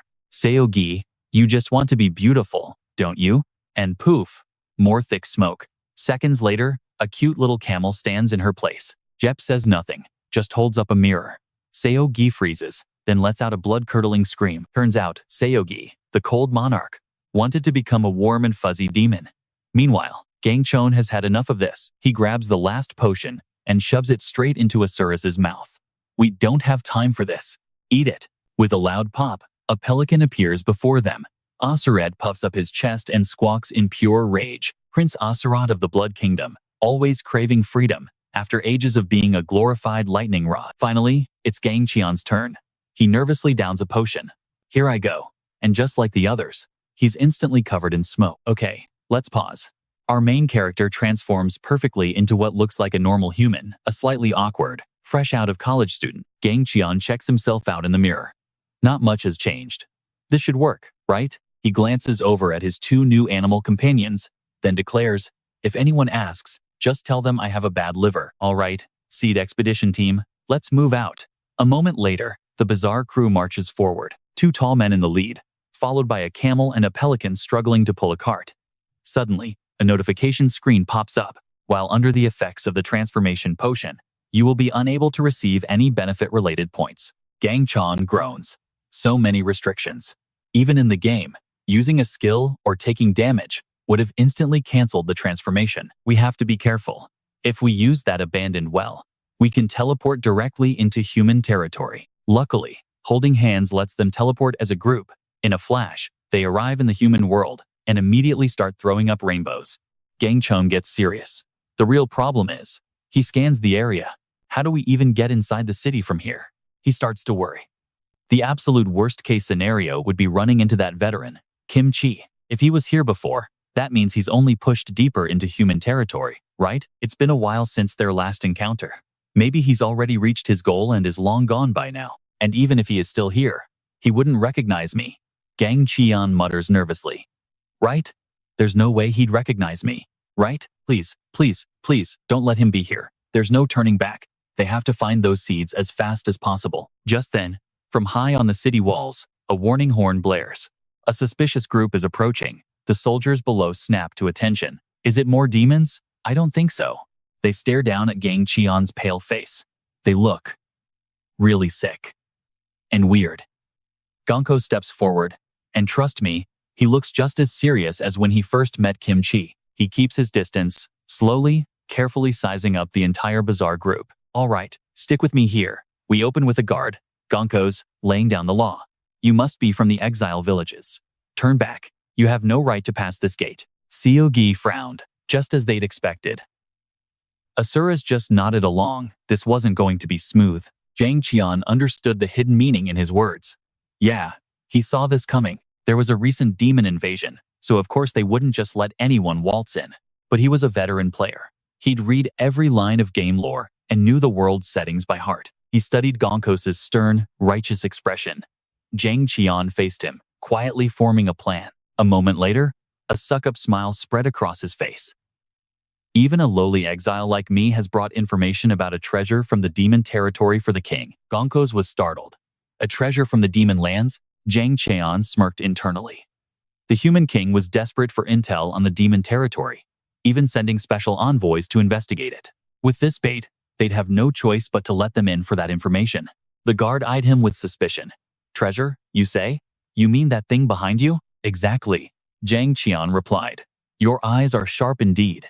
He even pointed towards the two creatures, pulling their cart. They're monsters I captured deep within demon territory. And their meat? Absolutely incredible. For a second, both Seogi and Asuras didn't quite process what Jang Cheon just said. And then it hit them. Pure horror. Their faces went pale as the whole group fell silent. Jang Cheon just kept that strained smile plastered on his face. Gonko scowled. You caught them in demon territory? Isn't that just a pelican and an alpaca? You plan to offer such common animals to the king? Our main character was floored. What the hell? I know what you're thinking. In a medieval world, pelicans and alpacas are considered common? What kind of backward setting is this?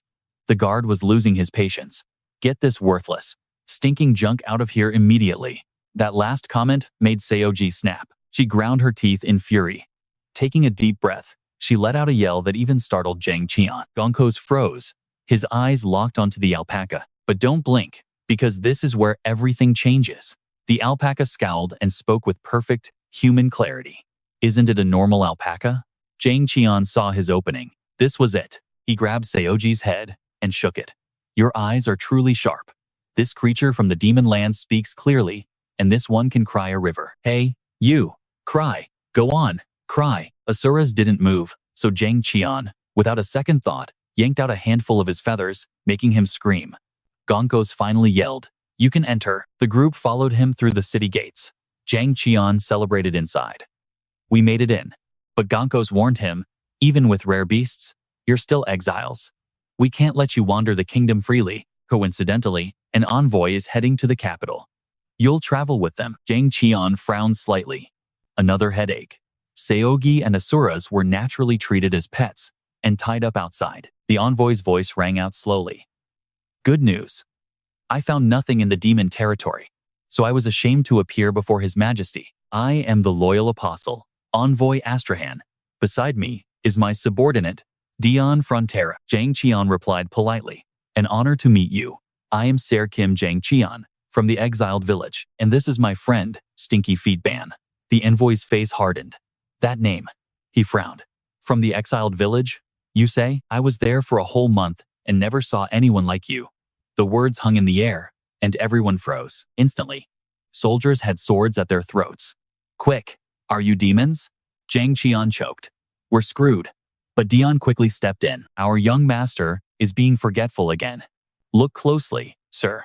This is the person from the second house on the left. The envoy looked lost. What? Dion whispered to him. Just let them come along. Then we'll have an offering for the king, right? The envoy asked hesitantly. But what if they really are demons?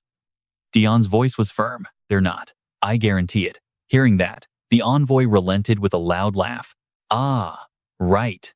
We just didn't talk much. That's why I don't remember you. Yes, that's definitely you. Jang Cheon was already calculating. This potato-looking guy was pragmatic. He could be used. Meanwhile, Dion had a sly grin of his own. That ugly guy. I'm gonna bleed him dry. The envoy continued cheerfully. Well, no more small talk. Shall we go? There's one more person joining us. He introduced him with excitement.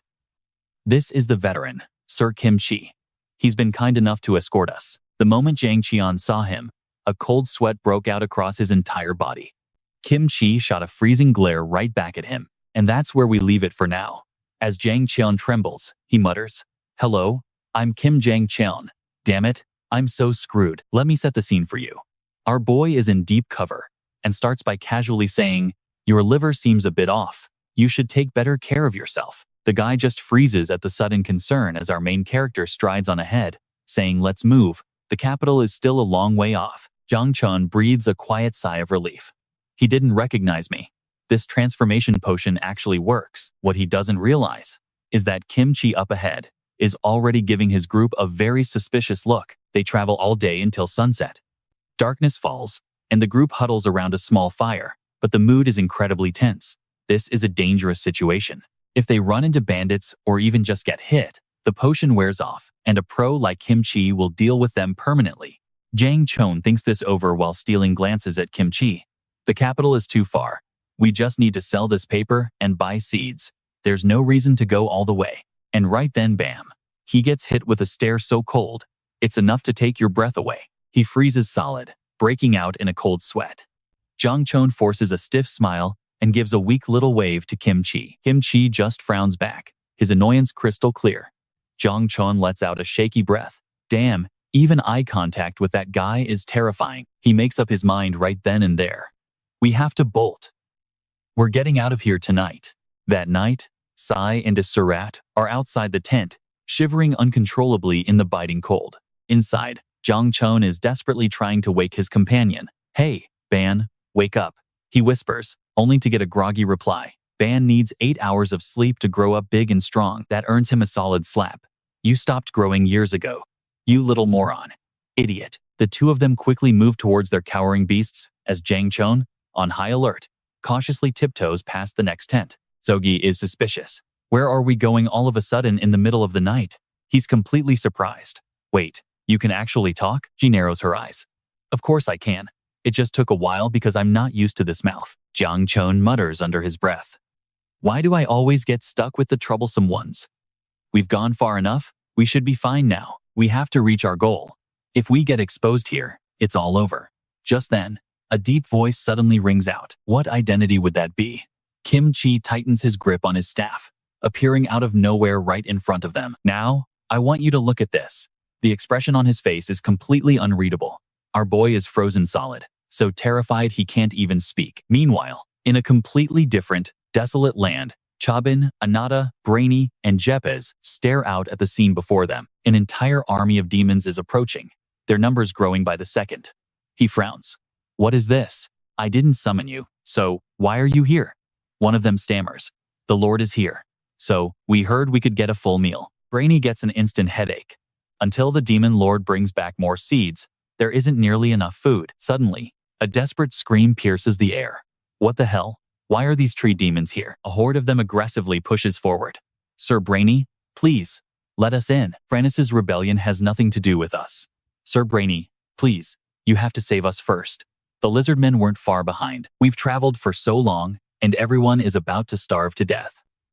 In an instant, he and Jeps are completely surrounded. Food, please. Give us food first. Please. Brainy's face darkens. How many giant potatoes do we have left? He asks. A lot. We have countless mouths to feed, but it's a long road to survival. Hearing this, Brainy falls silent, lost deep in thought. He remembers Jang Cheon's final words to him. While I'm gone, you are the demon lord.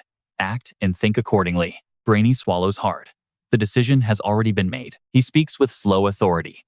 Divide each tribe into their own zones, and give them a place to settle. I will feed you all. Back in the human world, Jang Cheon is still frozen, staring down the man in front of him. Kim Chi's voice is like ice. Kim Jang Cheon, talk. What is your real identity? He starts to stammer. Well, it's complicated. Sir, why are you suddenly shaking like that? Let my stinky foot here take him down. Jang Cheon hisses back a warning. Don't you dare do anything stupid. You fool. Take a good look at that veteran Kim Chi. Does he look like some kind of pushover? Honestly, I've been terrified of him from the very beginning. Kim Chi's face darkens.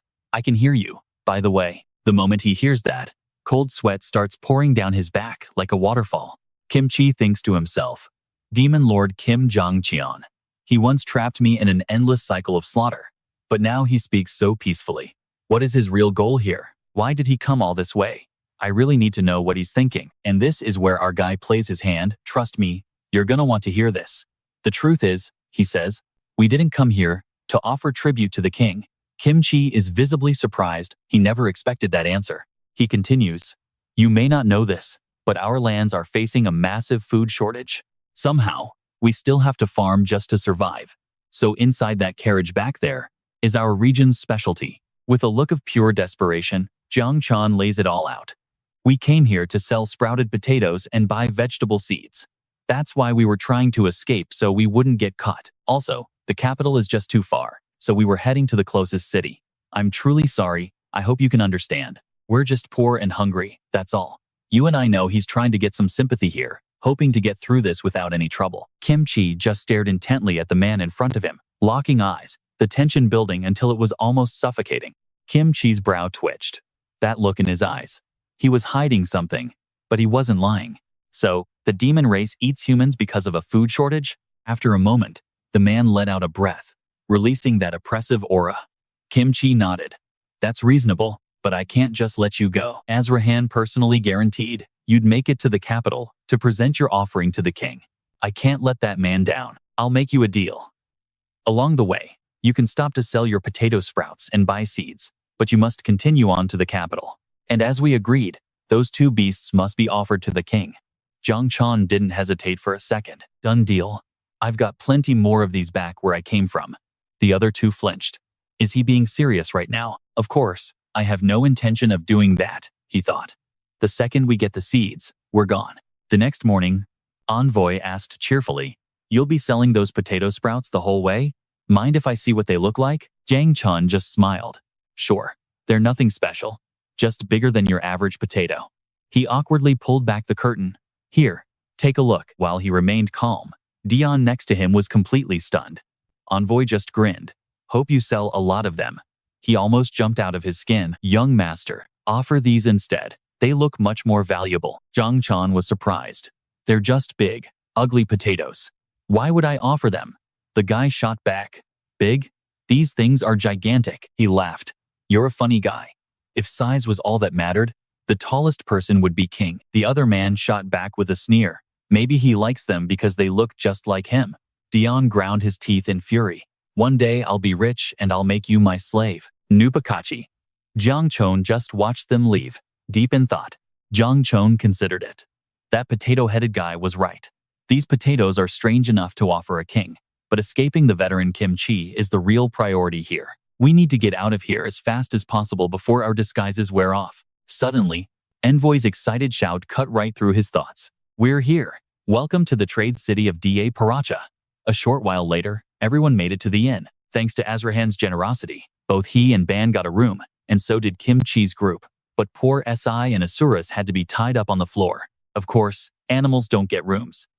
Jang Cheon thought to himself, for a guest house in a big trade city, this place is kinda rundown, isn't it? Whatever. Our goal is to sell these potatoes. The beast man was still a bit worried.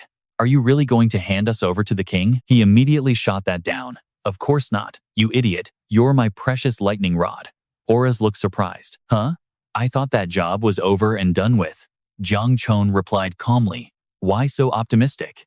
We're just taking a short rest. Sogi suddenly spoke up. But something about this place feels strange. I heard human markets were supposed to be noisy and bustling. She looked around with suspicion.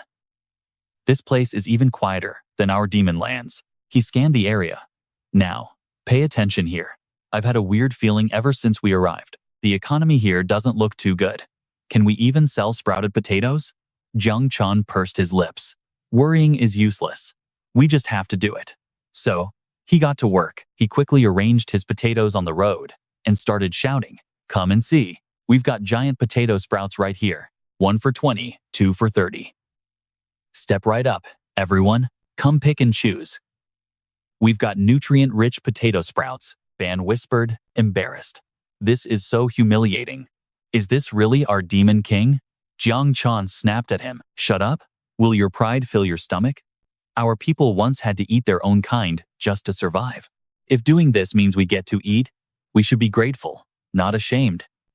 The man froze, his eyes wide with utter shock. Then, understanding dawned, and he started shouting along with him. "Step right up." The two beasts were no exception. "You two, why aren't you doing anything?" A moment later, Sai and Asuras couldn't take it anymore and lunged at Jang Cheon and Ban. He thought to himself, usually when someone from the modern world gets transported to a fantasy world, they sell modern items like ice cream or MSG to get rich quick. But these are just big potatoes. Expecting them to sell for much is probably me being way too optimistic. That's exactly why we have to give it our all. Because this is. As he thought that, Jang Cheon remembered his grandmother, squatting on the side of the road, selling things to survive. Right then, a man approached the stall. "You're selling this for 20 gold coins?" His face lit up. "Our first customer. And if you buy 2, he trailed off, freezing as he glanced around. "And trust me, you and I are seeing the same thing out of nowhere. The stall is completely swarmed with people. 4 potatoes for me." "Me too. I'll take 6. Jang Cheon can't believe it. "You and I are about to see just how wild this gets. What is happening? This is insane." Asurat scowls, snapping him out of it.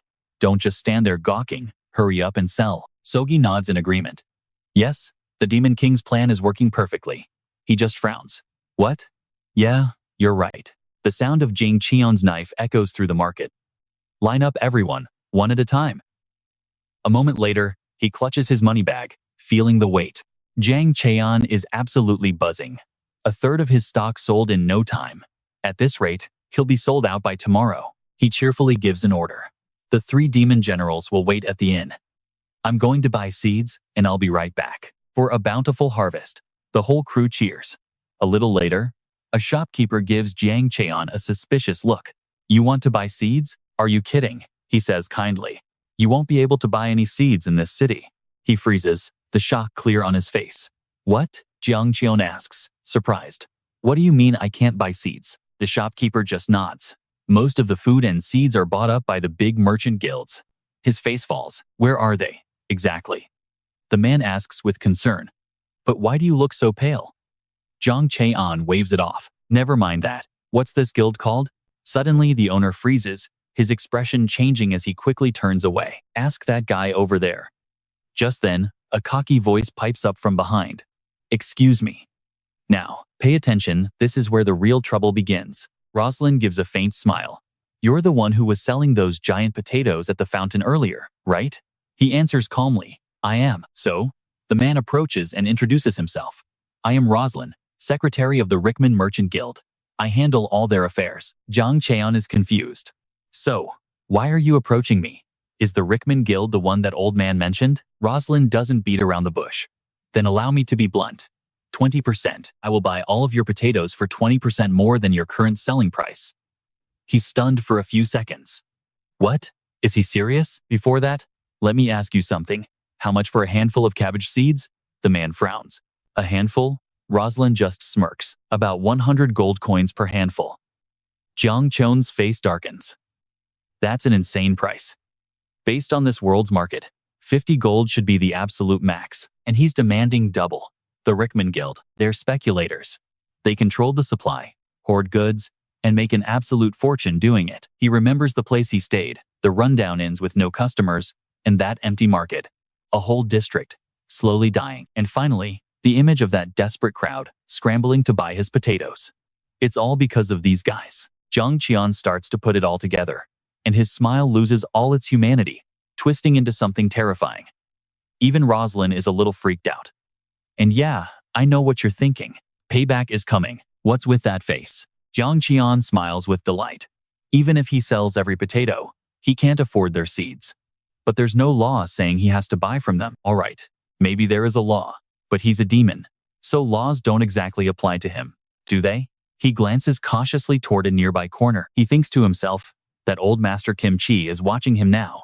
He probably senses that something suspicious is going on, but I've already figured out how to shake you and buy the seeds. He lifts his chin. "So, you want to buy my potatoes?" Rosalind replies instantly. "Yes, if you sign an agreement with us right now." Jang Cheon says with total contempt, "Get your boss over here." The man's brow furrows slightly. Before he can even react, Rosalind shouts, "But I am the one in charge of this whole operation." Jang Cheon just scoffs at him. His attitude is pure arrogance. "You're just an employee acting this high and mighty? I'm not sure you have the authority to make a deal with me. I'll show you I'm not some ordinary merchant." He repeats, annoyed. "I hold the second highest authority in the Rickman Guild. I have the power to make all the decisions." Jang Cheon's tone is dismissive. "Good. Then you'll pay me 200 gold coins for one potato. Take it or leave it?" Rosalind is completely frozen, his mouth hanging wide open. He stammers, 200 is way too much." Jang Cheon laughs mockingly. "Is your wallet feeling a little light? So, can you call him now? I'm sure your boss will consider it. A giant, processed potato, easy to store, in huge quantities. If this product were supplied to the Royal Army or something like that, it would be an absolute game changer. So here's the question. You take a loss on the potatoes now, but you get exclusive deals with the royal family later. Is that a loss or a win?" Rosalind grinds his teeth, shaking with rage. Jang Cheon repeats himself, dead serious. "Get your boss here." Dark clouds begin to gather, turning the sky a grim gray. Heavy raindrops start to fall, breaking the suffocating tension. Sogu and Asuras are tied by the neck, unable to escape the rain. Asura screams, "I will never forgive you, you demon king." And honestly, you and I can kind of see his point. She just frowns at him. "Be quiet. Did you already forget what the demon king told us? Model, if word gets out that we can talk, we're dead." Orat shot her a look. "Since when did you become so loyal? Aren't you pissed that we got dragged into the human realm like this?" Sogi just stared off into the distance. "Am I having fun?" she wondered aloud. "What did you just say?" he asked, his voice low. "I was just curious. Ever since I was young, I've always wanted to see what this place was like. They say there's lots of food, and no one eats each other. I can't even imagine it. You know, my parents were eaten by stronger demons. I didn't even feel sad, just expectant. You felt the same way when your siblings were eaten, didn't you? This city is poorer than I thought, but at least they don't eat each other. I saw it at the market earlier. The children's father looked so hungry, but he gave his potatoes to his kids first." So Guy looked up at the sky. "If we were born here, maybe our families could have been happy too. You know?" For a moment, Orat's stern expression softened with sympathy. She lowered her head, a deep sadness welling up in her teary eyes. He tried to comfort her. "You're getting emotional just from that?" So Guy pouted back.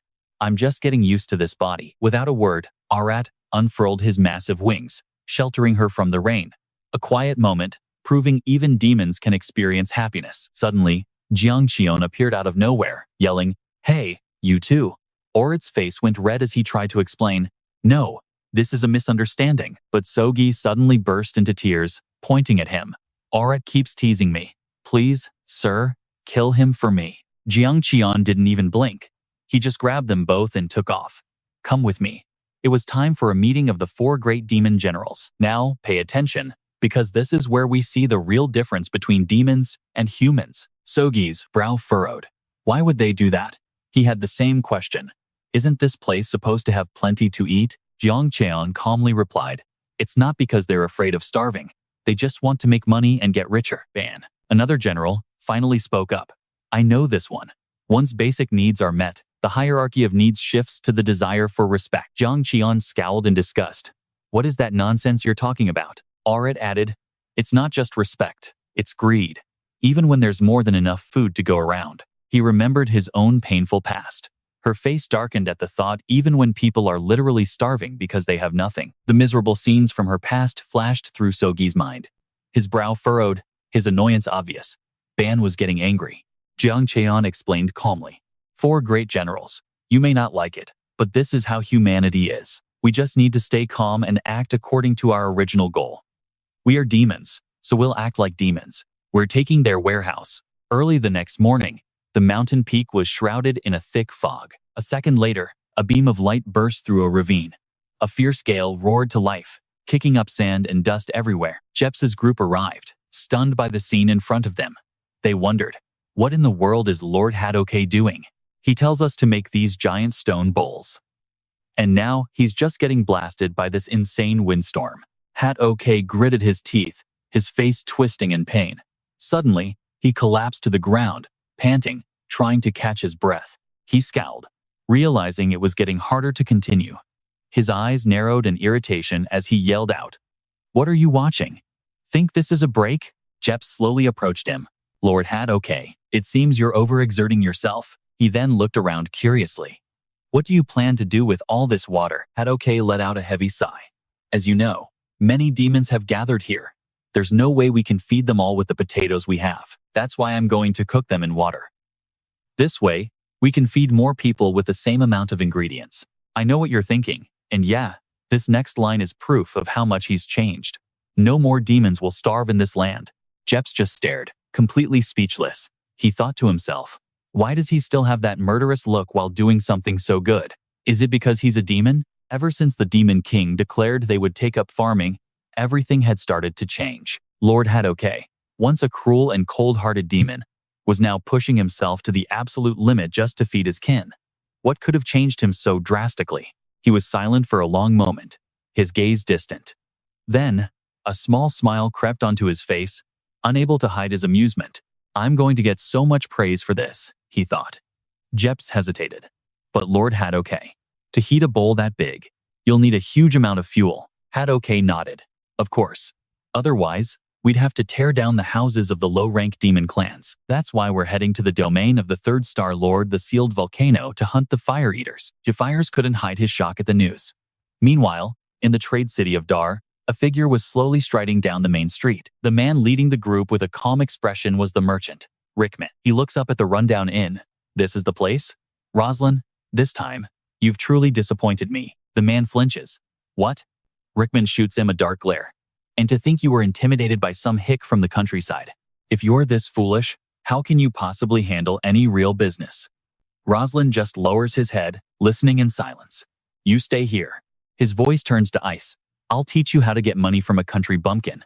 A slow, deliberate knock echoes. Jang Cheon calls out. Who is it? A smirk plays on Rickman's lips. I am Rickman, a merchant from this city. You called for me, so here I am. Hearing this, the door opens. Please, come in. The man smiles. Then I shall. A flicker of contempt crosses Rickman's eyes. Fools always let their guard down when faced with fake pleasantries, never realizing that the smoothest talkers are the most dangerous ones. But staring back at him now are figures radiating an absolutely lethal aura. Rickman freezes, completely caught off guard. Oh dear God, these guys are terrifying. Jang Cheon cocks his head arrogantly. Not gonna sit down? The man stammers back. Right, of course. How did it turn out like this? They look like the demon tribe. Rickman is filled with curiosity. Why are these beasts in here? He wonders if they really are beasts. Their faces look just like humans. And what's with that drooling pretty boy? That face is even more terrifying. He lets out a sigh. So, you've considered our proposal? Rickman's body can't help but tremble. Now, here's the part you won't believe. Rickman says, yes. You requested 200 gold for one potato. Jang Cheon fires back. No, I said 300. The man's eyes go wide with pure horror. Rickman waves his hands frantically. No, 300 is way too much. The kid calmly adds, we have a member of the Azrahan family with us. He pauses for a moment, muttering, the Azrahan family. Jang Cheon puts on a dangerous air. They are nobles who take orders directly from the royal family. Wouldn't it be wise to get on their good side? A short while later, Rickman walks out with the deal sealed at 300. The price makes Roslyn jump. What? He orders them to escort the group to his mansion and prepare private rooms for everyone, including the animals. Roslyn stares in disbelief. Why? Rickman doesn't explain much. It's just part of the deal. Roslyn is completely baffled. Sir Rickman, why are you being so kind to those idiots? He snaps back in fury. You fool, you useless idiot. Today's loss is tomorrow's ripe fruit. You truly know nothing. Rickman's face darkens as he storms off, leaving the man behind. He's the only one who knows the real reason. But man, those guys were scary. Roslyn is filled with rage, but can only bite his lip and endure. In the lounge, Ban asks curiously, I don't get it. Why not just kill them and take the seeds? That would be easier. He nods. Spoken like someone with your level of intelligence.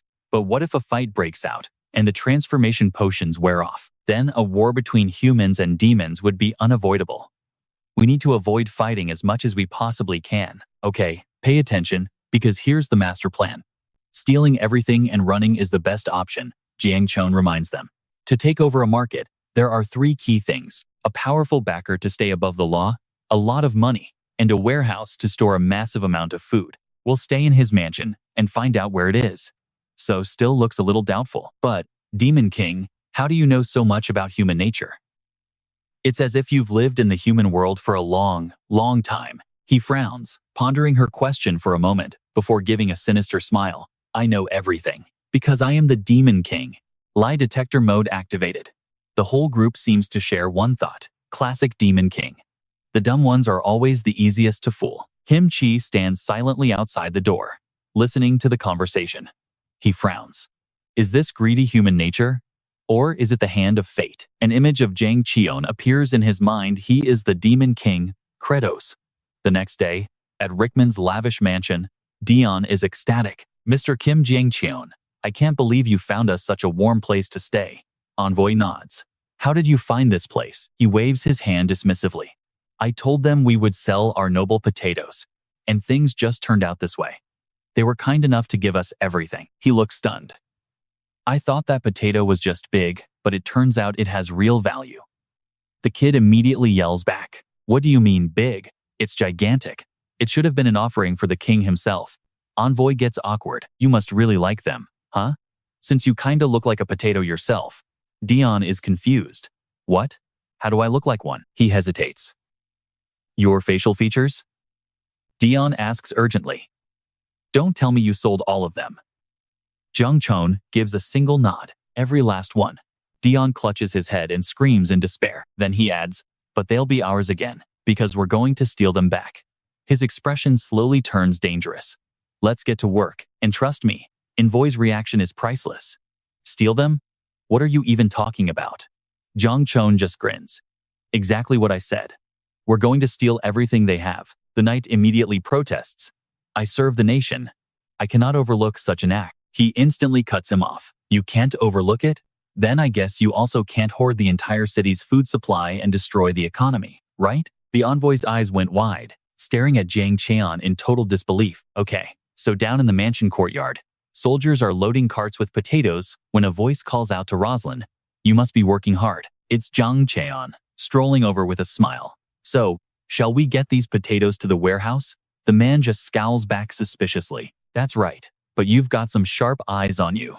Jang Cheon puts on a playful act. Mind if I take a quick peek at the warehouse? I just want to check if the potatoes are being stored right. But Rosalind shuts him down cold. No, you can't. Jang Cheon starts whining. But why not? The guard replies flatly. Our warehouse is top secret. Playing dumb, Jang Cheon asks.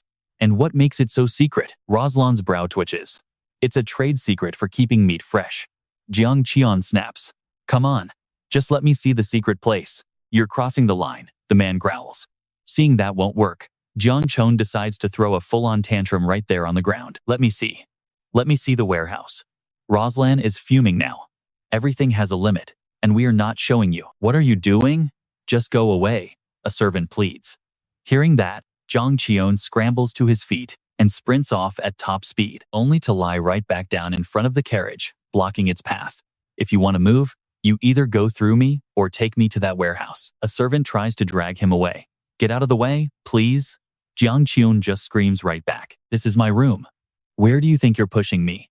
He yells, repeating over and over. Warehouse. Warehouse. Rosalind's face is dark, pure rage simmering. Onlookers just stare at the scene below. The warehouse. What about it? He sighs in defeat. Demon King, what in the world are you doing? Then, a deep voice starts to sing. That beautiful place. Take me there with you. So-gi is so mortified he wants the ground to swallow him whole. The song even catches the envoy's attention. My potatoes are drifting down the stream, into Mr. Rotten's warehouse, deep in that dark place. The envoy looks on, feeling the second-hand embarrassment. Why is he acting like that? Dion asks, slowly approaching. This is what a true man does, he says with a confident smile. He's tossed his dignity aside for a greater purpose. I need to remember this for my next life. The envoy just frowns. Your next life? You'll just get made fun of. But the song keeps going as the potatoes head into the darkness. In the warehouse, frying beef on my potatoes. The envoy thinks to himself, Mr. Kim Jang Cheon, you said it with such conviction, as his words from before echo in his mind. We can expose their crimes, but how long would it take to find evidence, uncover their backers, and get a judge's attention? Jang Cheon's voice had trembled for a moment then. his face resolute as tears streamed down his cheeks. The people will starve to death. I can't stand that harsh reality. And those words had left a powerful impression on the envoy. Jang Cheon had continued. I trust that Lord Azrahan will also understand my actions. Let's take it all back together. Everything they stole, and the justice that rightfully belongs to the people. Back in the present, his whiny chant goes on. Warehouse, warehouse. The envoy presses his lips together. I understand his resolve. I'll do whatever it takes to help. He remembers that determined face. I will find their warehouse. Lord Azrahan, please prepare what I asked for. The envoy looks on, completely stunned. So, this ridiculous display is how he plans on finding the warehouse?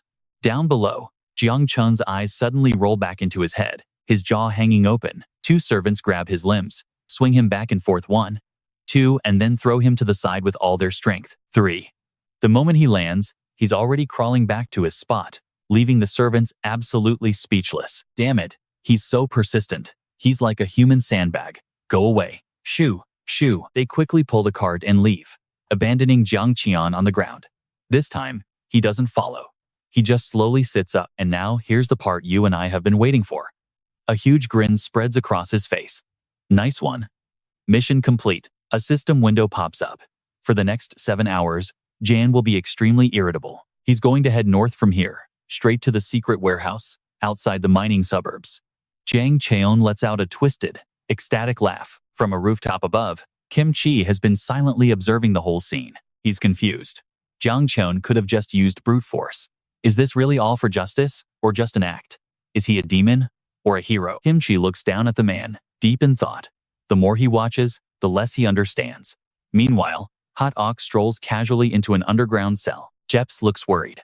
Lord Haddock, the Fire Eater is incredibly strong. Shouldn't you bring a legion with you? He replies calmly. You said it yourself. The Fire Eater is strong. Bringing a bunch of scrubs along will just create more casualties. Haddock grips the cell bars tightly. Having to take care of them too would be far too dangerous. And with that, he shatters the iron bar with his bare hands. This is the duty of the 4 great demon generals. The other man doesn't reply, his body trembling uncontrollably as Haddock suddenly turns back. Did you record what I just said? Jesses nods quickly. Yes, sir. Inside, Haddock is practically glowing. That was so cool. The Demon King is definitely going to praise me for this. Model, meet Icarus the Fire Eater. He's intelligent, but has some serious limitations and a dangerously short temper. Trust me, this guy should have been executed for his extreme cannibalism, but his power was too valuable, so they sealed him here instead. The old man stares into the bubbling lava below and calls out, Come forth, Fire Eater Icarus. I have a mission for you. Seconds later, the lava churns violently, surging upwards as if it has a mind of its own, rushing straight toward the old man. It crests like a massive, powerful waterfall, and as soon as Icarus appears, he's already screaming for food. It looks at the man like he's a meal, drool pouring from its mouth. But Haddock's face remains completely emotionless, even as his mind is exploding. Oh, come on. How did it get this massive? In a desolate abyss, a desperate voice calls out again and again. T-Bong. Jafire shakes T-Bong's motionless body, screaming his name. T-Bong stirs, his eyelids fluttering open slightly as he slowly begins to regain consciousness. Jafire watches his small reaction intently, relieved that he's finally awake as T-Bong lets out a few weak cries. Jafire's expression softens just a little, but suddenly, Haddock comes sprinting towards them from a distance, screaming at the top of his lungs. If you want to live, run now. Icarus has already caught up, pouncing on the two and unleashing a scorching hot flame, burning everything around them. The two flee from the intense heat and the horrifying growls of Icarus. Facing the monster's terrifying assault, Jafire complains, Master Haddock, you were so confident before. What happened to all that? Haddock shouts back, Shut up. That monster has gotten way too strong from eating fire all this time. Jafire continues, Master Haddock, you once declared you'd bravely lead the charge, and now you're running for your life. The old man flinches. Don't describe it in so much detail, you psycho, he yells. Temporary retreat. We'll find another way to light the fire. But then, with the bleak image of a family with crying children in his mind, Haddock decides to turn back and face Icarus. There's no more time, he thinks to himself. He grits his teeth, quickly gathering his power to prepare for battle. By my honor, Haddock charges. I am Haddock of the 4 heavenly kings, and I will fulfill my duty. even if it costs me my life. He lets out a massive roar, as if drawing strength from his own voice, while Jeffires and Pitong just stare, stunned by his sudden courage. Icarus gets hit in the face with a small chunk of ice, and freezes in surprise. The tiny piece of ice begins to spread, covering its entire body. In an instant, Icarus's whole body is encased in ice from Hadokei's counterattack. He breathes a sigh of relief, confirming that he's actually solved the problem. Jeffires is absolutely astonished by this turn of events. Pitong just lets out a quiet sigh. After that intense fight, Hadokei finally lands safely on the ground. Jeffires jots down in his notebook. Sir Hadokei of the 4 Heavenly Kings looked extremely embarrassed. The old man whips around and yells, "Don't write that down." Soft moonlight streams through the castle windows. Jang Cheon says, "All right, you 3 stay here and wait for my signal. I'm going to scout their food supply. Leave it to me." Envoy replies. Jang Cheon continues, "For the sake of our people's food." Envoy remarks, "Sir Jang Cheon seems like a good person, but his face, what about my face?" Jang Cheon demands. Envoy answers with a hint of fear, "Oh, nothing." Then he asks, "But why are you hiding all this from old man Kimchi?" Jang Cheon replies, "He attracts way too much attention. Just the 2 of you coming with me is enough." Envoy glances back at Ban and says nothing more. He then looks over at Asuras and C, who are sitting blank-faced in the back. "I see," Envoy replies, thinking to himself that it's better to just keep his mouth shut to avoid an argument. Jang Cheon quickly departs, crossing the high rooftops, a blur in the wind. He thinks as he runs, the plan is to get the seeds, while keeping old man Kimchi out of it. We have to act while he's in the dark. Jang Cheon picks up the pace. Good thing he isn't following us. Scout quickly and get out. 2 soldiers stand guard at the entrance to a cave. From above, Jang Cheon quietly approaches and observes the situation. Using his incredible agility, he quickly slips inside without being detected. He can't help but be impressed. The security here is tight. One wrong move, and a war could break out. He considers the greatest risk of his disguise potion if he gets injured. The illusion will shatter. And you know what that means. If old man Kimchi finds out, it's game over. Lost in thought, he doesn't sense the person who just appeared right behind him, but it's too late. Jang Cheon finally senses Kimchi's presence. The old man just sits there, calm as a statue, showing no alarm at all. Jang Cheon jumps back, startled. "Why so jumpy?" Kimchi asks. "From my perspective, your face is much scarier." He continues, "You want to share the food with the people, don't you? I'll help." After calming down, Jang Cheon asks suspiciously, "How did you know?" He casually replies, "I've got super hearing. Even from different floors, I hear every single one of your conversations." Jang Cheon's jaw just drops in pure shock. You and I can see the gears turning as he thinks, "Wait.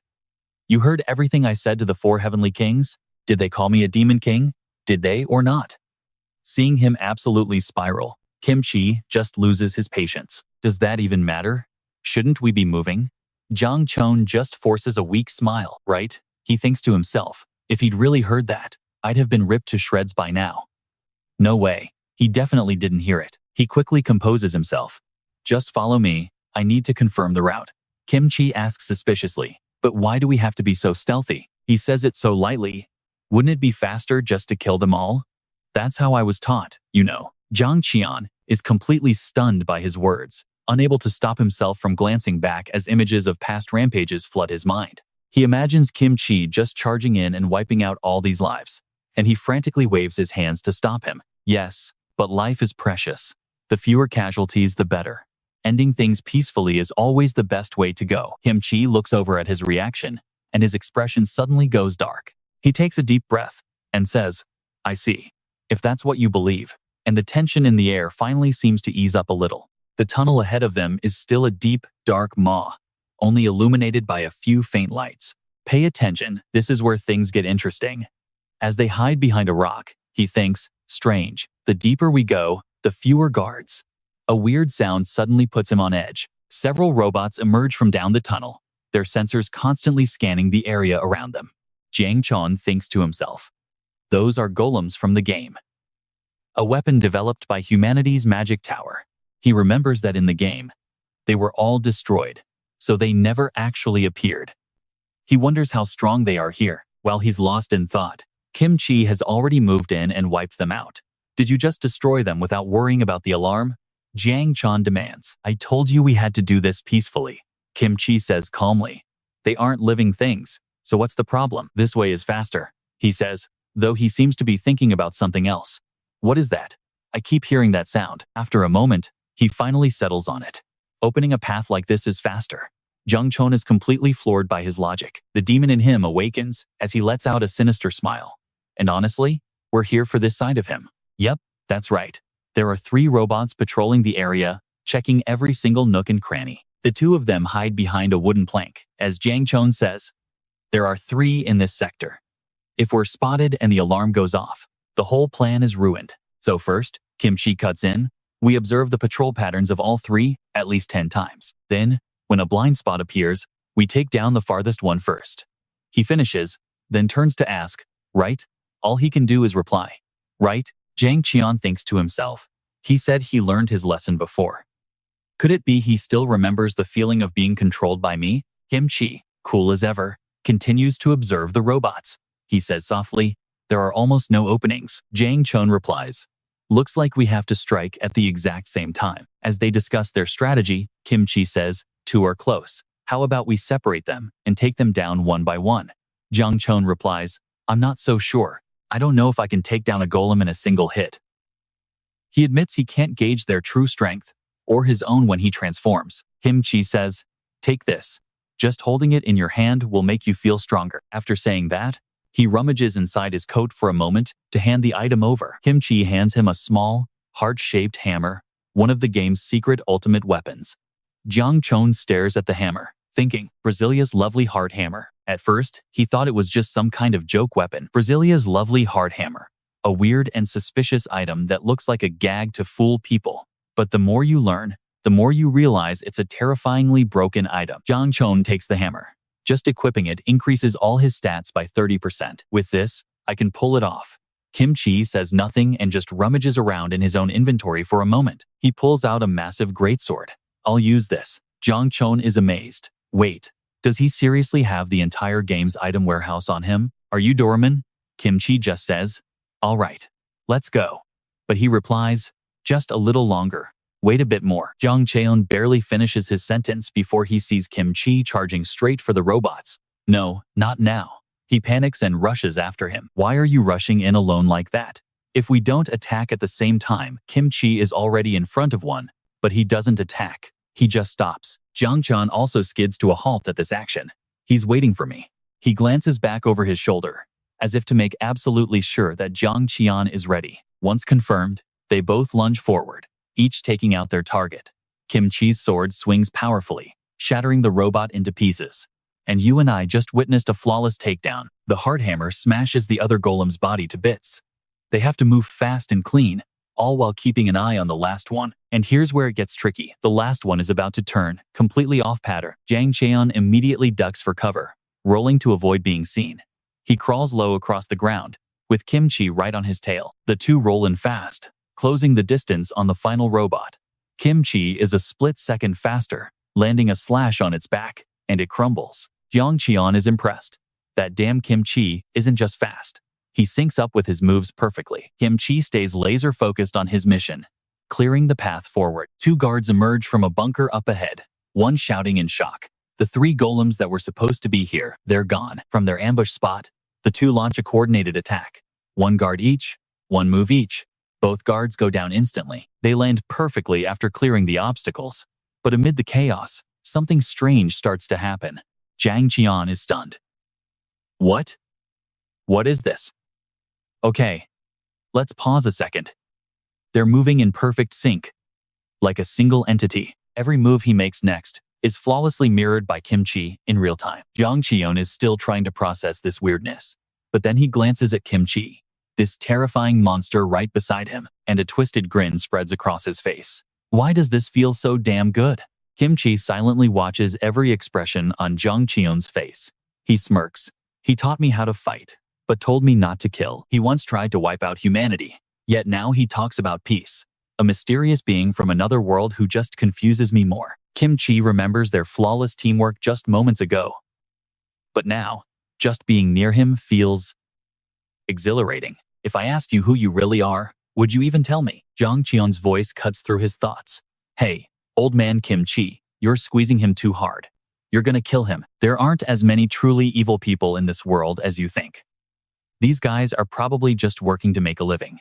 Jang Cheon's voice drops. Maybe they're carrying their own scars. 2. I don't want to cause them any more pain. Kim Chi is completely stunned by the sheer humanity of those words coming from him. Even with the guards gone, they proceed deeper with caution. Kim Chi leads. We've come this far without seeing any more guards or golems. Jang Cheon replies. They probably never imagined someone could get this deep without being detected. Hiding behind a huge rock, Kim Chi signals for silence. He peeks out. That's a massive door. The golem must be huge, too. Jang Cheon gets that wicked smile again. So it's true. The food warehouse, he says excitedly. All right, let's hurry back and get what we prepared. Kim Chi stops him. Wait. Someone's coming. A sound echoes. They stay hidden behind the rock, watching.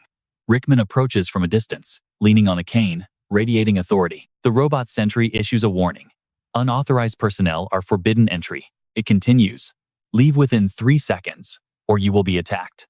Rickman says nothing, simply raising his hand to reveal a red ring on his index finger. The robot lowers its head, scanning the ring to confirm his identity. Identification confirmed. Blood of Lord Rickman, welcome. The giant door begins to open as the robot steps aside. Jang Cheon freezes. Wait. What? They confirm with blood? And you can practically see the gears turning. That smile returns. This plan just got way easier. Inside the massive storeroom is an incredible amount of food and supplies. Jang Cheon can only stare at the sheer scale of it all. Rows and rows of provisions stretch out before him. He never imagined they'd stockpiled this much. All he can see is fresh food, bread, and vegetables. A small part of him is actually impressed. Nice, they even have seeds, and they're perfectly preserved. He turns to Kim Chi. Old man, slight change of plans. Jang Cheon continues. There happen to be 3 golems gathered in one spot. If you can, take them all out in a single strike. Kim Chi responds to the request with total confidence. Too easy. He dashes forward, and one slash hits all 3 targets at once. Seizing the opportunity, Jang Cheon makes his move toward the cave entrance. He catches up to Rickman and slaps him hard on the shoulder, startling him. Who's there? Before Rickman can react, a fist smashes right into his face. Kim Chi is a little shocked by the ferocity of the attack. Watching the non-stop barrage of punches and kicks makes him shudder. He remembers the words Jang Cheon just said. Maybe they're carrying their own scars. 2. I don't want to cause them any more pain. Kim Chi seriously begins to question Jang Cheon's mental state. So, is he just some kind of psycho? You and I both have to wonder. Night falls, and a heavy silence takes over the cave. Rickman groans, slowly regaining consciousness. He wakes with a start, realizing he's been tied to a chair. What the? Where am I? Stick with me, because the moment our villain wakes up, Jang Cheon is right there in his face. Where else? He says coldly. You're in the torture chamber you built with your own 2 hands. A storage archive doesn't need a torture room? Rickman stammers. Wait, no, this is a training room. Jang Cheon just keeps mocking him, while Kim Chi simply stares at a hook in his hand. The excuse is pathetic. Then, Jang Cheon grips Rickman's face, squeezing so hard it deforms. He struggles, but then Jang Cheon's eyes go wide, pupils blown out. He freezes, and then, tears start streaming down his face, absolutely terrifying Rickman. This is beyond terrifying. It's like watching a killer cry while committing murder. Then a system notification rings out. Rickman planned to capture you, intimidate Jang Cheon, and steal the origin of the giant potatoes. At that, our boy begins to laugh. A chilling, unhinged laugh. Thank you, he says, for removing every last doubt in my heart. Rickman is sweating bullets. This guy was just crying, now he's laughing, and saying thanks? Rickman doesn't get it, but that look on his face is anything but grateful. This guy isn't human. He's an unpredictable monster. He turns and walks away calmly. Just wait here, he calls back. I'm about to put on one hell of a show for you. Rickman, composing himself, just lowers his head in silence, clearly scheming something. He smirks. Stupid country bumpkin. You underestimate my security system. And sure enough, a door slides open, and a machine blocks their path. Rickman screams the order, A-class security golem, destroy them, crush them for me. So, this looks like game over, right? Well, watch this. Hearing its master's command, the golem charges, swinging a massive fist right at them. But Jang Cheon doesn't even flinch. He just calmly holds out a cloth stained with a few drops of blood. A small beep, and the machine steps aside. Blood of Lord Rickman confirmed. Access granted. That's all the opening Kimchi needs. He leaps up, and with one clean slice, shatters the golem to pieces. Rickman is shaking. A psycho teamed up with a swordsman who can one-shot an A-class golem? He's starting to realize how screwed he really is. The pair move deeper into the territory with ease, navigating the high rooftops. Kimchi breaks the silence. We locked up Rickman. Security is going to be way tighter now, right? Jang Cheon just shrugs. Let them post as many guards as they want. A smug grin spreads across his face. It's all useless. Against the power of a mob, he glances at Kimchi, thinking, and that goes for you, too. Meanwhile, another Kimchi shouts in the town square. Rickman Guild is going out of business. Everything must go. He's dancing, shouting to the heavens. The Rickman Guild is bankrupt. Everything in the warehouse is free for the taking. It's all yours. As the crowd cheers, the warehouse doors swing open. People are skeptical. Is this for real? We can just walk in and take whatever we want? Hey, we've got nothing to lose. Let's go. At that moment, Jang Cheon and Kimchi arrive on the scene. He stands on a rooftop, overlooking the growing crowd. And you and I are about to see his master plan unfold. Take as much as you can carry, he yells. Let's go. The crowd roars back. Time to get our stuff. Let's take back everything that crooked guild stole from us. The noise from outside puts the guards on high alert. They look down from their posts and are stunned to see a massive crowd pouring into the warehouse. What the hell is going on? One panics into his comms. The public is swarming the entrance. They're breaking in. Guards rush to block the entrance. Stop right there. This is private property. The crowd just scoffs. What are you talking about? Your guild is bankrupt. Move it. But a guard captain screams an order. Golems, get out here and stop them. The crowd's excitement instantly turns to disappointment. Knew it was too good to be true. Yeah, Rickman would rather burn it all than give anything away, even if he's finished. But once again, Jang Cheon calmly presents the blood-stained cloth. But didn't Lord Rickman already give all of us his permission? The golems scan the cloth, and a familiar voice chimes out. Blood of Lord Rickman confirmed. Access is granted. That's all the crowd needed to hear. They surge forward, knocking the guards aside. Pure excitement on every face as they charge into the darkness. Jang Cheon gives his order. Sir Kimchi, go on ahead and clear a path of anyone who gets in your way. Understood. He replies sharply. And just like that, Kimchi blurs past the charging crowd, taking the lead in an instant. Jang Cheon just smirks to himself. So obedient. What a useful idiot. He turns back to the crowd. Once you're inside, secure all the seeds first. Then, proceed according to the plan. The people pour in, clearing out every last bit of food. Jang Cheon stands aside, urging them on. Faster. Hurry up. Meanwhile, elsewhere in the compound, Roslan bursts through a door. Lord Rickman. Rickman says urgently, Roslan, untie me, now. As he works on the ropes, he reports, that country bumpkin. He's leading the public in looting the entire warehouse. Rickman grinds his teeth. That bastard. Roslin's face turns grim. We have to activate the commander golem. Even Rickman is taken aback by the suggestion. He gets to his feet and screams, Are you an idiot? I want to make money, not start a massacre. Roslin just bows his head in silence. But then he snaps, shouting, How is that any different from what you've been doing? And trust me, that's a twist you and I did not see coming. You think I'd follow you now that you've lost it all and become a beggar? Rickman was absolutely floored by his words and his attitude. All right, let's jump in. The people in the food warehouse are going wild. Food is food, and they're not about to starve. But then, a robot suddenly blocks their path. It's programming forbidding any and all theft. Everyone's shocked. What the hell? Is it broken? Seeing things go south, Kimchi immediately leaps into action. With a single, clean slice, he sends the robot flying. As Jang Cheon grabs supplies, he figures old man Kimchi must be busy helping civilians escape. Everyone's scrambling for their lives.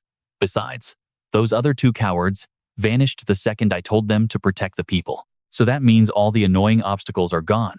He weighs his options and then decides, if I just slip away now, this is all over. His mind made up, Jang Cheon quickly turns to everyone else. Run, everyone, run. But in that instant, a deep groan echoes from the ceiling as it starts to crack, and massive chunks of rock begin to rain down. Jang Cheon whips around in pure alarm, trying to assess the situation. What in the world is on the ceiling? The ground starts to tremble. The cracking gets louder, and boulders slam into the floor. Total chaos erupts as people scatter, screaming and running for their lives. Spotting the immediate danger, Jang Cheon roars, "4 heavenly kings, catch it!" A massive slab of rock is about to crush a mother and her child. The mother is trembling, clutching her child tight, bracing for the inevitable. But no pain comes. For them, it's as if time itself has frozen. Pay attention now. That massive boulder was caught midair by Jang Cheon, Bon, Asuras, and SGI, saving the mother and child. Cold sweat drips down Jang Cheon's forehead, his eyes fixed on something in the distance. It's Roslyn, standing there watching the disaster he just caused unfold. "You pathetic, lowly thieves," he snarls, his voice dripping with venom. "I will kill every last one of you and take back everything." Sunlight slices through the darkness, illuminating the corners of the vast abyss. Huge rocks are tumbling across the ground, crashing into a lake, and someone adds Chunio to the mix. Yeez is tied down securely nearby. A loud shout cuts through the air. "Prepare the fire." A man standing on Icarus's back holds up a massive, flaming torch. With all his strength, he swings the torch down, slamming it right on Icarus's head. It's like a switch. Its eyes flare up, and it unleashes a torrent of fire from its mouth. The surface of the lake immediately starts to bubble, the water heating up fast. The crowd roars with excitement.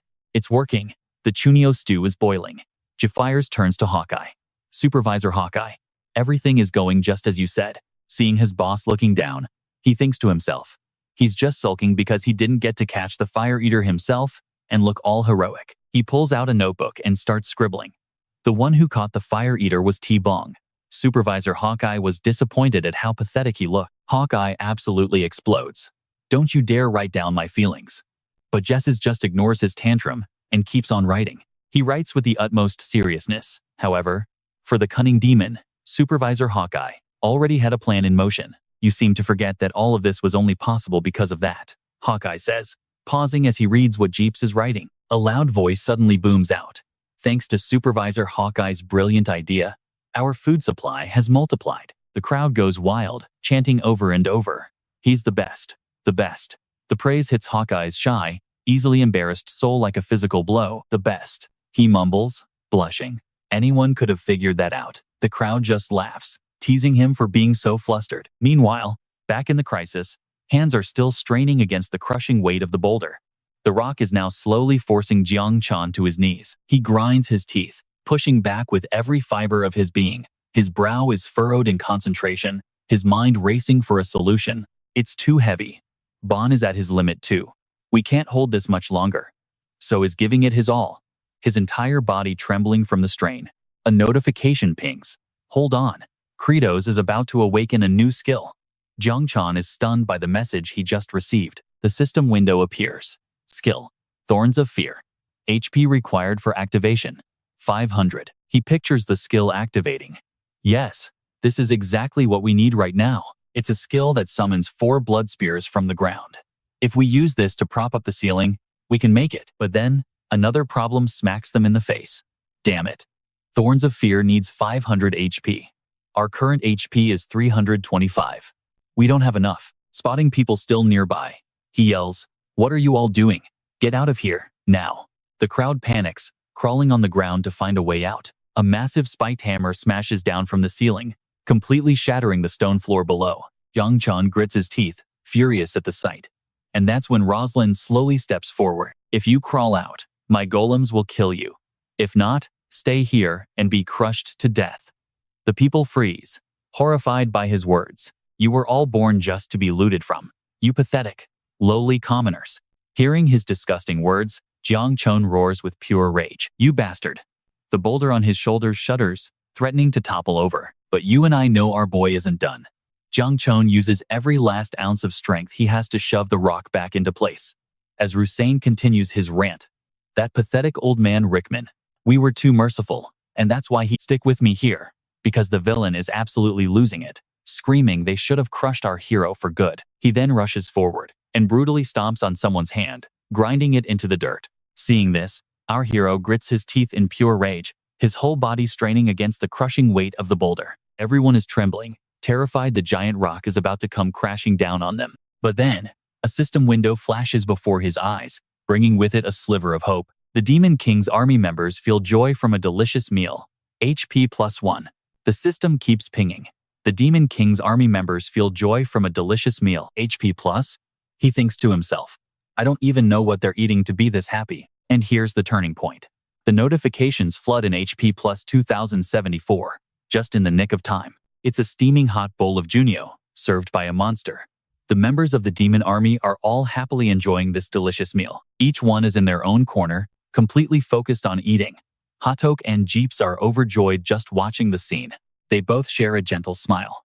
A little while later, the system dings with another notification. Current HP, 15,761. That's the signal. Jang Cheon lets out a roar. Spikes of fear. Awaken, the system announces. Spikes of fear, activated by consuming HP. The disguise pill effect is cancelled, his body bulks up, and his 8-pack abs become clearly visible. Upgrade skill to increase the number of spears. The system chimes in again. Upgrade skill to increase the number of lances. Jang Cheon screams with everything he has. 4 heavenly kings. Lift it.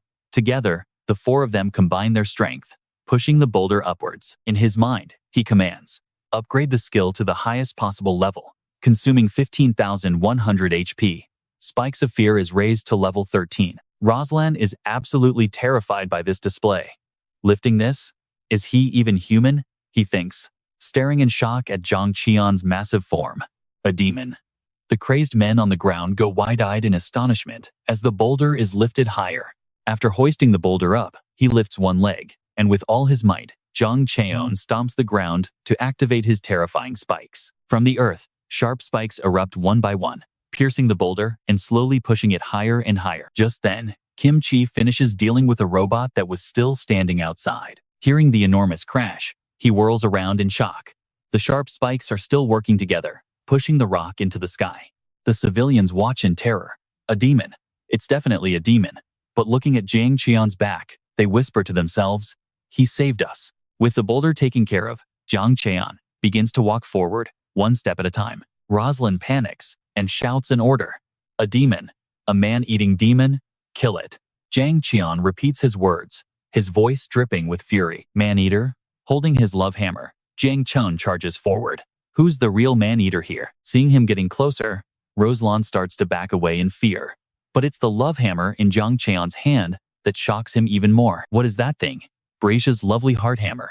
Our hero grips the handle with both hands. No. This item's true name is... And suddenly, a crack begins to form in the center of the heart. And you and I are about to witness its true form.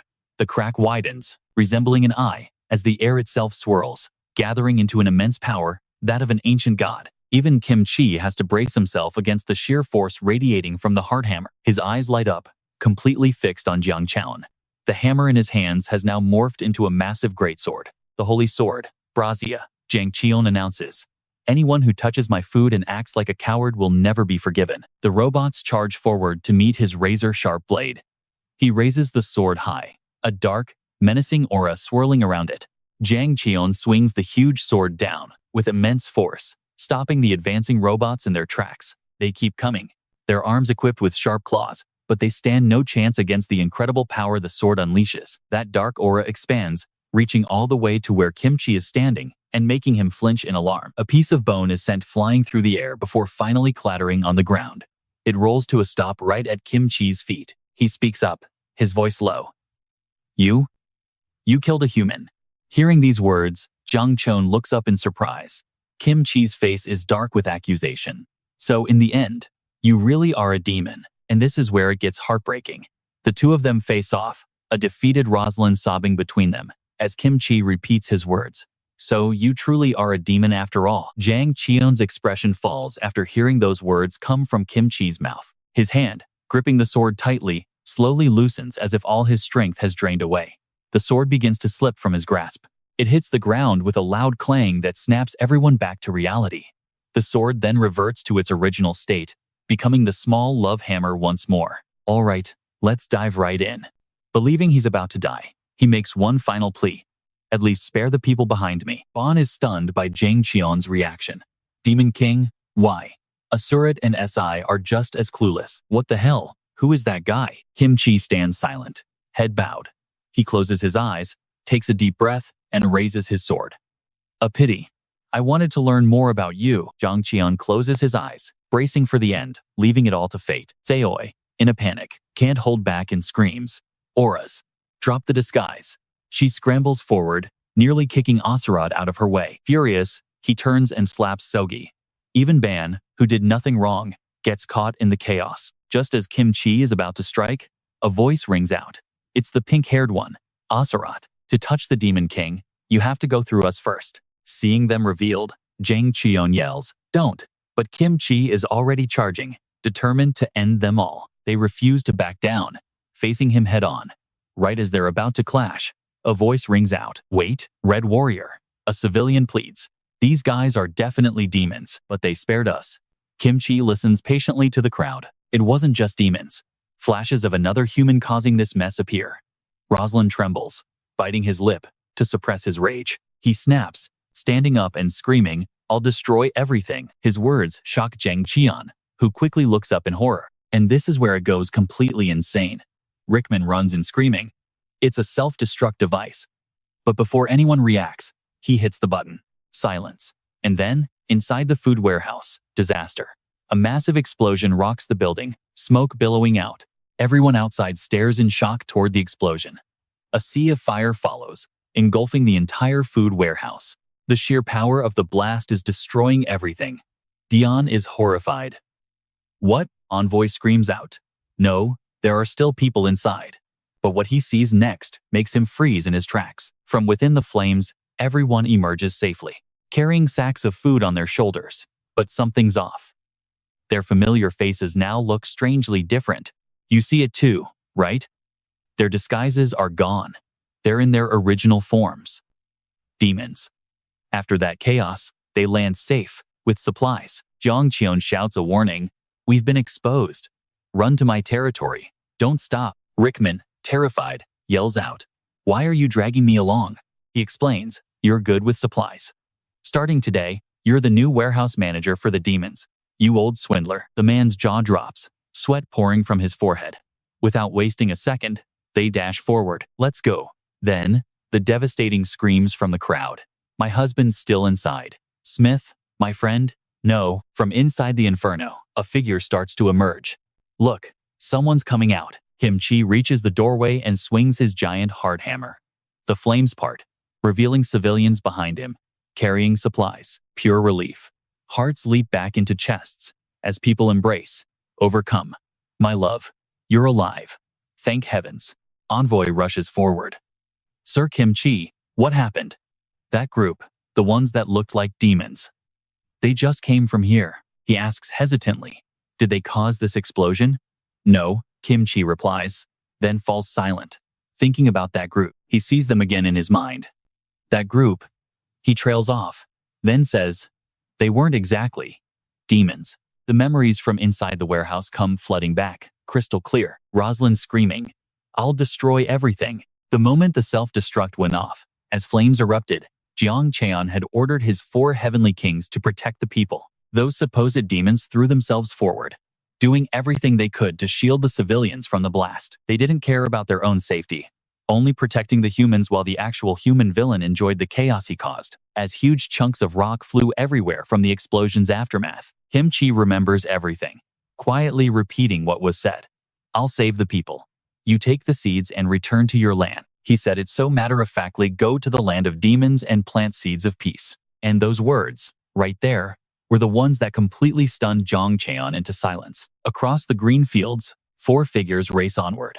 Heavy breaths echo as Jang Cheon dares a look behind him. He's thinking, that guy Kim Chi must have known everything from the start, so why did he just stand there and watch? Jang Cheon keeps walking. It doesn't matter anymore. What's important now is the thrill of victory as he shouts, "Seed retrieval successful. The moment we get back, we'll start a new harvest." Jang Cheon roars the announcement for all to hear, a promise of a bountiful season, and the 4 of them shout together, their voices echoing through the forest. Meanwhile, Envoy stares at the ruins. What on earth were they hiding that they needed a self-destruct device? Kim Chi answers, "They were probably storing goods stolen from their plundering." Envoy looks puzzled. "And about Lord Kim Jang Cheon, why did he leave so suddenly? He gave food to the people. If he went to the capital, he would have surely been rewarded." Kim Chi says, His eyes lightly closed, but Envoy hesitates, saying maybe he was scared after destroying someone else's property. But he doesn't seem like the type to get scared that easily. After a moment of worried silence, Envoy turns, a doubtful look on his face. Could it be that the ones I saw back then were demons? Kim Chi replies coldly. Like I said, there were no demons there, looking him straight in the eye. The villagers also said they've never seen a demon. Besides, if Kim Jang Cheon was a demon, why would he protect them? Envoy silently watches him, when suddenly Kim Chi speaks up. Hey, what about that servant, Dion? What's he up to? In front of them, Dion is excitedly digging through the rubble with a shovel. Envoy replies, oh, since this place has no owner now, he's just looking for anything valuable. His voice drips with disgust. What a greedy punk. If he were born a noble, he'd be filthy rich by now. And then, a sudden, piercing shout from Dion grabs their attention. He's holding something up. Absolutely ecstatic. It's a chunio. We can offer this to the king, but honestly, Kim Chi and Envoy don't seem that surprised. The scene shifts to the back of Margrat Fortress, where strange bubbles begin to rise from the river below. Fort Margrat stands heavily guarded, facing the abandoned lands. There's no official way through, but the kingdom side is less secure, allowing them to slip through the blind spots. Each of the 4 heavenly kings possesses power on the level of a sword saint. Crossing an impassable road is hardly a challenge for them. Suddenly, a soldier on the fortress wall looks stunned. What is that? Something's moving toward the abandoned lands?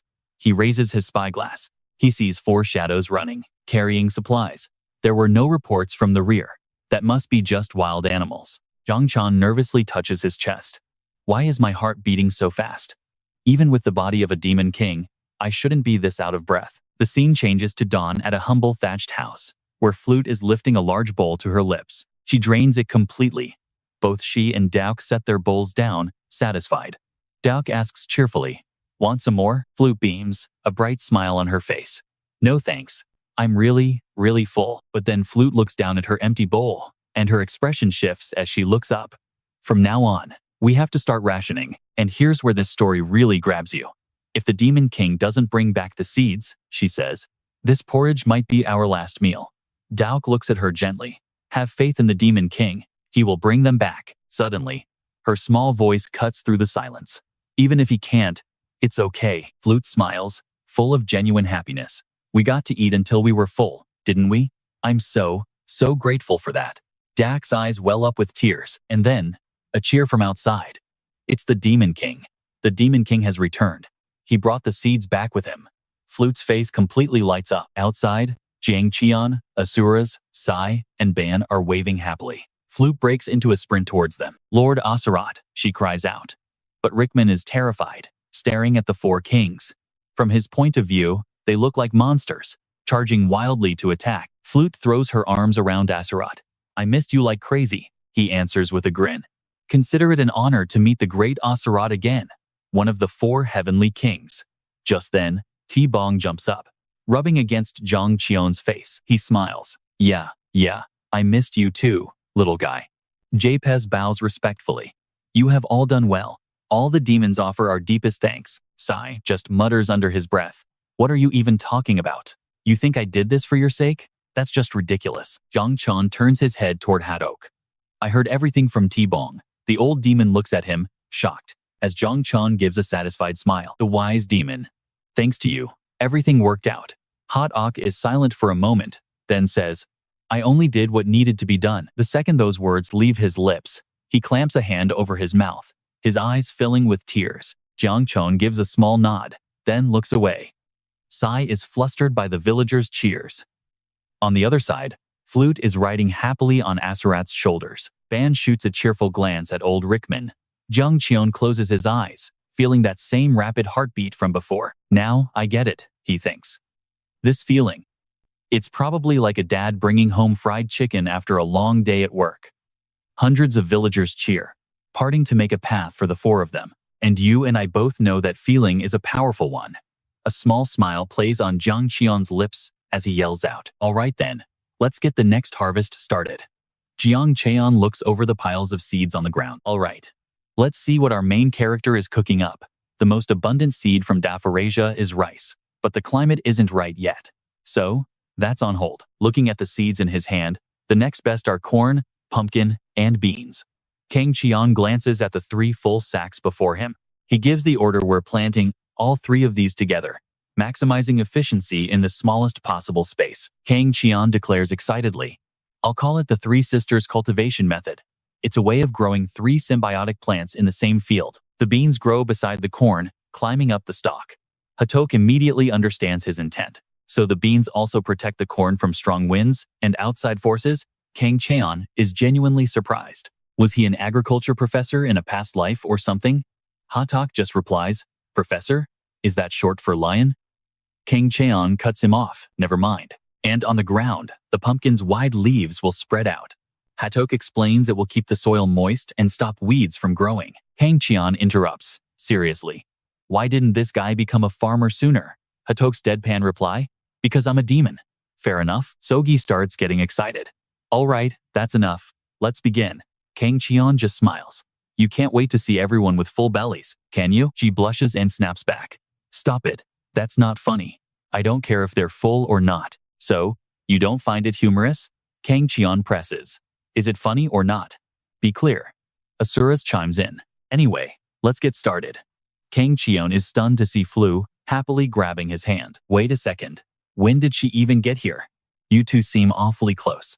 Asuras growls in fury. She's just a low-level demon under my command. Jang Cheon looks at them, totally exasperated. Why are you guys always trying so hard to act evil? You're all so weird. He laughs it off. No need to rush. All the demons are gathered here. With this huge force, we'll be done in no time. But Jeffries looks worried. Sir, it might not be so easy to mobilize the demons from the other districts. Jang Cheon is surprised. Why not? We still have plenty of chunio porridge to hand out. Jeffries shakes his head. That's not the problem. I am the new 2-star lord. A massive tree demon with razor-sharp teeth raises a fist, smashing it into another plant demon. The soft-bodied plant demon bites back hard. The tree demon roars in pain and slams his opponent into the ground. No, I'm the 2-star lord. The soft-bodied demon twists itself into a drill and bores right into the tree demon's side. Jang Cheon just groans and covers his face. Jeffries coldly explains. As you can see, the Lord's seat is empty, so they're all fighting for it. The 3-star Lord Raster is still alive, but barely hanging on. So it's chaos over there, too. Jang Cheon mutters that this is classic demon behavior, but times have changed. This is no longer a world where only brute strength decides everything, but they refuse to accept that. Jang Cheon clenches his fists, determined. Then I, the Demon King Cause, will propose a new law for fair combat. Meanwhile, the brawl continues. Smaller demons are even ganging up on the bigger ones. Even tiny reptile demons that look like lobsters and crabs are fiercely attacking each other. Hatok watches the absolute chaos unfold, a look of pure contempt on his face. Flu is over here helping Dairo sow seeds. When Lord Hatok returns without a word, he just scoffs. Another demon grumbles. Why doesn't he ever try to stop these fights? We're doing all the work while they just brawl all day. Don't tell me we have to keep feeding them like this. Dauk mutters that the Demon King must have his reasons. Besides, the 4 great generals can't manage that many demons on their own. Okay, I know what you're thinking, this is pure chaos. But there might just be a method to this madness. And in the process, only the weaker ones end up dying. Flu's face is filled with terror. A tent pole snaps, and a family of small crabs trembles in fear. Our family's tent. It's gone. What do we do? But watching 2 giant demons brawl, screaming get out of my way, the little crab family can only scurry off in silence. Flu runs over to where Asuras is standing. Sir Asuras, she asks, troubled. Why is the Demon King just letting this happen? He replies, because if we interfere, we'll never find out. Find out what? Asuras answers without emotion. Which one of them actually has the qualities of a leader? Suddenly, a scream of pain rings out as one of the fighting demons is thrown backwards. The crab family watches in horror as their youngest child is about to be crushed by the falling demon. My child, no. Flu screams. Beside her, Asuras is already moving to intervene. But suddenly, an old turtle demon dashes in, knocking the massive demon aside. Flu stares in complete astonishment. The other demon is sent flying, landing in a heap on the ground. He furiously pushes himself up. Who dares to interrupt my death match? The old turtle cuts him off coldly. That's enough, he bellows. You all just fight while the farm work piles up, and the damage around the village gets worse by the minute. Asuras watches silently. The demon freezes for a moment, Then his eyes fill with rage. And you think you have the right to order me around? With pure killing intent, he storms toward the old turtle. A low-level demon dares to interrupt his fight and is about to pay the ultimate price. The demon charges forward to attack, yelling, "Die." Instantly, the old turtle retracts into its shell, which begins glowing with a blinding golden light. The light flares brighter and brighter, stunning even Asuras with its power. The demon screams, clutching his eyes and writhing in agony. "My eyes, I can't see anything. Nothing at all." Asuras shields his own face. "What is this power?" Flute rushes over in a panic. "Lord Asarat." But Asarat is perfectly calm, saying, "It's him. He's the one we've been searching for." Meanwhile, the old turtle is happily hugging a little crab child, carrying the entire crab family on his back. We cut to another scene, where Nob is channeling healing magic into her opponent's wound. He groans in pain as the gash slowly seals itself shut. Nock watches him with concern. "Are you okay?" The demon looks up, shocked. "What? Don't you realize your home was destroyed because of me?" Nock simply nods. "Of course I know that. But even so, I can't just stand by and watch you suffer. Because I am weak, I know all too well what real pain feels like." Nearby, So-gi sits on a branch, silently observing them. "Now, stick with me, because this next part is where we meet a real hero." Tin-ni steps forward, full of purpose. "Mr. Farming Chief, I want to learn to farm. Please, teach me." Had-og just stares down at the kid, his face a mask of pure contempt. "You're too small. You have short arms and no legs. What could you possibly do?" Tin-ni replies without a hint of doubt. "The fields. I can plow the fields. The farming team plows so well, right? I can do that too. If we can harvest sooner, everyone will stop fighting and finally live in peace." Had-ok is silent, his eyes turning to ice as he glares at the kid. "You don't look like you'd be any help at all. Get lost." Tears well up in Tin-ni's eyes as he clenches his tiny fists. T-bong watches him, completely surprised. Tin-ni curls into a ball, his spikes jutting out, and launches himself like a cannonball, carving a perfect line through the dirt. Flut is amazed. "That little lizard is incredible." Had-ok gives them a sideways glance. Jang Cheon thinks to himself that in the wild, the strongest always becomes the leader. It is a world ruled entirely by power. But in the demon lands now, we need a society built on community. We need a leader who can unite others with empathy, kindness, and forgiveness. He thinks of Nock, the old turtle, and young Tin-ni. All the candidates have been chosen. Jang Cheon offers his praise. "Well done, 4 great demon generals. Now, gather all the demons and let the deathmatch tournament begin." But Had-ok speaks up. "Sir, all the candidates for the Star Lord's throne are weak. It's hard to imagine any of them winning a single match." He just grins. "Have you ever heard the phrase, a rigged game? And yeah, I know what you're thinking." Jang Cheon's face twists into a deviously sly smirk. We cut to Jang Cheon standing high above the masses. "All demons, listen to me," he announces. "I am aware that with the Star Lord's throne vacant, you have all been fighting to claim it, which is perfectly understandable. For demons, strength has always been the key to status.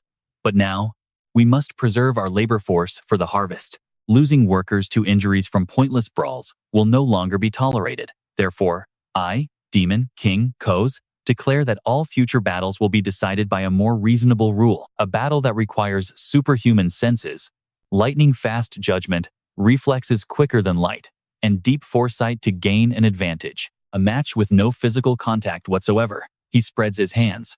"It is called rock, paper, scissors, and if you lose, you are out." The cape on Jang Cheon's back flutters dramatically in the wind. He declares, "From this moment, the sacred deathmatch officially begins. I will now explain the rules of rock, paper, scissors. -1. Each warrior in the tournament can equip a different weapon in each hand." Jang Cheon holds up 3 fingers. "There are 3 types of weapons. A closed fist is rock." Ban raises his fist high, the hammer that can make the very ground tremble. 2 fingers are scissors. So-gi raises 2 fingers wreathed in an eerie blue flame, the shears that can slice the sky itself. An open hand is paper. Jang Cheon opens his palm, then completely freezes up. He's got nothing, and finally just says, "It's just a piece of cloth." The demons below all think, "Why is that one so incredibly lame?" A system window appears. Wow, this group is really lazy with their research. Terribly poor vocabulary. "What?" Jang Cheon silently sees. "Are you looking for a fight?" The system replies, "I'm not looking for a fight, I'm just stating facts." He glares at the screen. "Whatever, They're both used for smashing stuff, right? You want to die? Jang Cheon turns back to the crowd. These three weapons have a relationship that counters one another. Rock crushes scissors. Scissors cuts paper. Paper neutralizes rock. He pauses. I've explained that quite simply. Have I not? Are there any demons who still don't understand? Raise your hand. Immediately, the entire crowd goes wild, raising their hands. Me. Jang Cheon points, enraged. Who raised their hand? You're all that dumb and you still want to fight? In an instant, they all go dead silent. Jang Cheon continues. Now, let's resume the explanation. Asura radiates killing intent, preparing for the call of rock, paper, scissors. As the two fighters equip a weapon in each hand, So-gi holds rock and paper, staring coldly at his foe. And as Jang Cheon's voice echoes, you and I are about to see this simple game turn deadly. When the signal is given, they'll each throw just one weapon. So who's faster? Asura grits his teeth, his form absolutely perfect. Across from him, she is just as focused. They both thrust a hand forward, fingers spread, and we have a winner. Asura throws rock. She throws scissors. Her face absolutely lights up. She grabs Asura's fist. I won, right? I definitely won, didn't I? She starts jumping with joy. I won. But then, she freezes mid-celebration. Asura is looking at her, a bit embarrassed. She's still gripping his hand tightly. They share an awkward glance, and a romantic tension suddenly fills the air. In that exact instant, Jang Cheon dives in and smacks their hands apart. The system chimes in. The unpopular man ruins the romantic mood. How pathetic. He's furious, cursing it under his breath. You bastard, you've been on my last nerve for a while. You think you know what I'm feeling? You're nothing but a messenger. Jang Cheon turns to the demons below. Anyone else who doesn't get it, raise your hand. A few demons do. You're all cut. Eliminated. Now, then, the rest of you, prepare to fight. Nok is quiet for a moment, staring down at her two hands. And watch this, Nok just bursts into tears. Because she can only throw paper. Her hands are shaped like giant leaves. Jang Cheon heads down, starting with the 3-star demons to gather them up. The old turtle trembles. My lord. Everyone else was disqualified for not understanding. So, it's just me left. Jang Cheon gives a short reply. That's right. You, old turtle, are the lord of the 3 stars. The turtle is shocked. What? I haven't even fought yet. A demon lunges forward. How can a guy like him be a lord while I'm still here? The 3-star Lord Raster is still alive. Old turtle, fight me. A blinding flash of light erupts, and the demon's body freezes solid. We cut to another area, where a demon is facing off against Teeny. Teeny's eyes are squeezed shut as he throws his hand out randomly. The demon shouts excitedly, I'll go with this. Teeny thrusts his hand forward, and he's on the verge of tears when he sees the demon threw scissors, and he threw paper. But the demon just mutters, what is this? This guy is so tiny, I can't even see him. Jang Cheon jumps in and slams the demon's head down. Let me see here. He yells out. Teeny wins. That's paper. We have a winner. The demon holds up paper too. What is this? What did that guy even throw? Even though Teeny threw rock, Jang Cheon just screams at him. Shut it. Teeny wins. Another match. Teeny throws scissors. The demon throws rock. Jang Cheon just keeps yelling. Teeny wins. He holds the excited little guy up high. The Lord of the 4 stars is Teeny. Jang Cheon glances over. Now, all that's left is. He looks towards Nok. Rock, paper, scissors, go. Motias looks at her with satisfaction. You were never a real warrior. You can't even handle a simple match properly. Nok can only sigh, looking back at him. Okay, let's switch gears for a second, because the system screen pops up asking, so this is what a legend looks like? We cut to the human territory. We're in the kingdom of Manka, inside a castle, where Kim Chi is looking at a pink scepter. A vision of the staff's true, all-powerful form flashes in his mind. He stares at it. I have a vague memory. I've seen this weapon's real form in a past life. Even back then, when I wasn't nearly as strong as I am now, it displayed completely overwhelming power. Kim Chi picks up the scepter. But why the Hand of Fate? How was the Demon King able to activate its true form? He taps the scepter against a chair, then shakes it around. Finally, Kim Chi just stares at it in silence. A sad thought crosses his mind. Was it because I was once a puppet? In dozens of past lives, I had no will of my own. I only lived by the command of the Hand of Fate. I can't even do this one simple thing. I still haven't learned to stand on my own. Kim Chi stares into the heart-shaped stone set in the scepter. If I could summon the weapon's true form myself, would I still be a puppet then? Suddenly, a voice calls out, "Sir Kim Chi, it's Envoy. I request permission to enter." Envoy walks in, with Dion right behind him. The king was very pleased to see Chunyo. Kim Chi replies, "That's a huge relief." Envoy bows respectfully. "It is all thanks to you, Sir Kim Chi, for joining our expedition." He waves it off. Sir Jang Cheon's contribution was much greater than mine. Suddenly, Kim Chi's eyes drift back to the scepter. He turns to look at Envoy. "I know this might be rude, but could you possibly help me with something?" Elsewhere in the castle, the king's voice rings out. The Envoy's mission has proven it. The land of demons is surely filled with mysteries we do not yet know. Therefore, I decree. The emperor looks down from his throne. You, Branda Magentano, as captain of the expeditionary force, shall explore the entire land of the demons. He respectfully accepts the order. Shouts echo from the competition. Rock, paper, scissors. Everyone looks toward Motius and Nock. Someone remarks, "The lord of the plant-type demons is basically decided. It's gotta be Motius." Hex glances at the guy. "Why is this weirdo suddenly talking?" Seth just continues. "Motius possesses unrivaled strength and his speed is absolutely unbelievable." Hex replies, "I know, you don't need to explain." Seth just keeps muttering. To him, this world must feel like it's playing in slow motion. Hex snaps, "I said you don't need to explain. What do you even mean by that?" But the guy just keeps on talking. And trust me, what he says next is wild. The instant his opponent decides their weapon and starts to open their hand, Motius can already see what it's going to be. All right, stick with me, because this demon lord selection is about to get real weird. On the other side, his first opponent, this meek-looking girl, throws paper using both her hands. The other guy goes wild, whipping him one good time. The world falls silent. Noak, at the front, looks incredibly tense. Jang Cheon gives them an icy stare. These idiots, who all threw double scissors, already know they've lost. They've given up.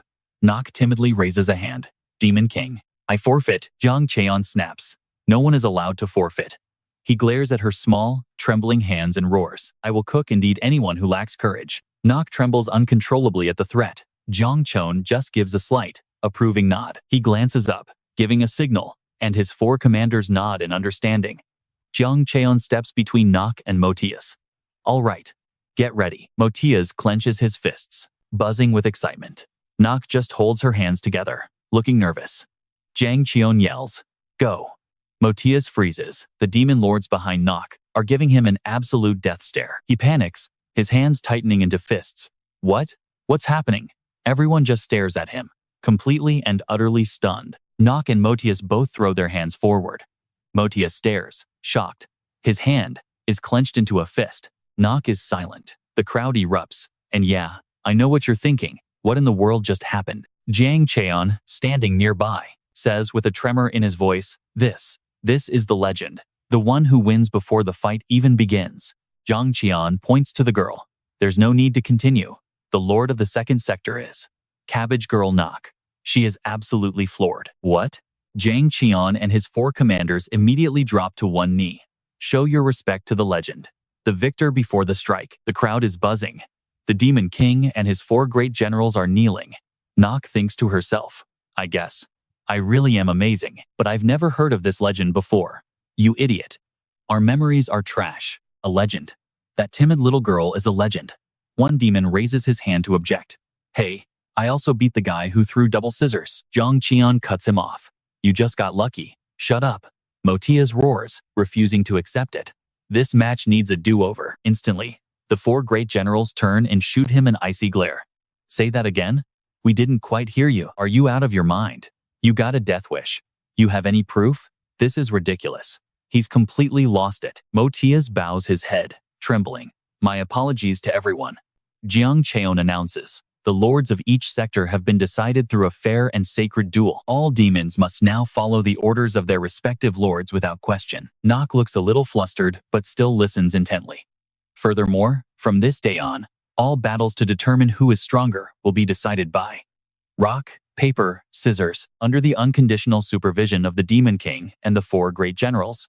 Teeny listens in serious silence. Anyone who violates this rule will be publicly executed, with the Demon King present as a witness. The old turtle demon trembles, listening. The announcement ends, and a system window pops up. Isn't this a dictatorship? Jang Cheon thinks to himself. I know, it's not exactly democratic. The system warns him. Demons will surely be dissatisfied. They'll curse your name, he thinks. Let them curse. And this is where we see his true endgame, folks. His face turns grim. Demon culture right now is a total mess. I must change this, no matter what it takes, and plant the proper seeds for the future. Even if the current generation can't see the change, their descendants will. They will see the fruits of our labor. The system appears. In that case, I support you. Jang Cheon side-eyes the window. What the hell? So shameless. Aren't you just here to make trouble? The system replies, that is my primary function. So yes, I can do that whenever I want. The answer rings inside Jang Cheon's mind. Ugh. So annoying. Even without a face, I bet you're just radiating pure, unfiltered malice. The system snaps back. What do you know about my face? Whoa, he thinks, startled. Why'd it suddenly get so defensive? Jang Cheon clenches his fist and raises it high. All right. We will now begin the long-forgotten Three Sisters farming method, he shouts. A bountiful harvest. That is our prayer. Teeny leads out an army 10 times her own size. Forward. Demons of the 4th star sector. The first task is to expand the fields. They make incredible progress using the skills of the 4th sector lord, a dwarf named Ki, and his crew. The very first thing they plant is corn. Since many of them are plant-type demons with multiple arms, the work is no problem at all. And once the corn is finger-high, Cabbage Girl Nok uses her healing skills to speed up its growth. They plant beans around the stalks, which retain nitrogen in the soil, and act like a protective armor for the corn. On top of that, it plays a critical role in replenishing the nutrients that the hungry corn consumes. Next up, pumpkins are planted at the edge of the plots, growing to cover the ground. Meanwhile, the 3rd sector lord, Old Turtle Dungba, and his relatives, act like mirrors, controlling where the sunlight hits. The 3 sisters, weak when separate, but together, they join forces to survive on this barren land. Jang Cheon looks over the field, now vibrant and green. He smiles with satisfaction. And you and I just witnessed the miracle of unity and cooperation. Nok happily lifts the little guy up, showing him all the growing sprouts. But, as we all know, peaceful days like this never last long. Jang Cheon freezes. Looking up, the air feels damp, and dark clouds are rolling in. He crosses his arms, worried. Later, in the early morning, Jang Cheon is on a simple bed, sighing, unable to sleep any longer. Damn it, it's humid and hot. This place is a swamp. Then it hits him. Humid and hot. His eyes fly open in pure horror as he scrambles outside. Damn it, he yells, running into the middle of the fields. His crimson eyes scan the crops, praying it's not what he thinks. A beep sounds as a blue screen appears. The notification is bad. The corn is suffering from a severe fungal infection. And here's where it gets absolutely terrifying. It projects the spores will spread fast, wiping out the entire corn crop. Jang Cheon stares in horror at his plants. He let his guard down. It's Secospora leaf spot disease, and yellow spots are already covering the leaves. Meanwhile, another group enters the Forest of Deep Dreams, the entrance to the Forgotten Land. Their leader, Bronda, looks around, tense. Damn it, we're lost.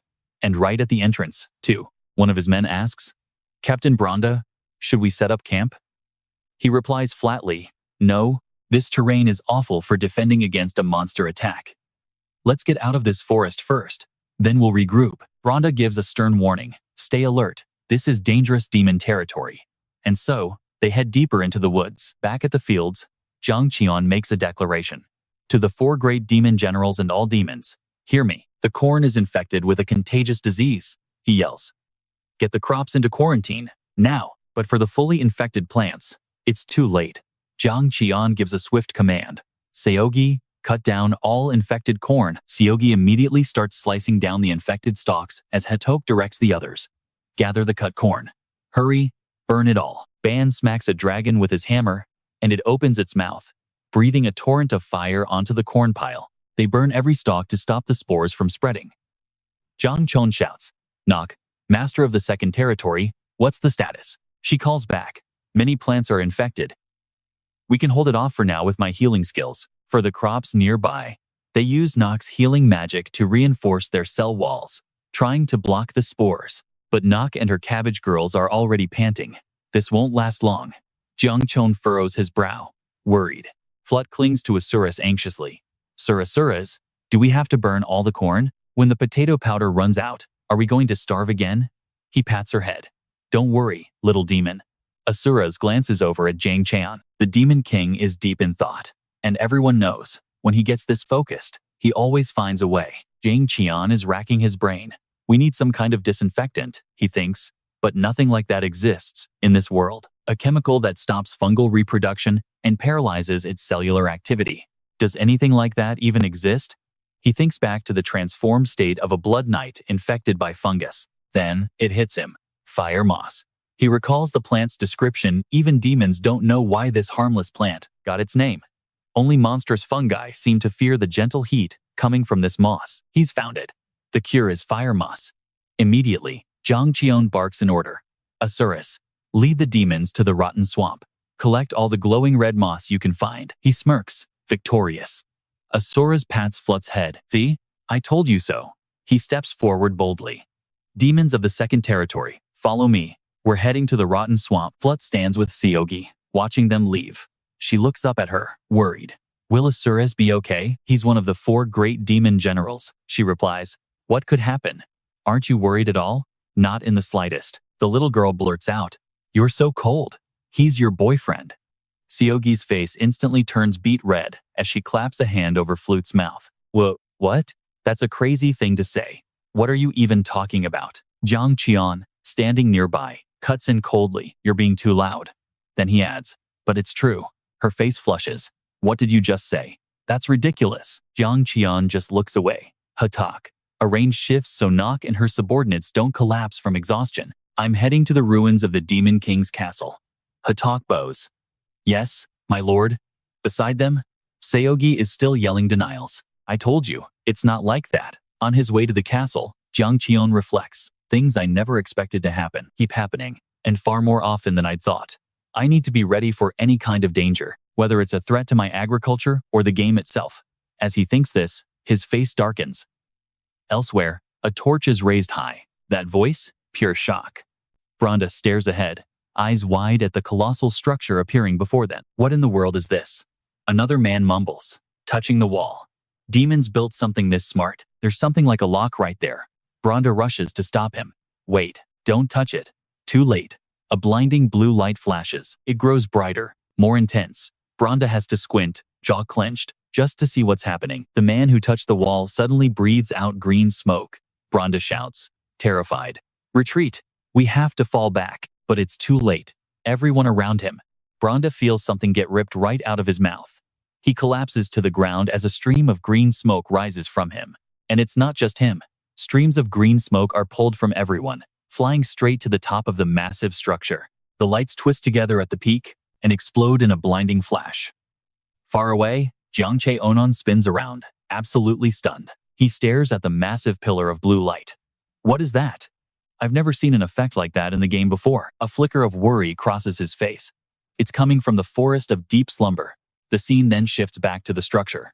Men lying scattered and drained on the ground. Branda struggles to get up. What the hell was that? His eyes suddenly lock onto a single point. Branda sees a dark silhouette standing on the very top of the structure. Her cold, piercing eyes stare down at them. He spots the horns on her head. A demon? Suddenly, a ripping sound comes from Akonis as the tails of her dress tear away. They transform into a massive pair of wings. Akonis floats down, landing softly on the ground while Branda grits his teeth, trembling as he tries to stand. Akonis raises 2 fingers. A swirl of magical ink flies into the air, forming words for everyone to see. Thank you. The life force of 10 humans has finally broken my seal. Branda stares in absolute shock. The clothes turn to wings, the dark skin, the white hair. Who are you? In the air, the letter A begins to form. Akonis, she answers, her voice as cold as ice. That's right. I am the Demon King Akonis. We cut to a gloomy, desolate land filled with bizarre plants, Star Zone 2, the Swamp of Decay, where Aserat holds something orange. So, we just need this moss to continue our farming efforts? Aserat wades through the mud, while one of his subordinates reports back to him. Sir Aserat, I don't see any more of the moss. The man pauses, deep in thought. All right then, we're pulling back immediately. Just then, a pair of women's feet steps into view. Aserat looks up, surprised, as they now stand face to face. He thinks to himself, where in the world did she just come from? Achenis, with her long, menacing claws, advances on Aseroth and his men. "What region are you from?" she demands. "Why are Star Zone 3 and Star Zone 4 completely empty?" Aseroth grinds his teeth in anger. "How dare you speak so casually to me, one of the 4 great demon generals? You must be insane. It's because everyone is out working the cornfields, obviously. Now, who are you? And what the hell are you doing wandering around here? Big mistake." Achenis doesn't waste a second, unleashing her magic. Now, watch what happens next. Aseroth's eyes go wide with shock.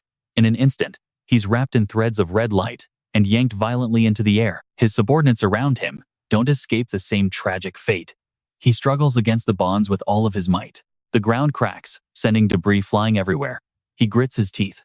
That light, there's no doubt, it came from the sealed tomb. The one sleeping inside that tomb is. Achenis answers his question for him, swiping her long claws forward. The previous Demon King's predecessor, Achenis. In the game, she was a hidden boss you'd face when entering the sealed tomb dungeon. And trust me, her difficulty level was absolutely insane. We're talking one of the toughest bosses in the entire game. The last Demon King, Moderato, had to use nearly all his power just to cast the spell that sealed her. When she appeared to players, she could barely even move her arms, but even in that weakened state, her magic tears right through Aseroth. Back in the day, it took around 50 attempts to finally beat her. Her power level was just completely broken. Aseroth is having a hell of a time just trying to resist. But if a monster like that has actually broken her seal, then she's not an opponent we can defeat with numbers alone. He hurls his weapon to the side, unleashing a skill. Red arrows shoot up from the ground, the punishment thorn technique, and rocks and dust explode everywhere. A few red thorns begin to appear. He's getting desperate. Thorns. Come on, sprout already. Meanwhile, a single green sprout pokes through the earth, radiating a magical light. A woman named Nock is pouring every ounce of her energy into it. Her strength gives out, and she collapses. But Ban is there to catch her. Seogi shouts in a panic. "She's down. Bring a stretcher over here." Now, the scene in the forest is pure chaos. We've got an injured person over here, and another one. Nock, covered in sweat, tries to push herself up, but Haddock immediately stops her. "Don't do it, Nock. You haven't fully recovered yet." Dak looks up through the canopy and yells in frustration. "Damn it." He stands and calls out to Haddock. It's already spread this far. Every single person there is horrified, their mouths hanging open in disbelief. Suddenly, something shoots towards them at incredible speed. Jeez stares, confused at whatever just landed. It's Achenis. Seo turns to look, on high alert, while Haddock's voice turns to steel. "Are you looking for a death sentence? How dare you? My precious fields." He squints at the figure opposite him. Wait a minute. Achenis raises her 2 fingers again, preparing to cast another spell, her gaze sharp as a blade. Why is the Demon King's castle gone? And where is Moderato? Haddock breaks into a cold sweat. There's no mistaking it. That's Achenis, the Witch of Melody. He lowers his tone. Moderato, the one who became Demon King after sealing you, is dead. All right, let's dive right in. A new demon lord named Credos is ruling the demons, but when a woman named Achenis arrives, she looks at them with glowing red eyes and asks a question. "Why are you all wasting your time with farming?" A goblin named Haddock bows low before her, completely terrified. "These are the orders of the demon lord Kos," he explains, "to free us from our fate as a race born only for battle." She stands there, stunned, in the middle of the field. Ban also steps forward to confront Achenis, but she simply points to the sky, surrounded by a blinding flash of light. "From now on, I am the Demon Queen. Stop this farming at once." Enraged, Seogi grits her teeth and charges forward. She moves like a whirlwind, her 2 swords slashing toward Achenis. "Who do you think you are, calling yourself the Demon Queen?" Seizing the chance, Haddock joins the fight, unleashing a wave of purple energy. Ban rushes in as well, launching a whip of red light. Flut and Jeeps can only watch from the sidelines as Sai and Ban are hit square in the face by red light, while another blast pierces Haddock's chest. All 3 of them are instantly paralyzed by Achenis's power. Where is Credos? I'm going to kill him. He bong stomps hard on Jeeps's back, launching himself forward, only to be met with a blast of light straight to the face. His name is screamed from behind, but with a single casual strike from Achenis, he vanishes in the blinding flash. A dragon? This could be dangerous. Hebong is sent flying backward. Furious, Jang Cheon rushes in, clutching a glowing heart, and letting out a massive scream. He moves at the speed of light, activating the heart of Moderato, while T-Bong is still trapped, struggling against Akanis's attack. The light is absolutely blinding, and as Akanis raises her long, sharp claws, you and I both know this fight is about to get serious. But then, all of a sudden, she freezes with a look of pure confusion. In the distance, Jang Cheon approaches calmly with T-Bong.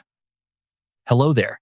Hope you're well," he says with a forced smile. But Akanis is already analyzing the heart of Moderato. The power of Moderato, the demon lord before Credos, was on a level that Credos couldn't even begin to imagine. In fact, Moderato was one of the 4 grand demon lords who served under Akanis, the Witch of Melody. He absorbed the power of the other heavenly kings, then dared to challenge Akanis herself.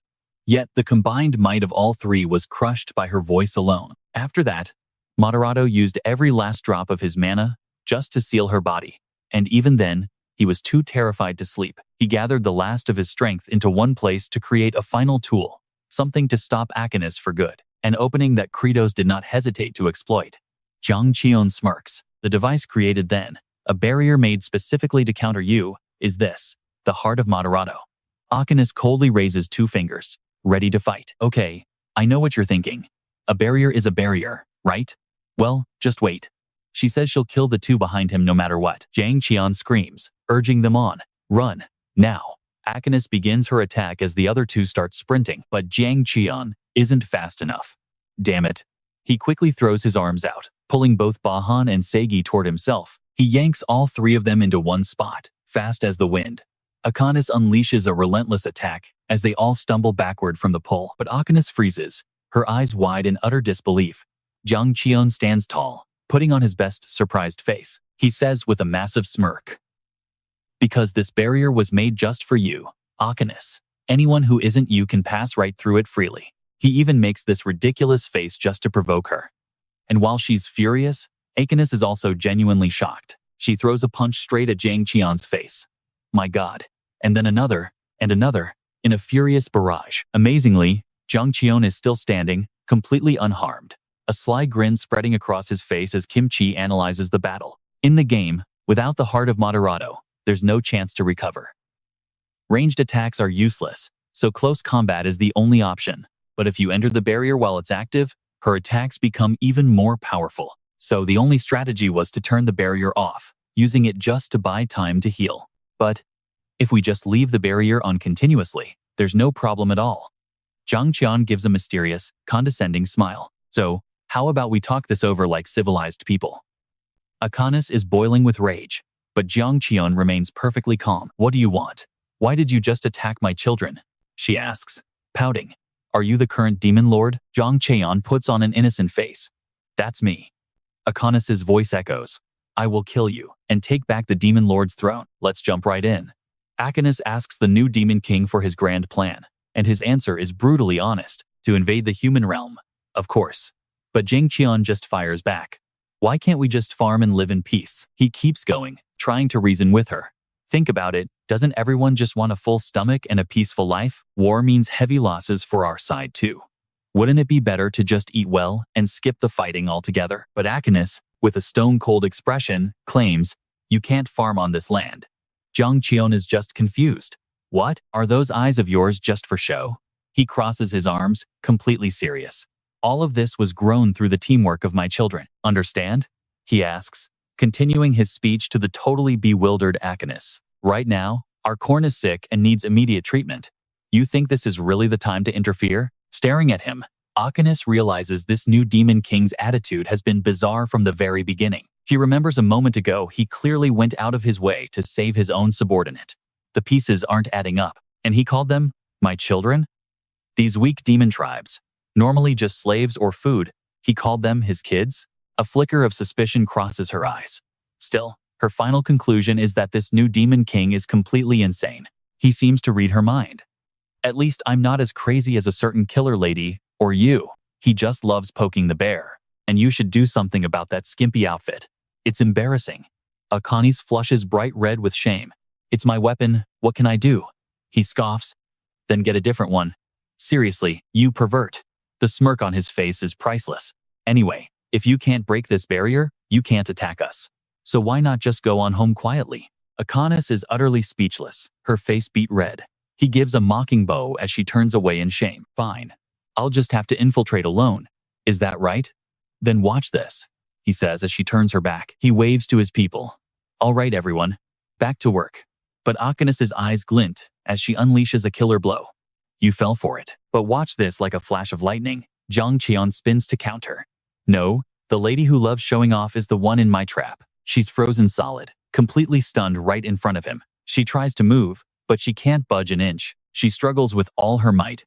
But it's no use. Akanis is totally powerless against his counter trap. I'm trapped, she realizes. Jang Cheon just turns his back. Seogi asks, are we just leaving her like that? He shrugs. What else can we do? She'll eventually starve to death, won't she? Little Flu runs over, all excited. Miss Seogi, are you all right? Seogi smiles, relieved. I'm okay. Not a scratch on me. The Demon King saved us all. On the other side, Akanis's frantic struggling is causing a bit of a scene. Flu looks terrified as Seogi quickly covers the little girl's eyes. There's a child present, and you're just jiggling all over the place. Are you nuts? Cover up. For crying out loud. A huge demon like you acting like that? Akanis freezes, instinctively trying to cover herself with her armor. Jang Cheon's voice rings out. All right, people. Cut off all the spotted leaves, immediately. And make sure to heal and look after each other. Don't push yourselves too hard. That'll just make things worse. Stay calm. He directs the work with a raised hand. And let that sink in for a second. Akanis just stares, utterly baffled. Demons. Helping each other? What is this nonsense? The harsh sun beats down on the mountain. Akanis remains frozen, her arms still completely immobilized. So hot, so thirsty. I was just sleeping in a seal. How did I get this weak? Timidly, Little Flu approaches her. Excuse me, miss? The little girl pantomimes as she speaks. On your way here, did you happen to see a man with really scary eyes and a mean-looking face? Seogi chimes in from behind. He's not that bad, Flu. If you really look, he actually has his own kind of charm. The little girl beams. Oh, sorry. Since you're his girlfriend, Miss Seogi, Sir Assuras is probably the handsomest man in the world to you. A flustered Seogi immediately tries to shut her down. Girlfriend? Goodness. Where in the world did you learn that word? Just stop. Flu teases. But Miss Seogi kept asking yesterday when Sir Assuras would be back. Seogi gets even more flustered. That's not it. Seogi coughs. We're comrades. At that word, Akanis's eyes snap wide open. A memory flashes her, on her throne, with her own comrades. My 4 great demon generals. No, she thinks, a small smile forming. My comrades. And my friends. Let us end the suffering of all demonkin, together. A single tear escapes and falls. The sun burns overhead. Meanwhile, Jang Cheon is pouring all of his energy into saving the cornfield. He uses everything he has. Blood eyes, activate. The entire vast field is infected. He grits his teeth. Damn it. Without a fungicide, there's no stopping this. Trust me, he's tried everything. But the situation is not getting any better. Cutting them down doesn't work. Burning them is useless. Even his healing powers have a limit. All right, let's jump right in. Jang Cheon is losing his cool, grinding his teeth. Seriously? Where the hell is Asuras? A notification pops on his screen. His blood eye skill has leveled up. A reward for pushing through that eye-popping pain by spamming the ability. Digging into the upgrade. The time needed for non-stop staring has dropped to 100 seconds, and his predictions of a target's future state have been extended to 7 hours. But honestly, he doesn't look too happy about it. A level up right now is completely useless. He was hoping for more detail when reading a target's thoughts and mental state. After slogging away for a while, Seogi finally yells out, Bahan, switch. She's managed to get close to Anis's position. She walks right up to her. Hey, former Demon King. You seriously haven't seen our comrade Asuras anywhere? He's not the type to be late just because he wandered off for a bit. Anis just gives a tired sigh. Why are you so desperate to find him? She pipes up, her voice full of dread. If he doesn't show up right now, our entire garden is finished. Anis couldn't care less. If the farming fails, just go ahead and eat the guys standing next to you. Sai absolutely snaps, pointing her weapon at Anis. You think eating our own kind is some kind of joke? Did you see Asuras or not? But Jang Cheon steps in. Stop, Sai. If your attack even touches her, the barrier will vanish. Seogi freezes up. Demon King. Jang Cheon's voice is surprisingly gentle, almost pleading. Miss Honest, I want to ask you something. Even with Sai fuming behind him, he asks calmly, why didn't you kill Asuras? Honest's expression darkens. I let him live because he's going to become my power eventually anyway. But Jang Cheon isn't buying it. Don't lie to me. He instantly activates his skill. And trust me, you and I are about to dive straight into Anus's past with Blood Eye. We're suddenly seeing Anus with her comrades, standing in what must be the castle of the human king. A man named Moderato scoffs. Can you even call this a war? Humans are far weaker than we imagined. We broke through their lines in a flash. Another demon in the crowd speaks up. That's not it. It's only because Lady Anus is just that overwhelmingly powerful. Moderato agrees. True enough. After all, she is the Melody Witch. The scene shifts to Anus standing before a horde of beasts, all of them bowing their heads. Just from hearing the Demon King's song, they completely lost their will to fight and fell to their knees. Moderato adds, it would be a spectacular sight if you killed them all with your death song. The comrade next to her shakes his head. Save it for later. If you kill them now, the meat will spoil. Anus lets out a long sigh, watching humans cheerfully harvesting their fields nearby. Can our hunger only be solved by fighting and eating flesh? She wonders. If only we could be like the humans. She turns and gives the command. Demon Legion, listen to me. Her voice is stern, unwavering. From this moment on, we will halt the invasion of human territory and return home. They all just stare, completely shocked. Moderato steps forward in disbelief. What are you saying, Demon King? Anus, have you gone completely mad? And what about the other demons? What will you do about the ones who are starving to death? Anus's answer is heavy with pain. I haven't forgotten our childhood promise, Moderato. And that's the moment we realize her true dream, to create a world where demons don't have to starve or eat each other. That's exactly why we're going back. Her voice fills with hope. Everyone saw it on our way here, right? Humans practice something called agriculture. We're going to try it, too. Moderato's face darkens, even as the bright sun beats down on the vast land, but the plants are all withered. Anus stares at the dead crops, her heart filled with sorrow. A demonic book flutters over. Demon King, it relays a message. Lord Moderato is looking for you in the forest of slumber.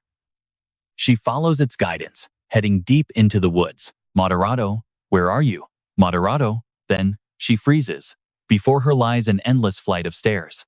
What is this? When did this get here? At the very top are 3 bodies tied to posts, arms spread wide. The one in the middle, its heart has been ripped out. Anus is horrified by the scene. Lego, Andante, Velas. While she's lost in her grief, a figure lunges from behind, clamping a cloth over her mouth. Anus panics as something is forced into her mouth. She spins around, struggling, and sees Moderato standing right in front of her. He's sweating, but his voice is thick with triumph. It worked. Your voice has been sealed. Anus claws at the gag. Moderato, what is this? What are you doing? But he just mocks her. I can't hear a word you're saying, you foolish and weak little witch. Anus is devastated. Why are you doing this? Moderato, this is a joke, right? You're just kidding, aren't you? But he doesn't hesitate to reveal his entire plan. Originally, I planned to make my move after you'd easily conquered the human territory. He's not even trying to hide his intentions anymore. But now, I'll just kill you and become the Demon King myself. Anus can't believe what she's hearing, tears streaming down her face. She turns and bolts. Stop right there, Anus. Moderato screams, running after her. She takes off, moving like a blur of light, but she gets snagged by the thick branches. Moderato sneers. Did you really think it would be that easy? And let me tell you, he did not choose this place by accident. He hurls his weapon straight at Akonis. And trust me, it rockets towards her, with unbelievable speed. It looks like a direct hit. She's falling from the sky. Moderato immediately launches his next attack. In moments, she crashes to the ground right in front of him. He sees, we are demons, wielders of ultimate power. We can dominate and destroy anything we want. And you want to do? What? Farming? Don't make me laugh. Ahanis looks up, tears streaming down her face. Moderato, you said we'd save the demons together. She keeps pleading. You said you'd always be by my side. Moderato just drives his sword into the ground. Ever since we were kids, I knew you were strange. The strongest demon, yet so naive and foolish. He throws his head back and laughs. This is our true nature. The tears just keep coming. Then, she stands and drives a single blow straight through Moderato, sending him flying backward. Her face is a mask of regret, tears still falling. Moderato is critically wounded, and she prepares to deliver the final strike. But her conscience holds her back. Moderato, we don't have to do this. We were once friends. Moderato's laughter echoes through the forest. Friends? All those guys ever thought about was how to kill you. What demon would ever be loyal to a naive girl who only has brute strength to her name? Now, this is where the betrayal cuts deepest. Moderato adds, it was all just an act to fool you. A memory of the 5 of them as children flashes by as Moderato opens his mouth and starts siphoning a massive stream of blue energy. Ahanas feels it instantly. Her mana is being drained. The speed is terrifying, the blue light engulfing the entire sky. His mouth is still dripping blood as he snarls, farewell, Achenis. And thousands of chains erupt towards her. They bind her instantly, hoisting her into the air. She struggles in agony, completely helpless. We snap back to the present after that brutal memory. Jang Cheon has been thinking, how can you be so sure I won't just kill your men? He answers with absolute, chilling certainty. Because I am the Demon King. She's stunned. The mind-reading skill. So you must already know. Ahanas warns everyone present that for demons, cooperation and trust are a joke that his own followers are just waiting for a chance to take his head. Jang Cheon just listens, then asks a simple question. Did you ask them? Ahanas is totally thrown off. Okay, pay attention, because this question changes everything. He asks, your 4 fallen demon generals. Did you ever ask if they truly planned to betray you? She looks up at him, speechless. But the conversation is cut short as someone arrives, carrying a large sack. Everyone is shocked, especially Sogi. As the figure steps forward, the crowd chants, Asarat. The moment Asarat sees Anis, his face twists with pure rage. And there's Anis, still held in place, completely unable to move a muscle. But suddenly, a red aura explodes around her, as if she's about to fight back, her eyes deadly sharp. Across from her, the others raise their weapons. It's a tense standoff. Anis on one side, Jang Cheon's subordinates on the other, with their king caught right in the middle. His men take a defensive stance. Akanis is floored. They're protecting? Seeing the unconscious Asuras, she can't make sense of it. A demon, protecting another demon. Jang Cheon cuts in calmly. Don't worry, come over here. The scene is pure chaos. Asuras is still out cold while Achenis keeps her immobilization technique active. Sogi is on edge. Flut runs forward screaming, Lord Asuras. She throws herself onto him. Jang Cheon is still explaining. You see now, don't you? This is the other side of our nature. The part that's been buried deep inside, unable to escape. He speaks softly to Anis. We'll end the famine and find our hearts again. Isn't that what you always said? She remembers standing before her army, their hopeful eyes gazing up at her. The memory brings fresh tears streaming down her face. A vision of her old comrades appears. We're sorry we couldn't stay with you until the end, Anis, but now, we're finally at peace. Then, she sees an image of Jang Cheon, standing resolute with his arms crossed. You and I just witnessed a transfer of hope. He is the one who will complete the dream we couldn't. Because now, we have a new demon king. A weakened Asurat speaks up. My king, I'm so sorry. I couldn't bring back much moss. Jang Cheon looks worried. What about the others? They're alive, Asurat replies. But they're all heavily injured. Jang Cheon shouts, Knock. Take the entire healing team and treat them now. Knock stammers. But what about the corn? Jang Cheon looks grimly at the withered, diseased stalks.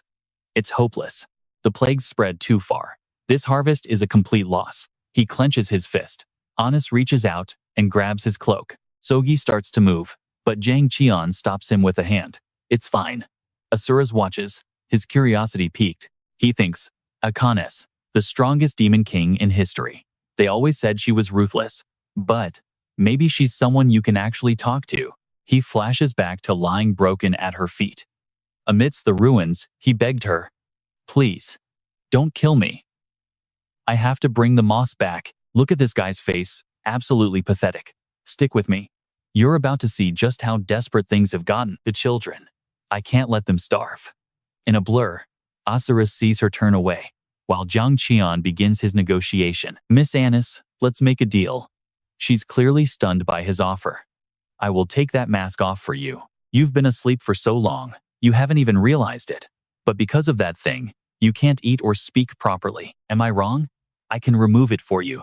She's still skeptical, not trusting his intentions. And what do you want in return? Jang Cheon cleverly makes his offer. Kill all the mushrooms spreading through our cornfield.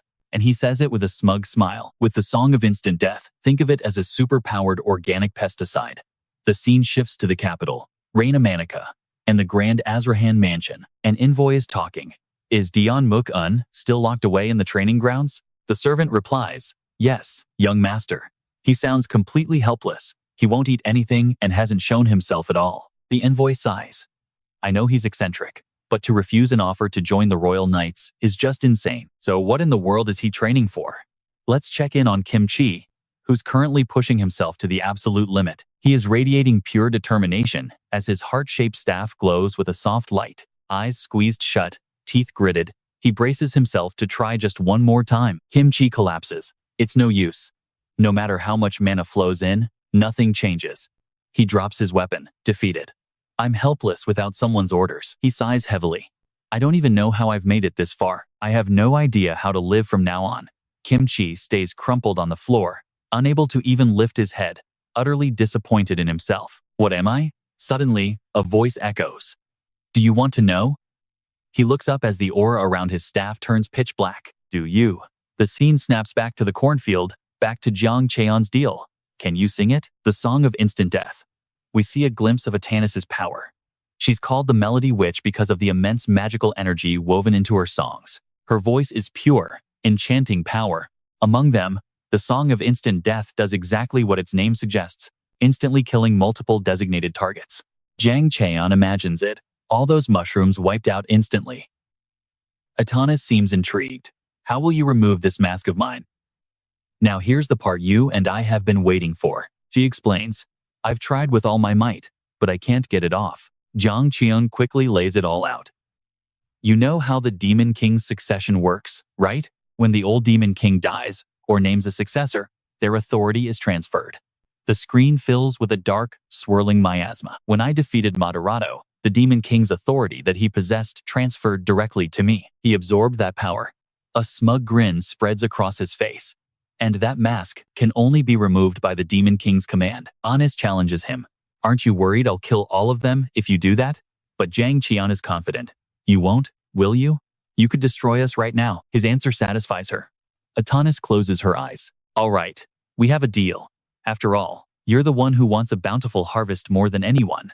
Hearing this, everyone on their side erupts in cheers. Jang Cheon screams, all of you, get as far back as you can. His voice is urgent. There's no time to explain. Get out of the field, now. They all obey and start running. Then someone asks, wait, are you really going to do this? Jang Cheon hesitates for a second. Is there another choice? If we don't do this, all our corn will die. Didn't you see it with your blood eye just now? Atanis's voice is already vibrating with immense magical power. One of his men warns him that after being sealed so long, her magic will explode, making Atanis go berserk. And Jang Cheon has to agree, that's right. That magic source is so powerful, even with my blood eye, I can only see it faintly. Besides, she seems immortal. So she'll probably be fine, right? As Jang Cheon prepares to break the curse, pain flashes across his face, but he just smiles with determination. Isn't a leader always the one who has to suffer the most? I accept. Let's do it. He then gives Anis instructions. Atanis, when I shout to release the seal, the mask will fall, and your magic will explode. So please, get a grip as fast as you can. If I die, the harvest will fail. His hand shoots out towards her as he roars with power. Release seal. An invisible force slams into Atanis's face. She breathes a huge sigh of relief as the seal shatters and falls away. She tests her voice, overjoyed. My voice is back. Meanwhile, Jang Cheon is already running for his life. From this moment on, the barrier created by Moderato's heart is completely useless against Atanis's uncontrollable power. Atanis clutches her throat, coughing up blood. And that single cough, trust me, it's loud enough to shake the entire sky. All right, let's jump right into the chaos, as Jang Cheon moves at light speed, tackling Atanis from behind. The only way is to pin her down himself. They both crash into a vast, open field. Atanis is completely baffled. What in the hell do you think you're doing? Jang Cheon hastily explains that as the suit's tentacles spread and gain destructive power, he has to resist with everything he's got. And with a massive roar, He pours all of his power, all of his nutrition, straight into his endurance stat. Atanas' red tentacles brutally stab into his body. Endurance, 270, 4.4. It's absolute mayhem, but he has to hold on. Atanas lets out a horrifying scream. Jang Cheon grits his teeth, taking the full force of her tentacles as they pierce right through him. His face twists in agony. Damn it, this hurts way more than I thought. Blood spills from his mouth, but he refuses to let go. If he lets this rampage continue, everyone is going to die. That horrifying vision flashes through his mind. A scene where Atanas' tentacles impale all of the innocent civilians. Oh God. One of them broke loose. Suddenly, Jang Cheon's eyes snap open as a red tentacle escapes their struggle. A wave of dread washes over him. Crap. In the next instant, Atanas grits her teeth, her eyes fly open, and a tentacle shoots out, making Jang Cheon's face go pale with shock. She's already readjusting her aim. There might be a chance to win. Or, is there?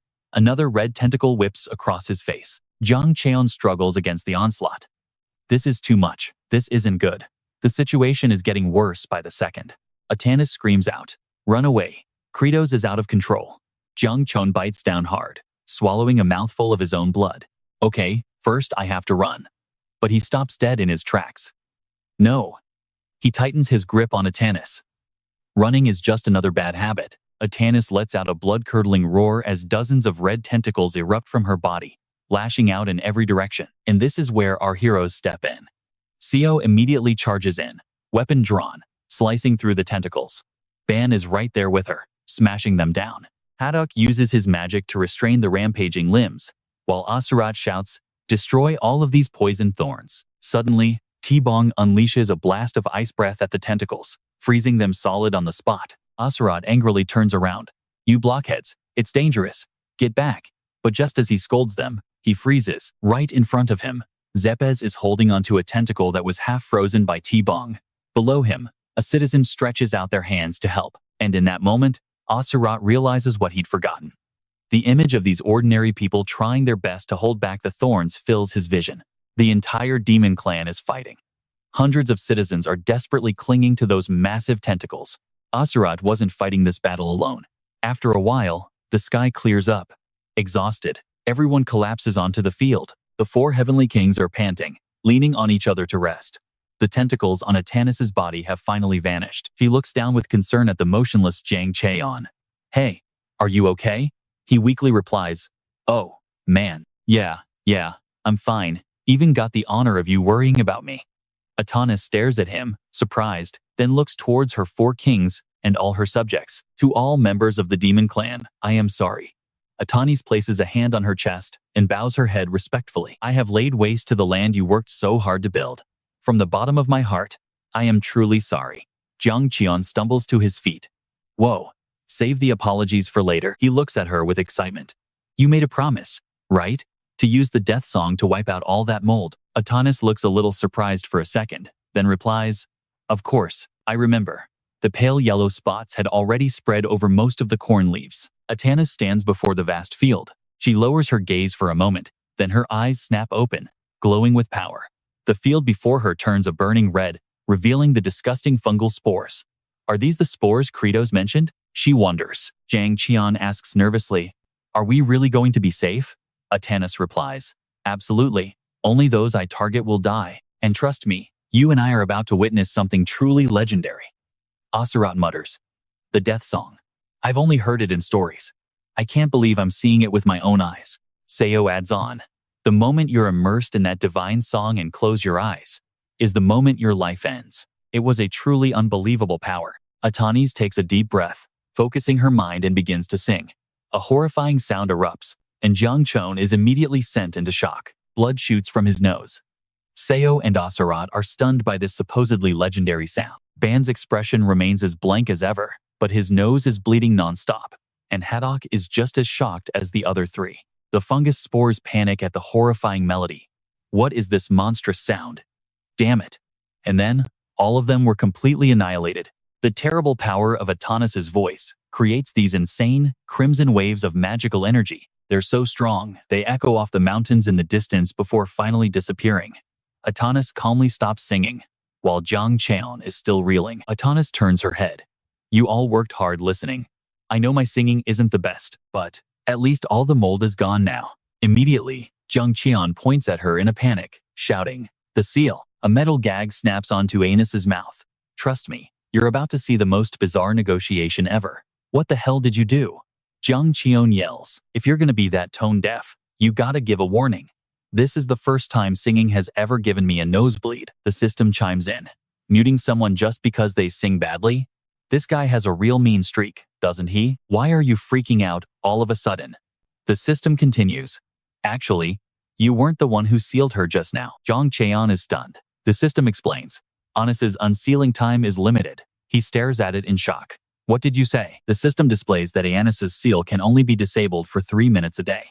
Jang Cheon is skeptical, but she was beating me up for way longer than 3 minutes. So why was Anus's seal released earlier? The system explains that time doesn't count while in a rage state, because her overwhelming mana flow suppressed the seal. Huh? Anus furiously orders him, "Take this off right now." He stares at her, shocked. "You can talk?" Her voice is a bit strange, but Anus replies, "That's right. The seal's power has weakened, so it seems I can speak." Though she can't channel mana into her voice, she raises a tentacle to threaten him. "Whatever. If you don't take this off, I'll kill you." Jang Cheon holds up a hand to stop her. "Don't get me wrong. It's not like I wanted the seal to reappear. The 3-minute window to remove it ended, so it reactivated on its own." He holds up 3 fingers in front of Anus. Basically, this shackle can only be opened for exactly 3 minutes each day. Then Jang Cheon points to himself. "And the only one who can open it is me, the Demon King. Without me, Lady Anus can't eat or drink anything, you know." Anus cuts him off. "What is it you want?" He flashes a sly smile. "Contribute a little of your strength to our farming. And here's where our boy gets clever. If you do, I'll open the seal for 3 minutes every day." Anus is furious. "You want to use my weakness to control me? You despicable bastard." Jang Cheon squints. "Let's call it a mutually beneficial agreement." Anus looks at him in silence for a moment, finally thinking to herself, "Fine. If I follow his lead, I can create the demon tribe my friends and I dreamed of." Anus nods, accepting the offer. She asks, "Where do I begin?" Jang Cheon is ecstatic that she agreed. "So, we've got ourselves a pest control machine." He points, giving an order. "First, gather and clear away all the crops that you destroyed." "Understood," Anus replies. She extends her arm, and a mass of tentacles shoots out to grab the scattered plants. It clears the entire field in seconds. The villagers applaud in amazement, shouting, "Amazing. The former demon lord is the best. So cool. She's worth 100 people." Jang Cheon issues his next order. "Plow the field." The tentacles accomplish the task in just a few seconds. Seogi, lounging in a tree, remarks nonchalantly, "Not bad." Jang Cheon's voice rings out again. "Sow the seeds." The tentacles work swiftly, and the villagers now get to just sit back and relax. Night has fallen. Jang Cheon and the others turn to head home. Now, all that's left is mixing the fertilizer. Should be a piece of cake. See you tomorrow. Anus stands silently before a mountain of fertilizer, a look of confusion on her face. "Hey, something's not right here, is it? Why am I the only one working?" Asuras yells out. "And you almost have to feel bad for her here. Almost." "Anus, didn't you injure a lot of kids? Are you really going to make those same kids work?" Anus stammers in reply. I didn't really attack them that hard." An ice-cold voice cuts in. "You pointed those terrifying tentacles at the children. Seriously, you don't understand the mental trauma you caused them." Then Seogi gets angry too, pointing all his fingers at her. "And what's with that outfit? Have you no shame? I can barely even look at you." "I'm being completely honest." Anus looks flustered. "Sorry." Ban remains silent. Then after a moment, he speaks up. "Just get it done right." Then, the 5 of them turn and walk away. Anus watches them in silence as a tear begins to form in her eye. She felt a little bit wrong. The system window appears. "You have endured Anus's powerful attacks in her rage state and have successfully recruited her. Vitality and mana have both increased by 40%. You've also received a special reward. A new trait for the mana seed, all-absorbing, has blossomed." Jang Cheon stares at the notification in surprise. The skill automatically activates if you pour all of your stats into vitality while in a rage state. Once this skill is activated, it will absorb all external impacts, allowing for the recovery of both mana and vitality. Jang Cheon reads carefully. Realizing this means the risk will be drastically reduced, even in a combat situation. If possible, I'd rather not ever have to use this thing, because that would mean I'm in a life or death situation. The scene shifts to the royal capital, Manhwa. So our boy got a power-up and a farmhand. But the story's not over. We see Kimchi's back as an envoy, tries to plead with him. Are you really leaving so suddenly? Kimchi replies coldly. I can't remain indebted forever, and there's something I must do. Dion wonders. What could possibly be so important that you would refuse the recommendation to become the kingdom's swordmaster? Kimchi doesn't answer, his mind flashing back to a strange, yellow-eyed creature that asked him, do you want to know what you truly are? So Kimchi asks, who are you? And the voice replies, I am Bajia, the god of bountiful harvests. A being who wants to see the world prosper. Kimchi is a little surprised. Bajia? He could have sworn the name was something different. The being retorts, you look more like a demon than a god. That massive eye flares with anger. How dare you judge a divine being by your petty human standards? What you want is what I want, it continues. You've already spoken to the demon king Credos, correct? You want to sow peace, and I want a bountiful harvest. If you help demon king Credos, we can easily achieve both. Kimchi eyes it suspiciously. And by his side, it says, you will finally learn who you are. And who Credos is. The voice urges him on.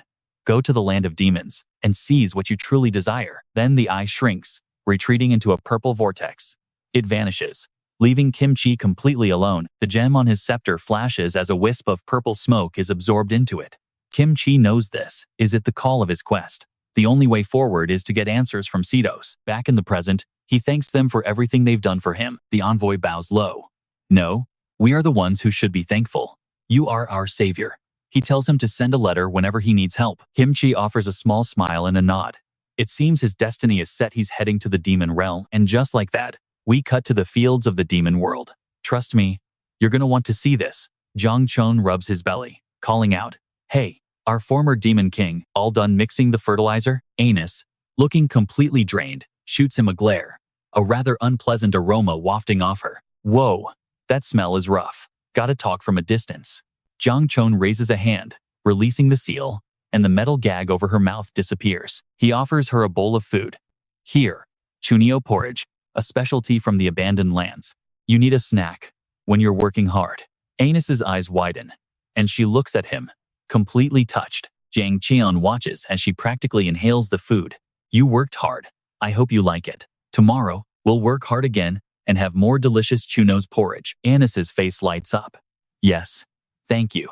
That look of pure gratitude leaves Jang Cheon feeling a bit helpless. Man, demons are pretty easy to win over. Suddenly, Anus shouts, ah, is there any chuno's porridge left? I was so busy working I forgot something important. The scene changes to the entrance of the deep sleep forest. Over at an old, abandoned hut. Jang Cheon walks in and is stunned. Humans? Soldiers are sprawled unconscious, all over the floor as Branda wearily looks up.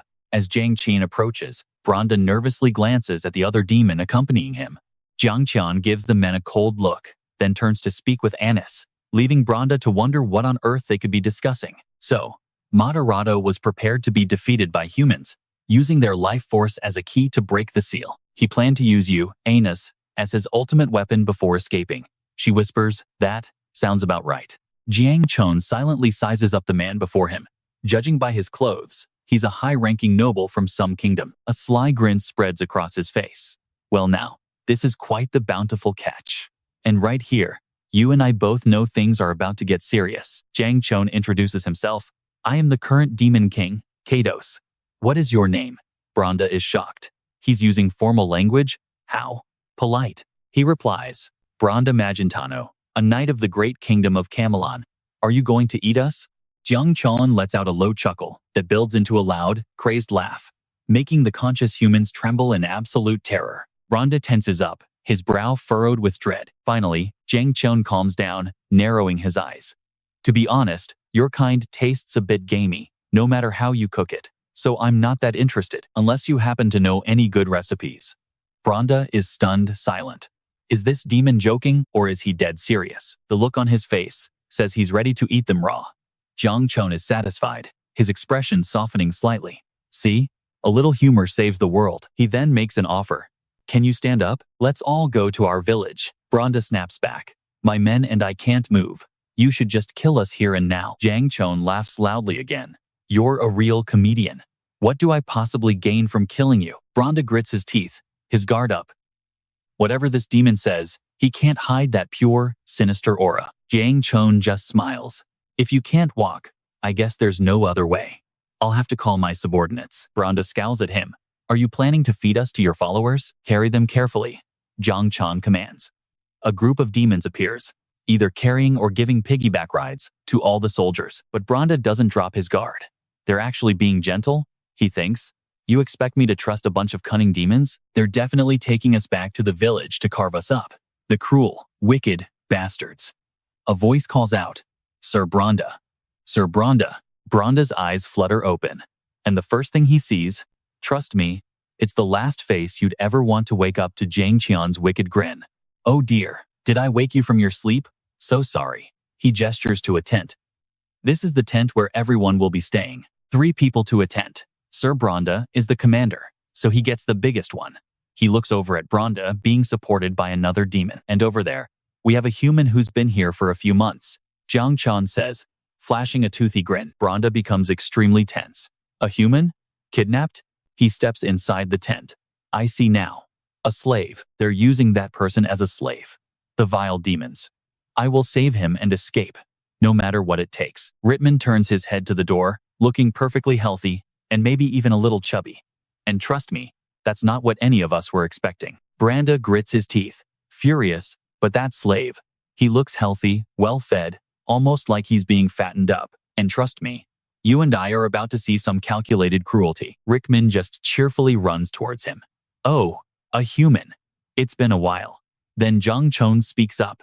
All right then, please try to get along with each other. But that horrifying smile just made Branda even more guarded. Jang Cheon happily asks, Lady Honest, was that good enough for you? She just looks back, having no idea what he means. Those humans must realize how incredibly kind we are, right? Jang Cheon says excitedly.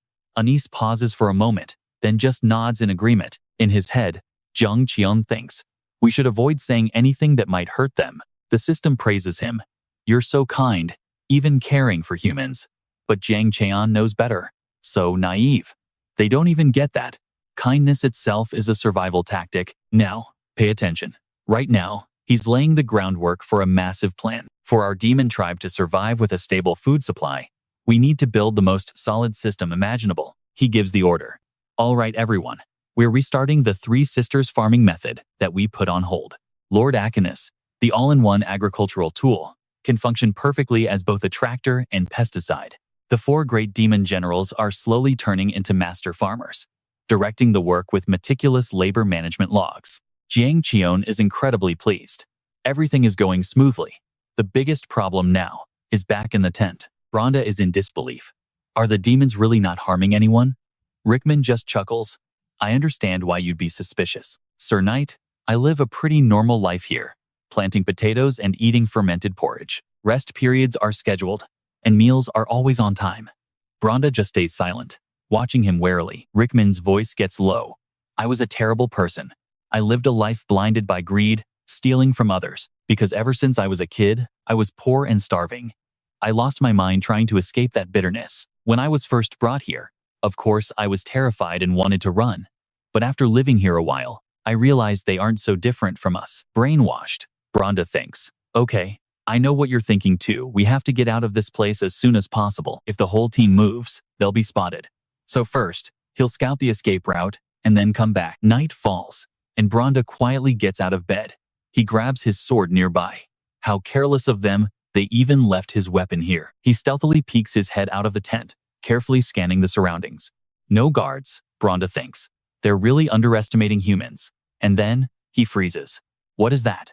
A vast field stretches out before him. A cornfield? Isn't this supposed to be a dead land where nothing can grow? A whistle pierces the silence. Branda quickly hides. Damn it. He listens, tense, as footsteps approach. It's Flut. Branda watches the little demon girl, his hand tightening on his sword. It'll be hard to avoid her eyes. He can't waste too much time. Luckily, she's alone. Branda silently gets to his feet. If it's just one kid, I can handle her. He raises his sword high. Just as he's about to strike Flute, a voice calls out. Who's there? The little girl turns her head. A figure appears at the edge of the field, and Flute's face absolutely lights up. Asurat frowns when he sees her. Flut runs to him, overjoyed. Lord Asurat. But he just points at her angrily. What is this brat doing out here, huh? He grumbles. You should be at home. You were out in the fields all day. Why can't you just listen to me? Bronda ducks his head, hiding. Flut mumbles awkwardly. Well, I was afraid the corn was getting sick again. So, a look of pure shock flashes across Bronda's face as Asurat scolds her. That's for the Demon King and the adults to worry about. Demons? Farming? Why? Bronda thinks he's got it. It's preparation for war. They're trying to secure a minimal food supply for the army. Flut lowers her head. All the adults work so hard. I feel guilty for just eating and playing. Asurat gets annoyed. Did you forget what the Demon King said? A child's job is to eat well and sleep soundly. He points at her. That's how you grow up fast, so you can farm and take care of the newborns, right? Why aren't you in bed? How are you gonna get tall? You have to grow up to be a proper, healthy demon. Got it? And honestly, you and I are just as baffled as Bronda right now. All right, let's watch a knight's entire worldview get flipped on its head. Bronda was stunned. The demon's conversation was so weird they sounded just like his nagging neighbors. He remembered Rickman's words. Live here a while and you'll see, they're not so different from humans. Bronda still couldn't believe it. No, impossible. These were man-eating demons. Asuras just kept on scolding. Last time was the same. You were digging and hurt your hand. Flute's eyes filled with tears, and she burst out crying. That's when Jang Cheon's voice cut in. Asuras. The general flinched. Jang Cheon was ice cold.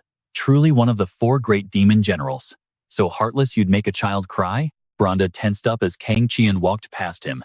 The Demon King asked, and what about you? Why are you out here at this hour? Asuras stammered. He awkwardly looked away. I was worried about the corn, so I came to check on it. Jang Cheon roared. Don't overwork yourself. You haven't had a decent rest in days. Bronda was shocked. A guy with that face, saying words like these? Hathos's voice piped up. Your Majesty, please forgive Asuras. He's only just started to change since he took up farming. There's no reason to invade humans anymore, and no reason for demons to eat each other. Hearing this, Bronda's mind was absolutely reeling. Sirs also stepped forward. Exactly. I work the fields every day because I never want to return to those times. Ban stepped up too, adding, to escape our primitive past, agriculture is the true beginning. Jang Cheon just muttered. This guy's talking like he's breaking the 4th wall again. He looked at everyone around him. So, are you all out here just because you're worried about the corn? Now pay attention, because here's the kicker. In the name of the Demon King, I order you. Jang Cheon's face turned terrifying. Go inside and sleep. And tomorrow, we will plant healthy seeds of peace together. He let out a massive yawn, and then the 5 of them, no, 6 of them, left. Asuras carried little Flute on his back. As they all left the field, silence fell. From under the corn stalks, Bronda slowly stood up. He bit his lip, wondering to himself, what in the world did I just witness? Sure, they look like evil demons, but was there anything evil in that entire conversation? Throughout his military career, he'd met countless lords and landowners who acted kind but were secretly cruel, exploitative monsters. Bronda slowly moved forward. The demon invasion of the human world was ancient history now. He'd heard rumors that they were incredibly brutal demons, but he had never actually seen it with his own eyes. His expression tightened. What if they genuinely desired peace? Bronda then remembered the king's order. Knight Bronda, you don't need to bring anything back from the demon lands. Just figure out what's where, and your mission is complete. If we find something of value, the king had declared, I will lead an army to invade and take it.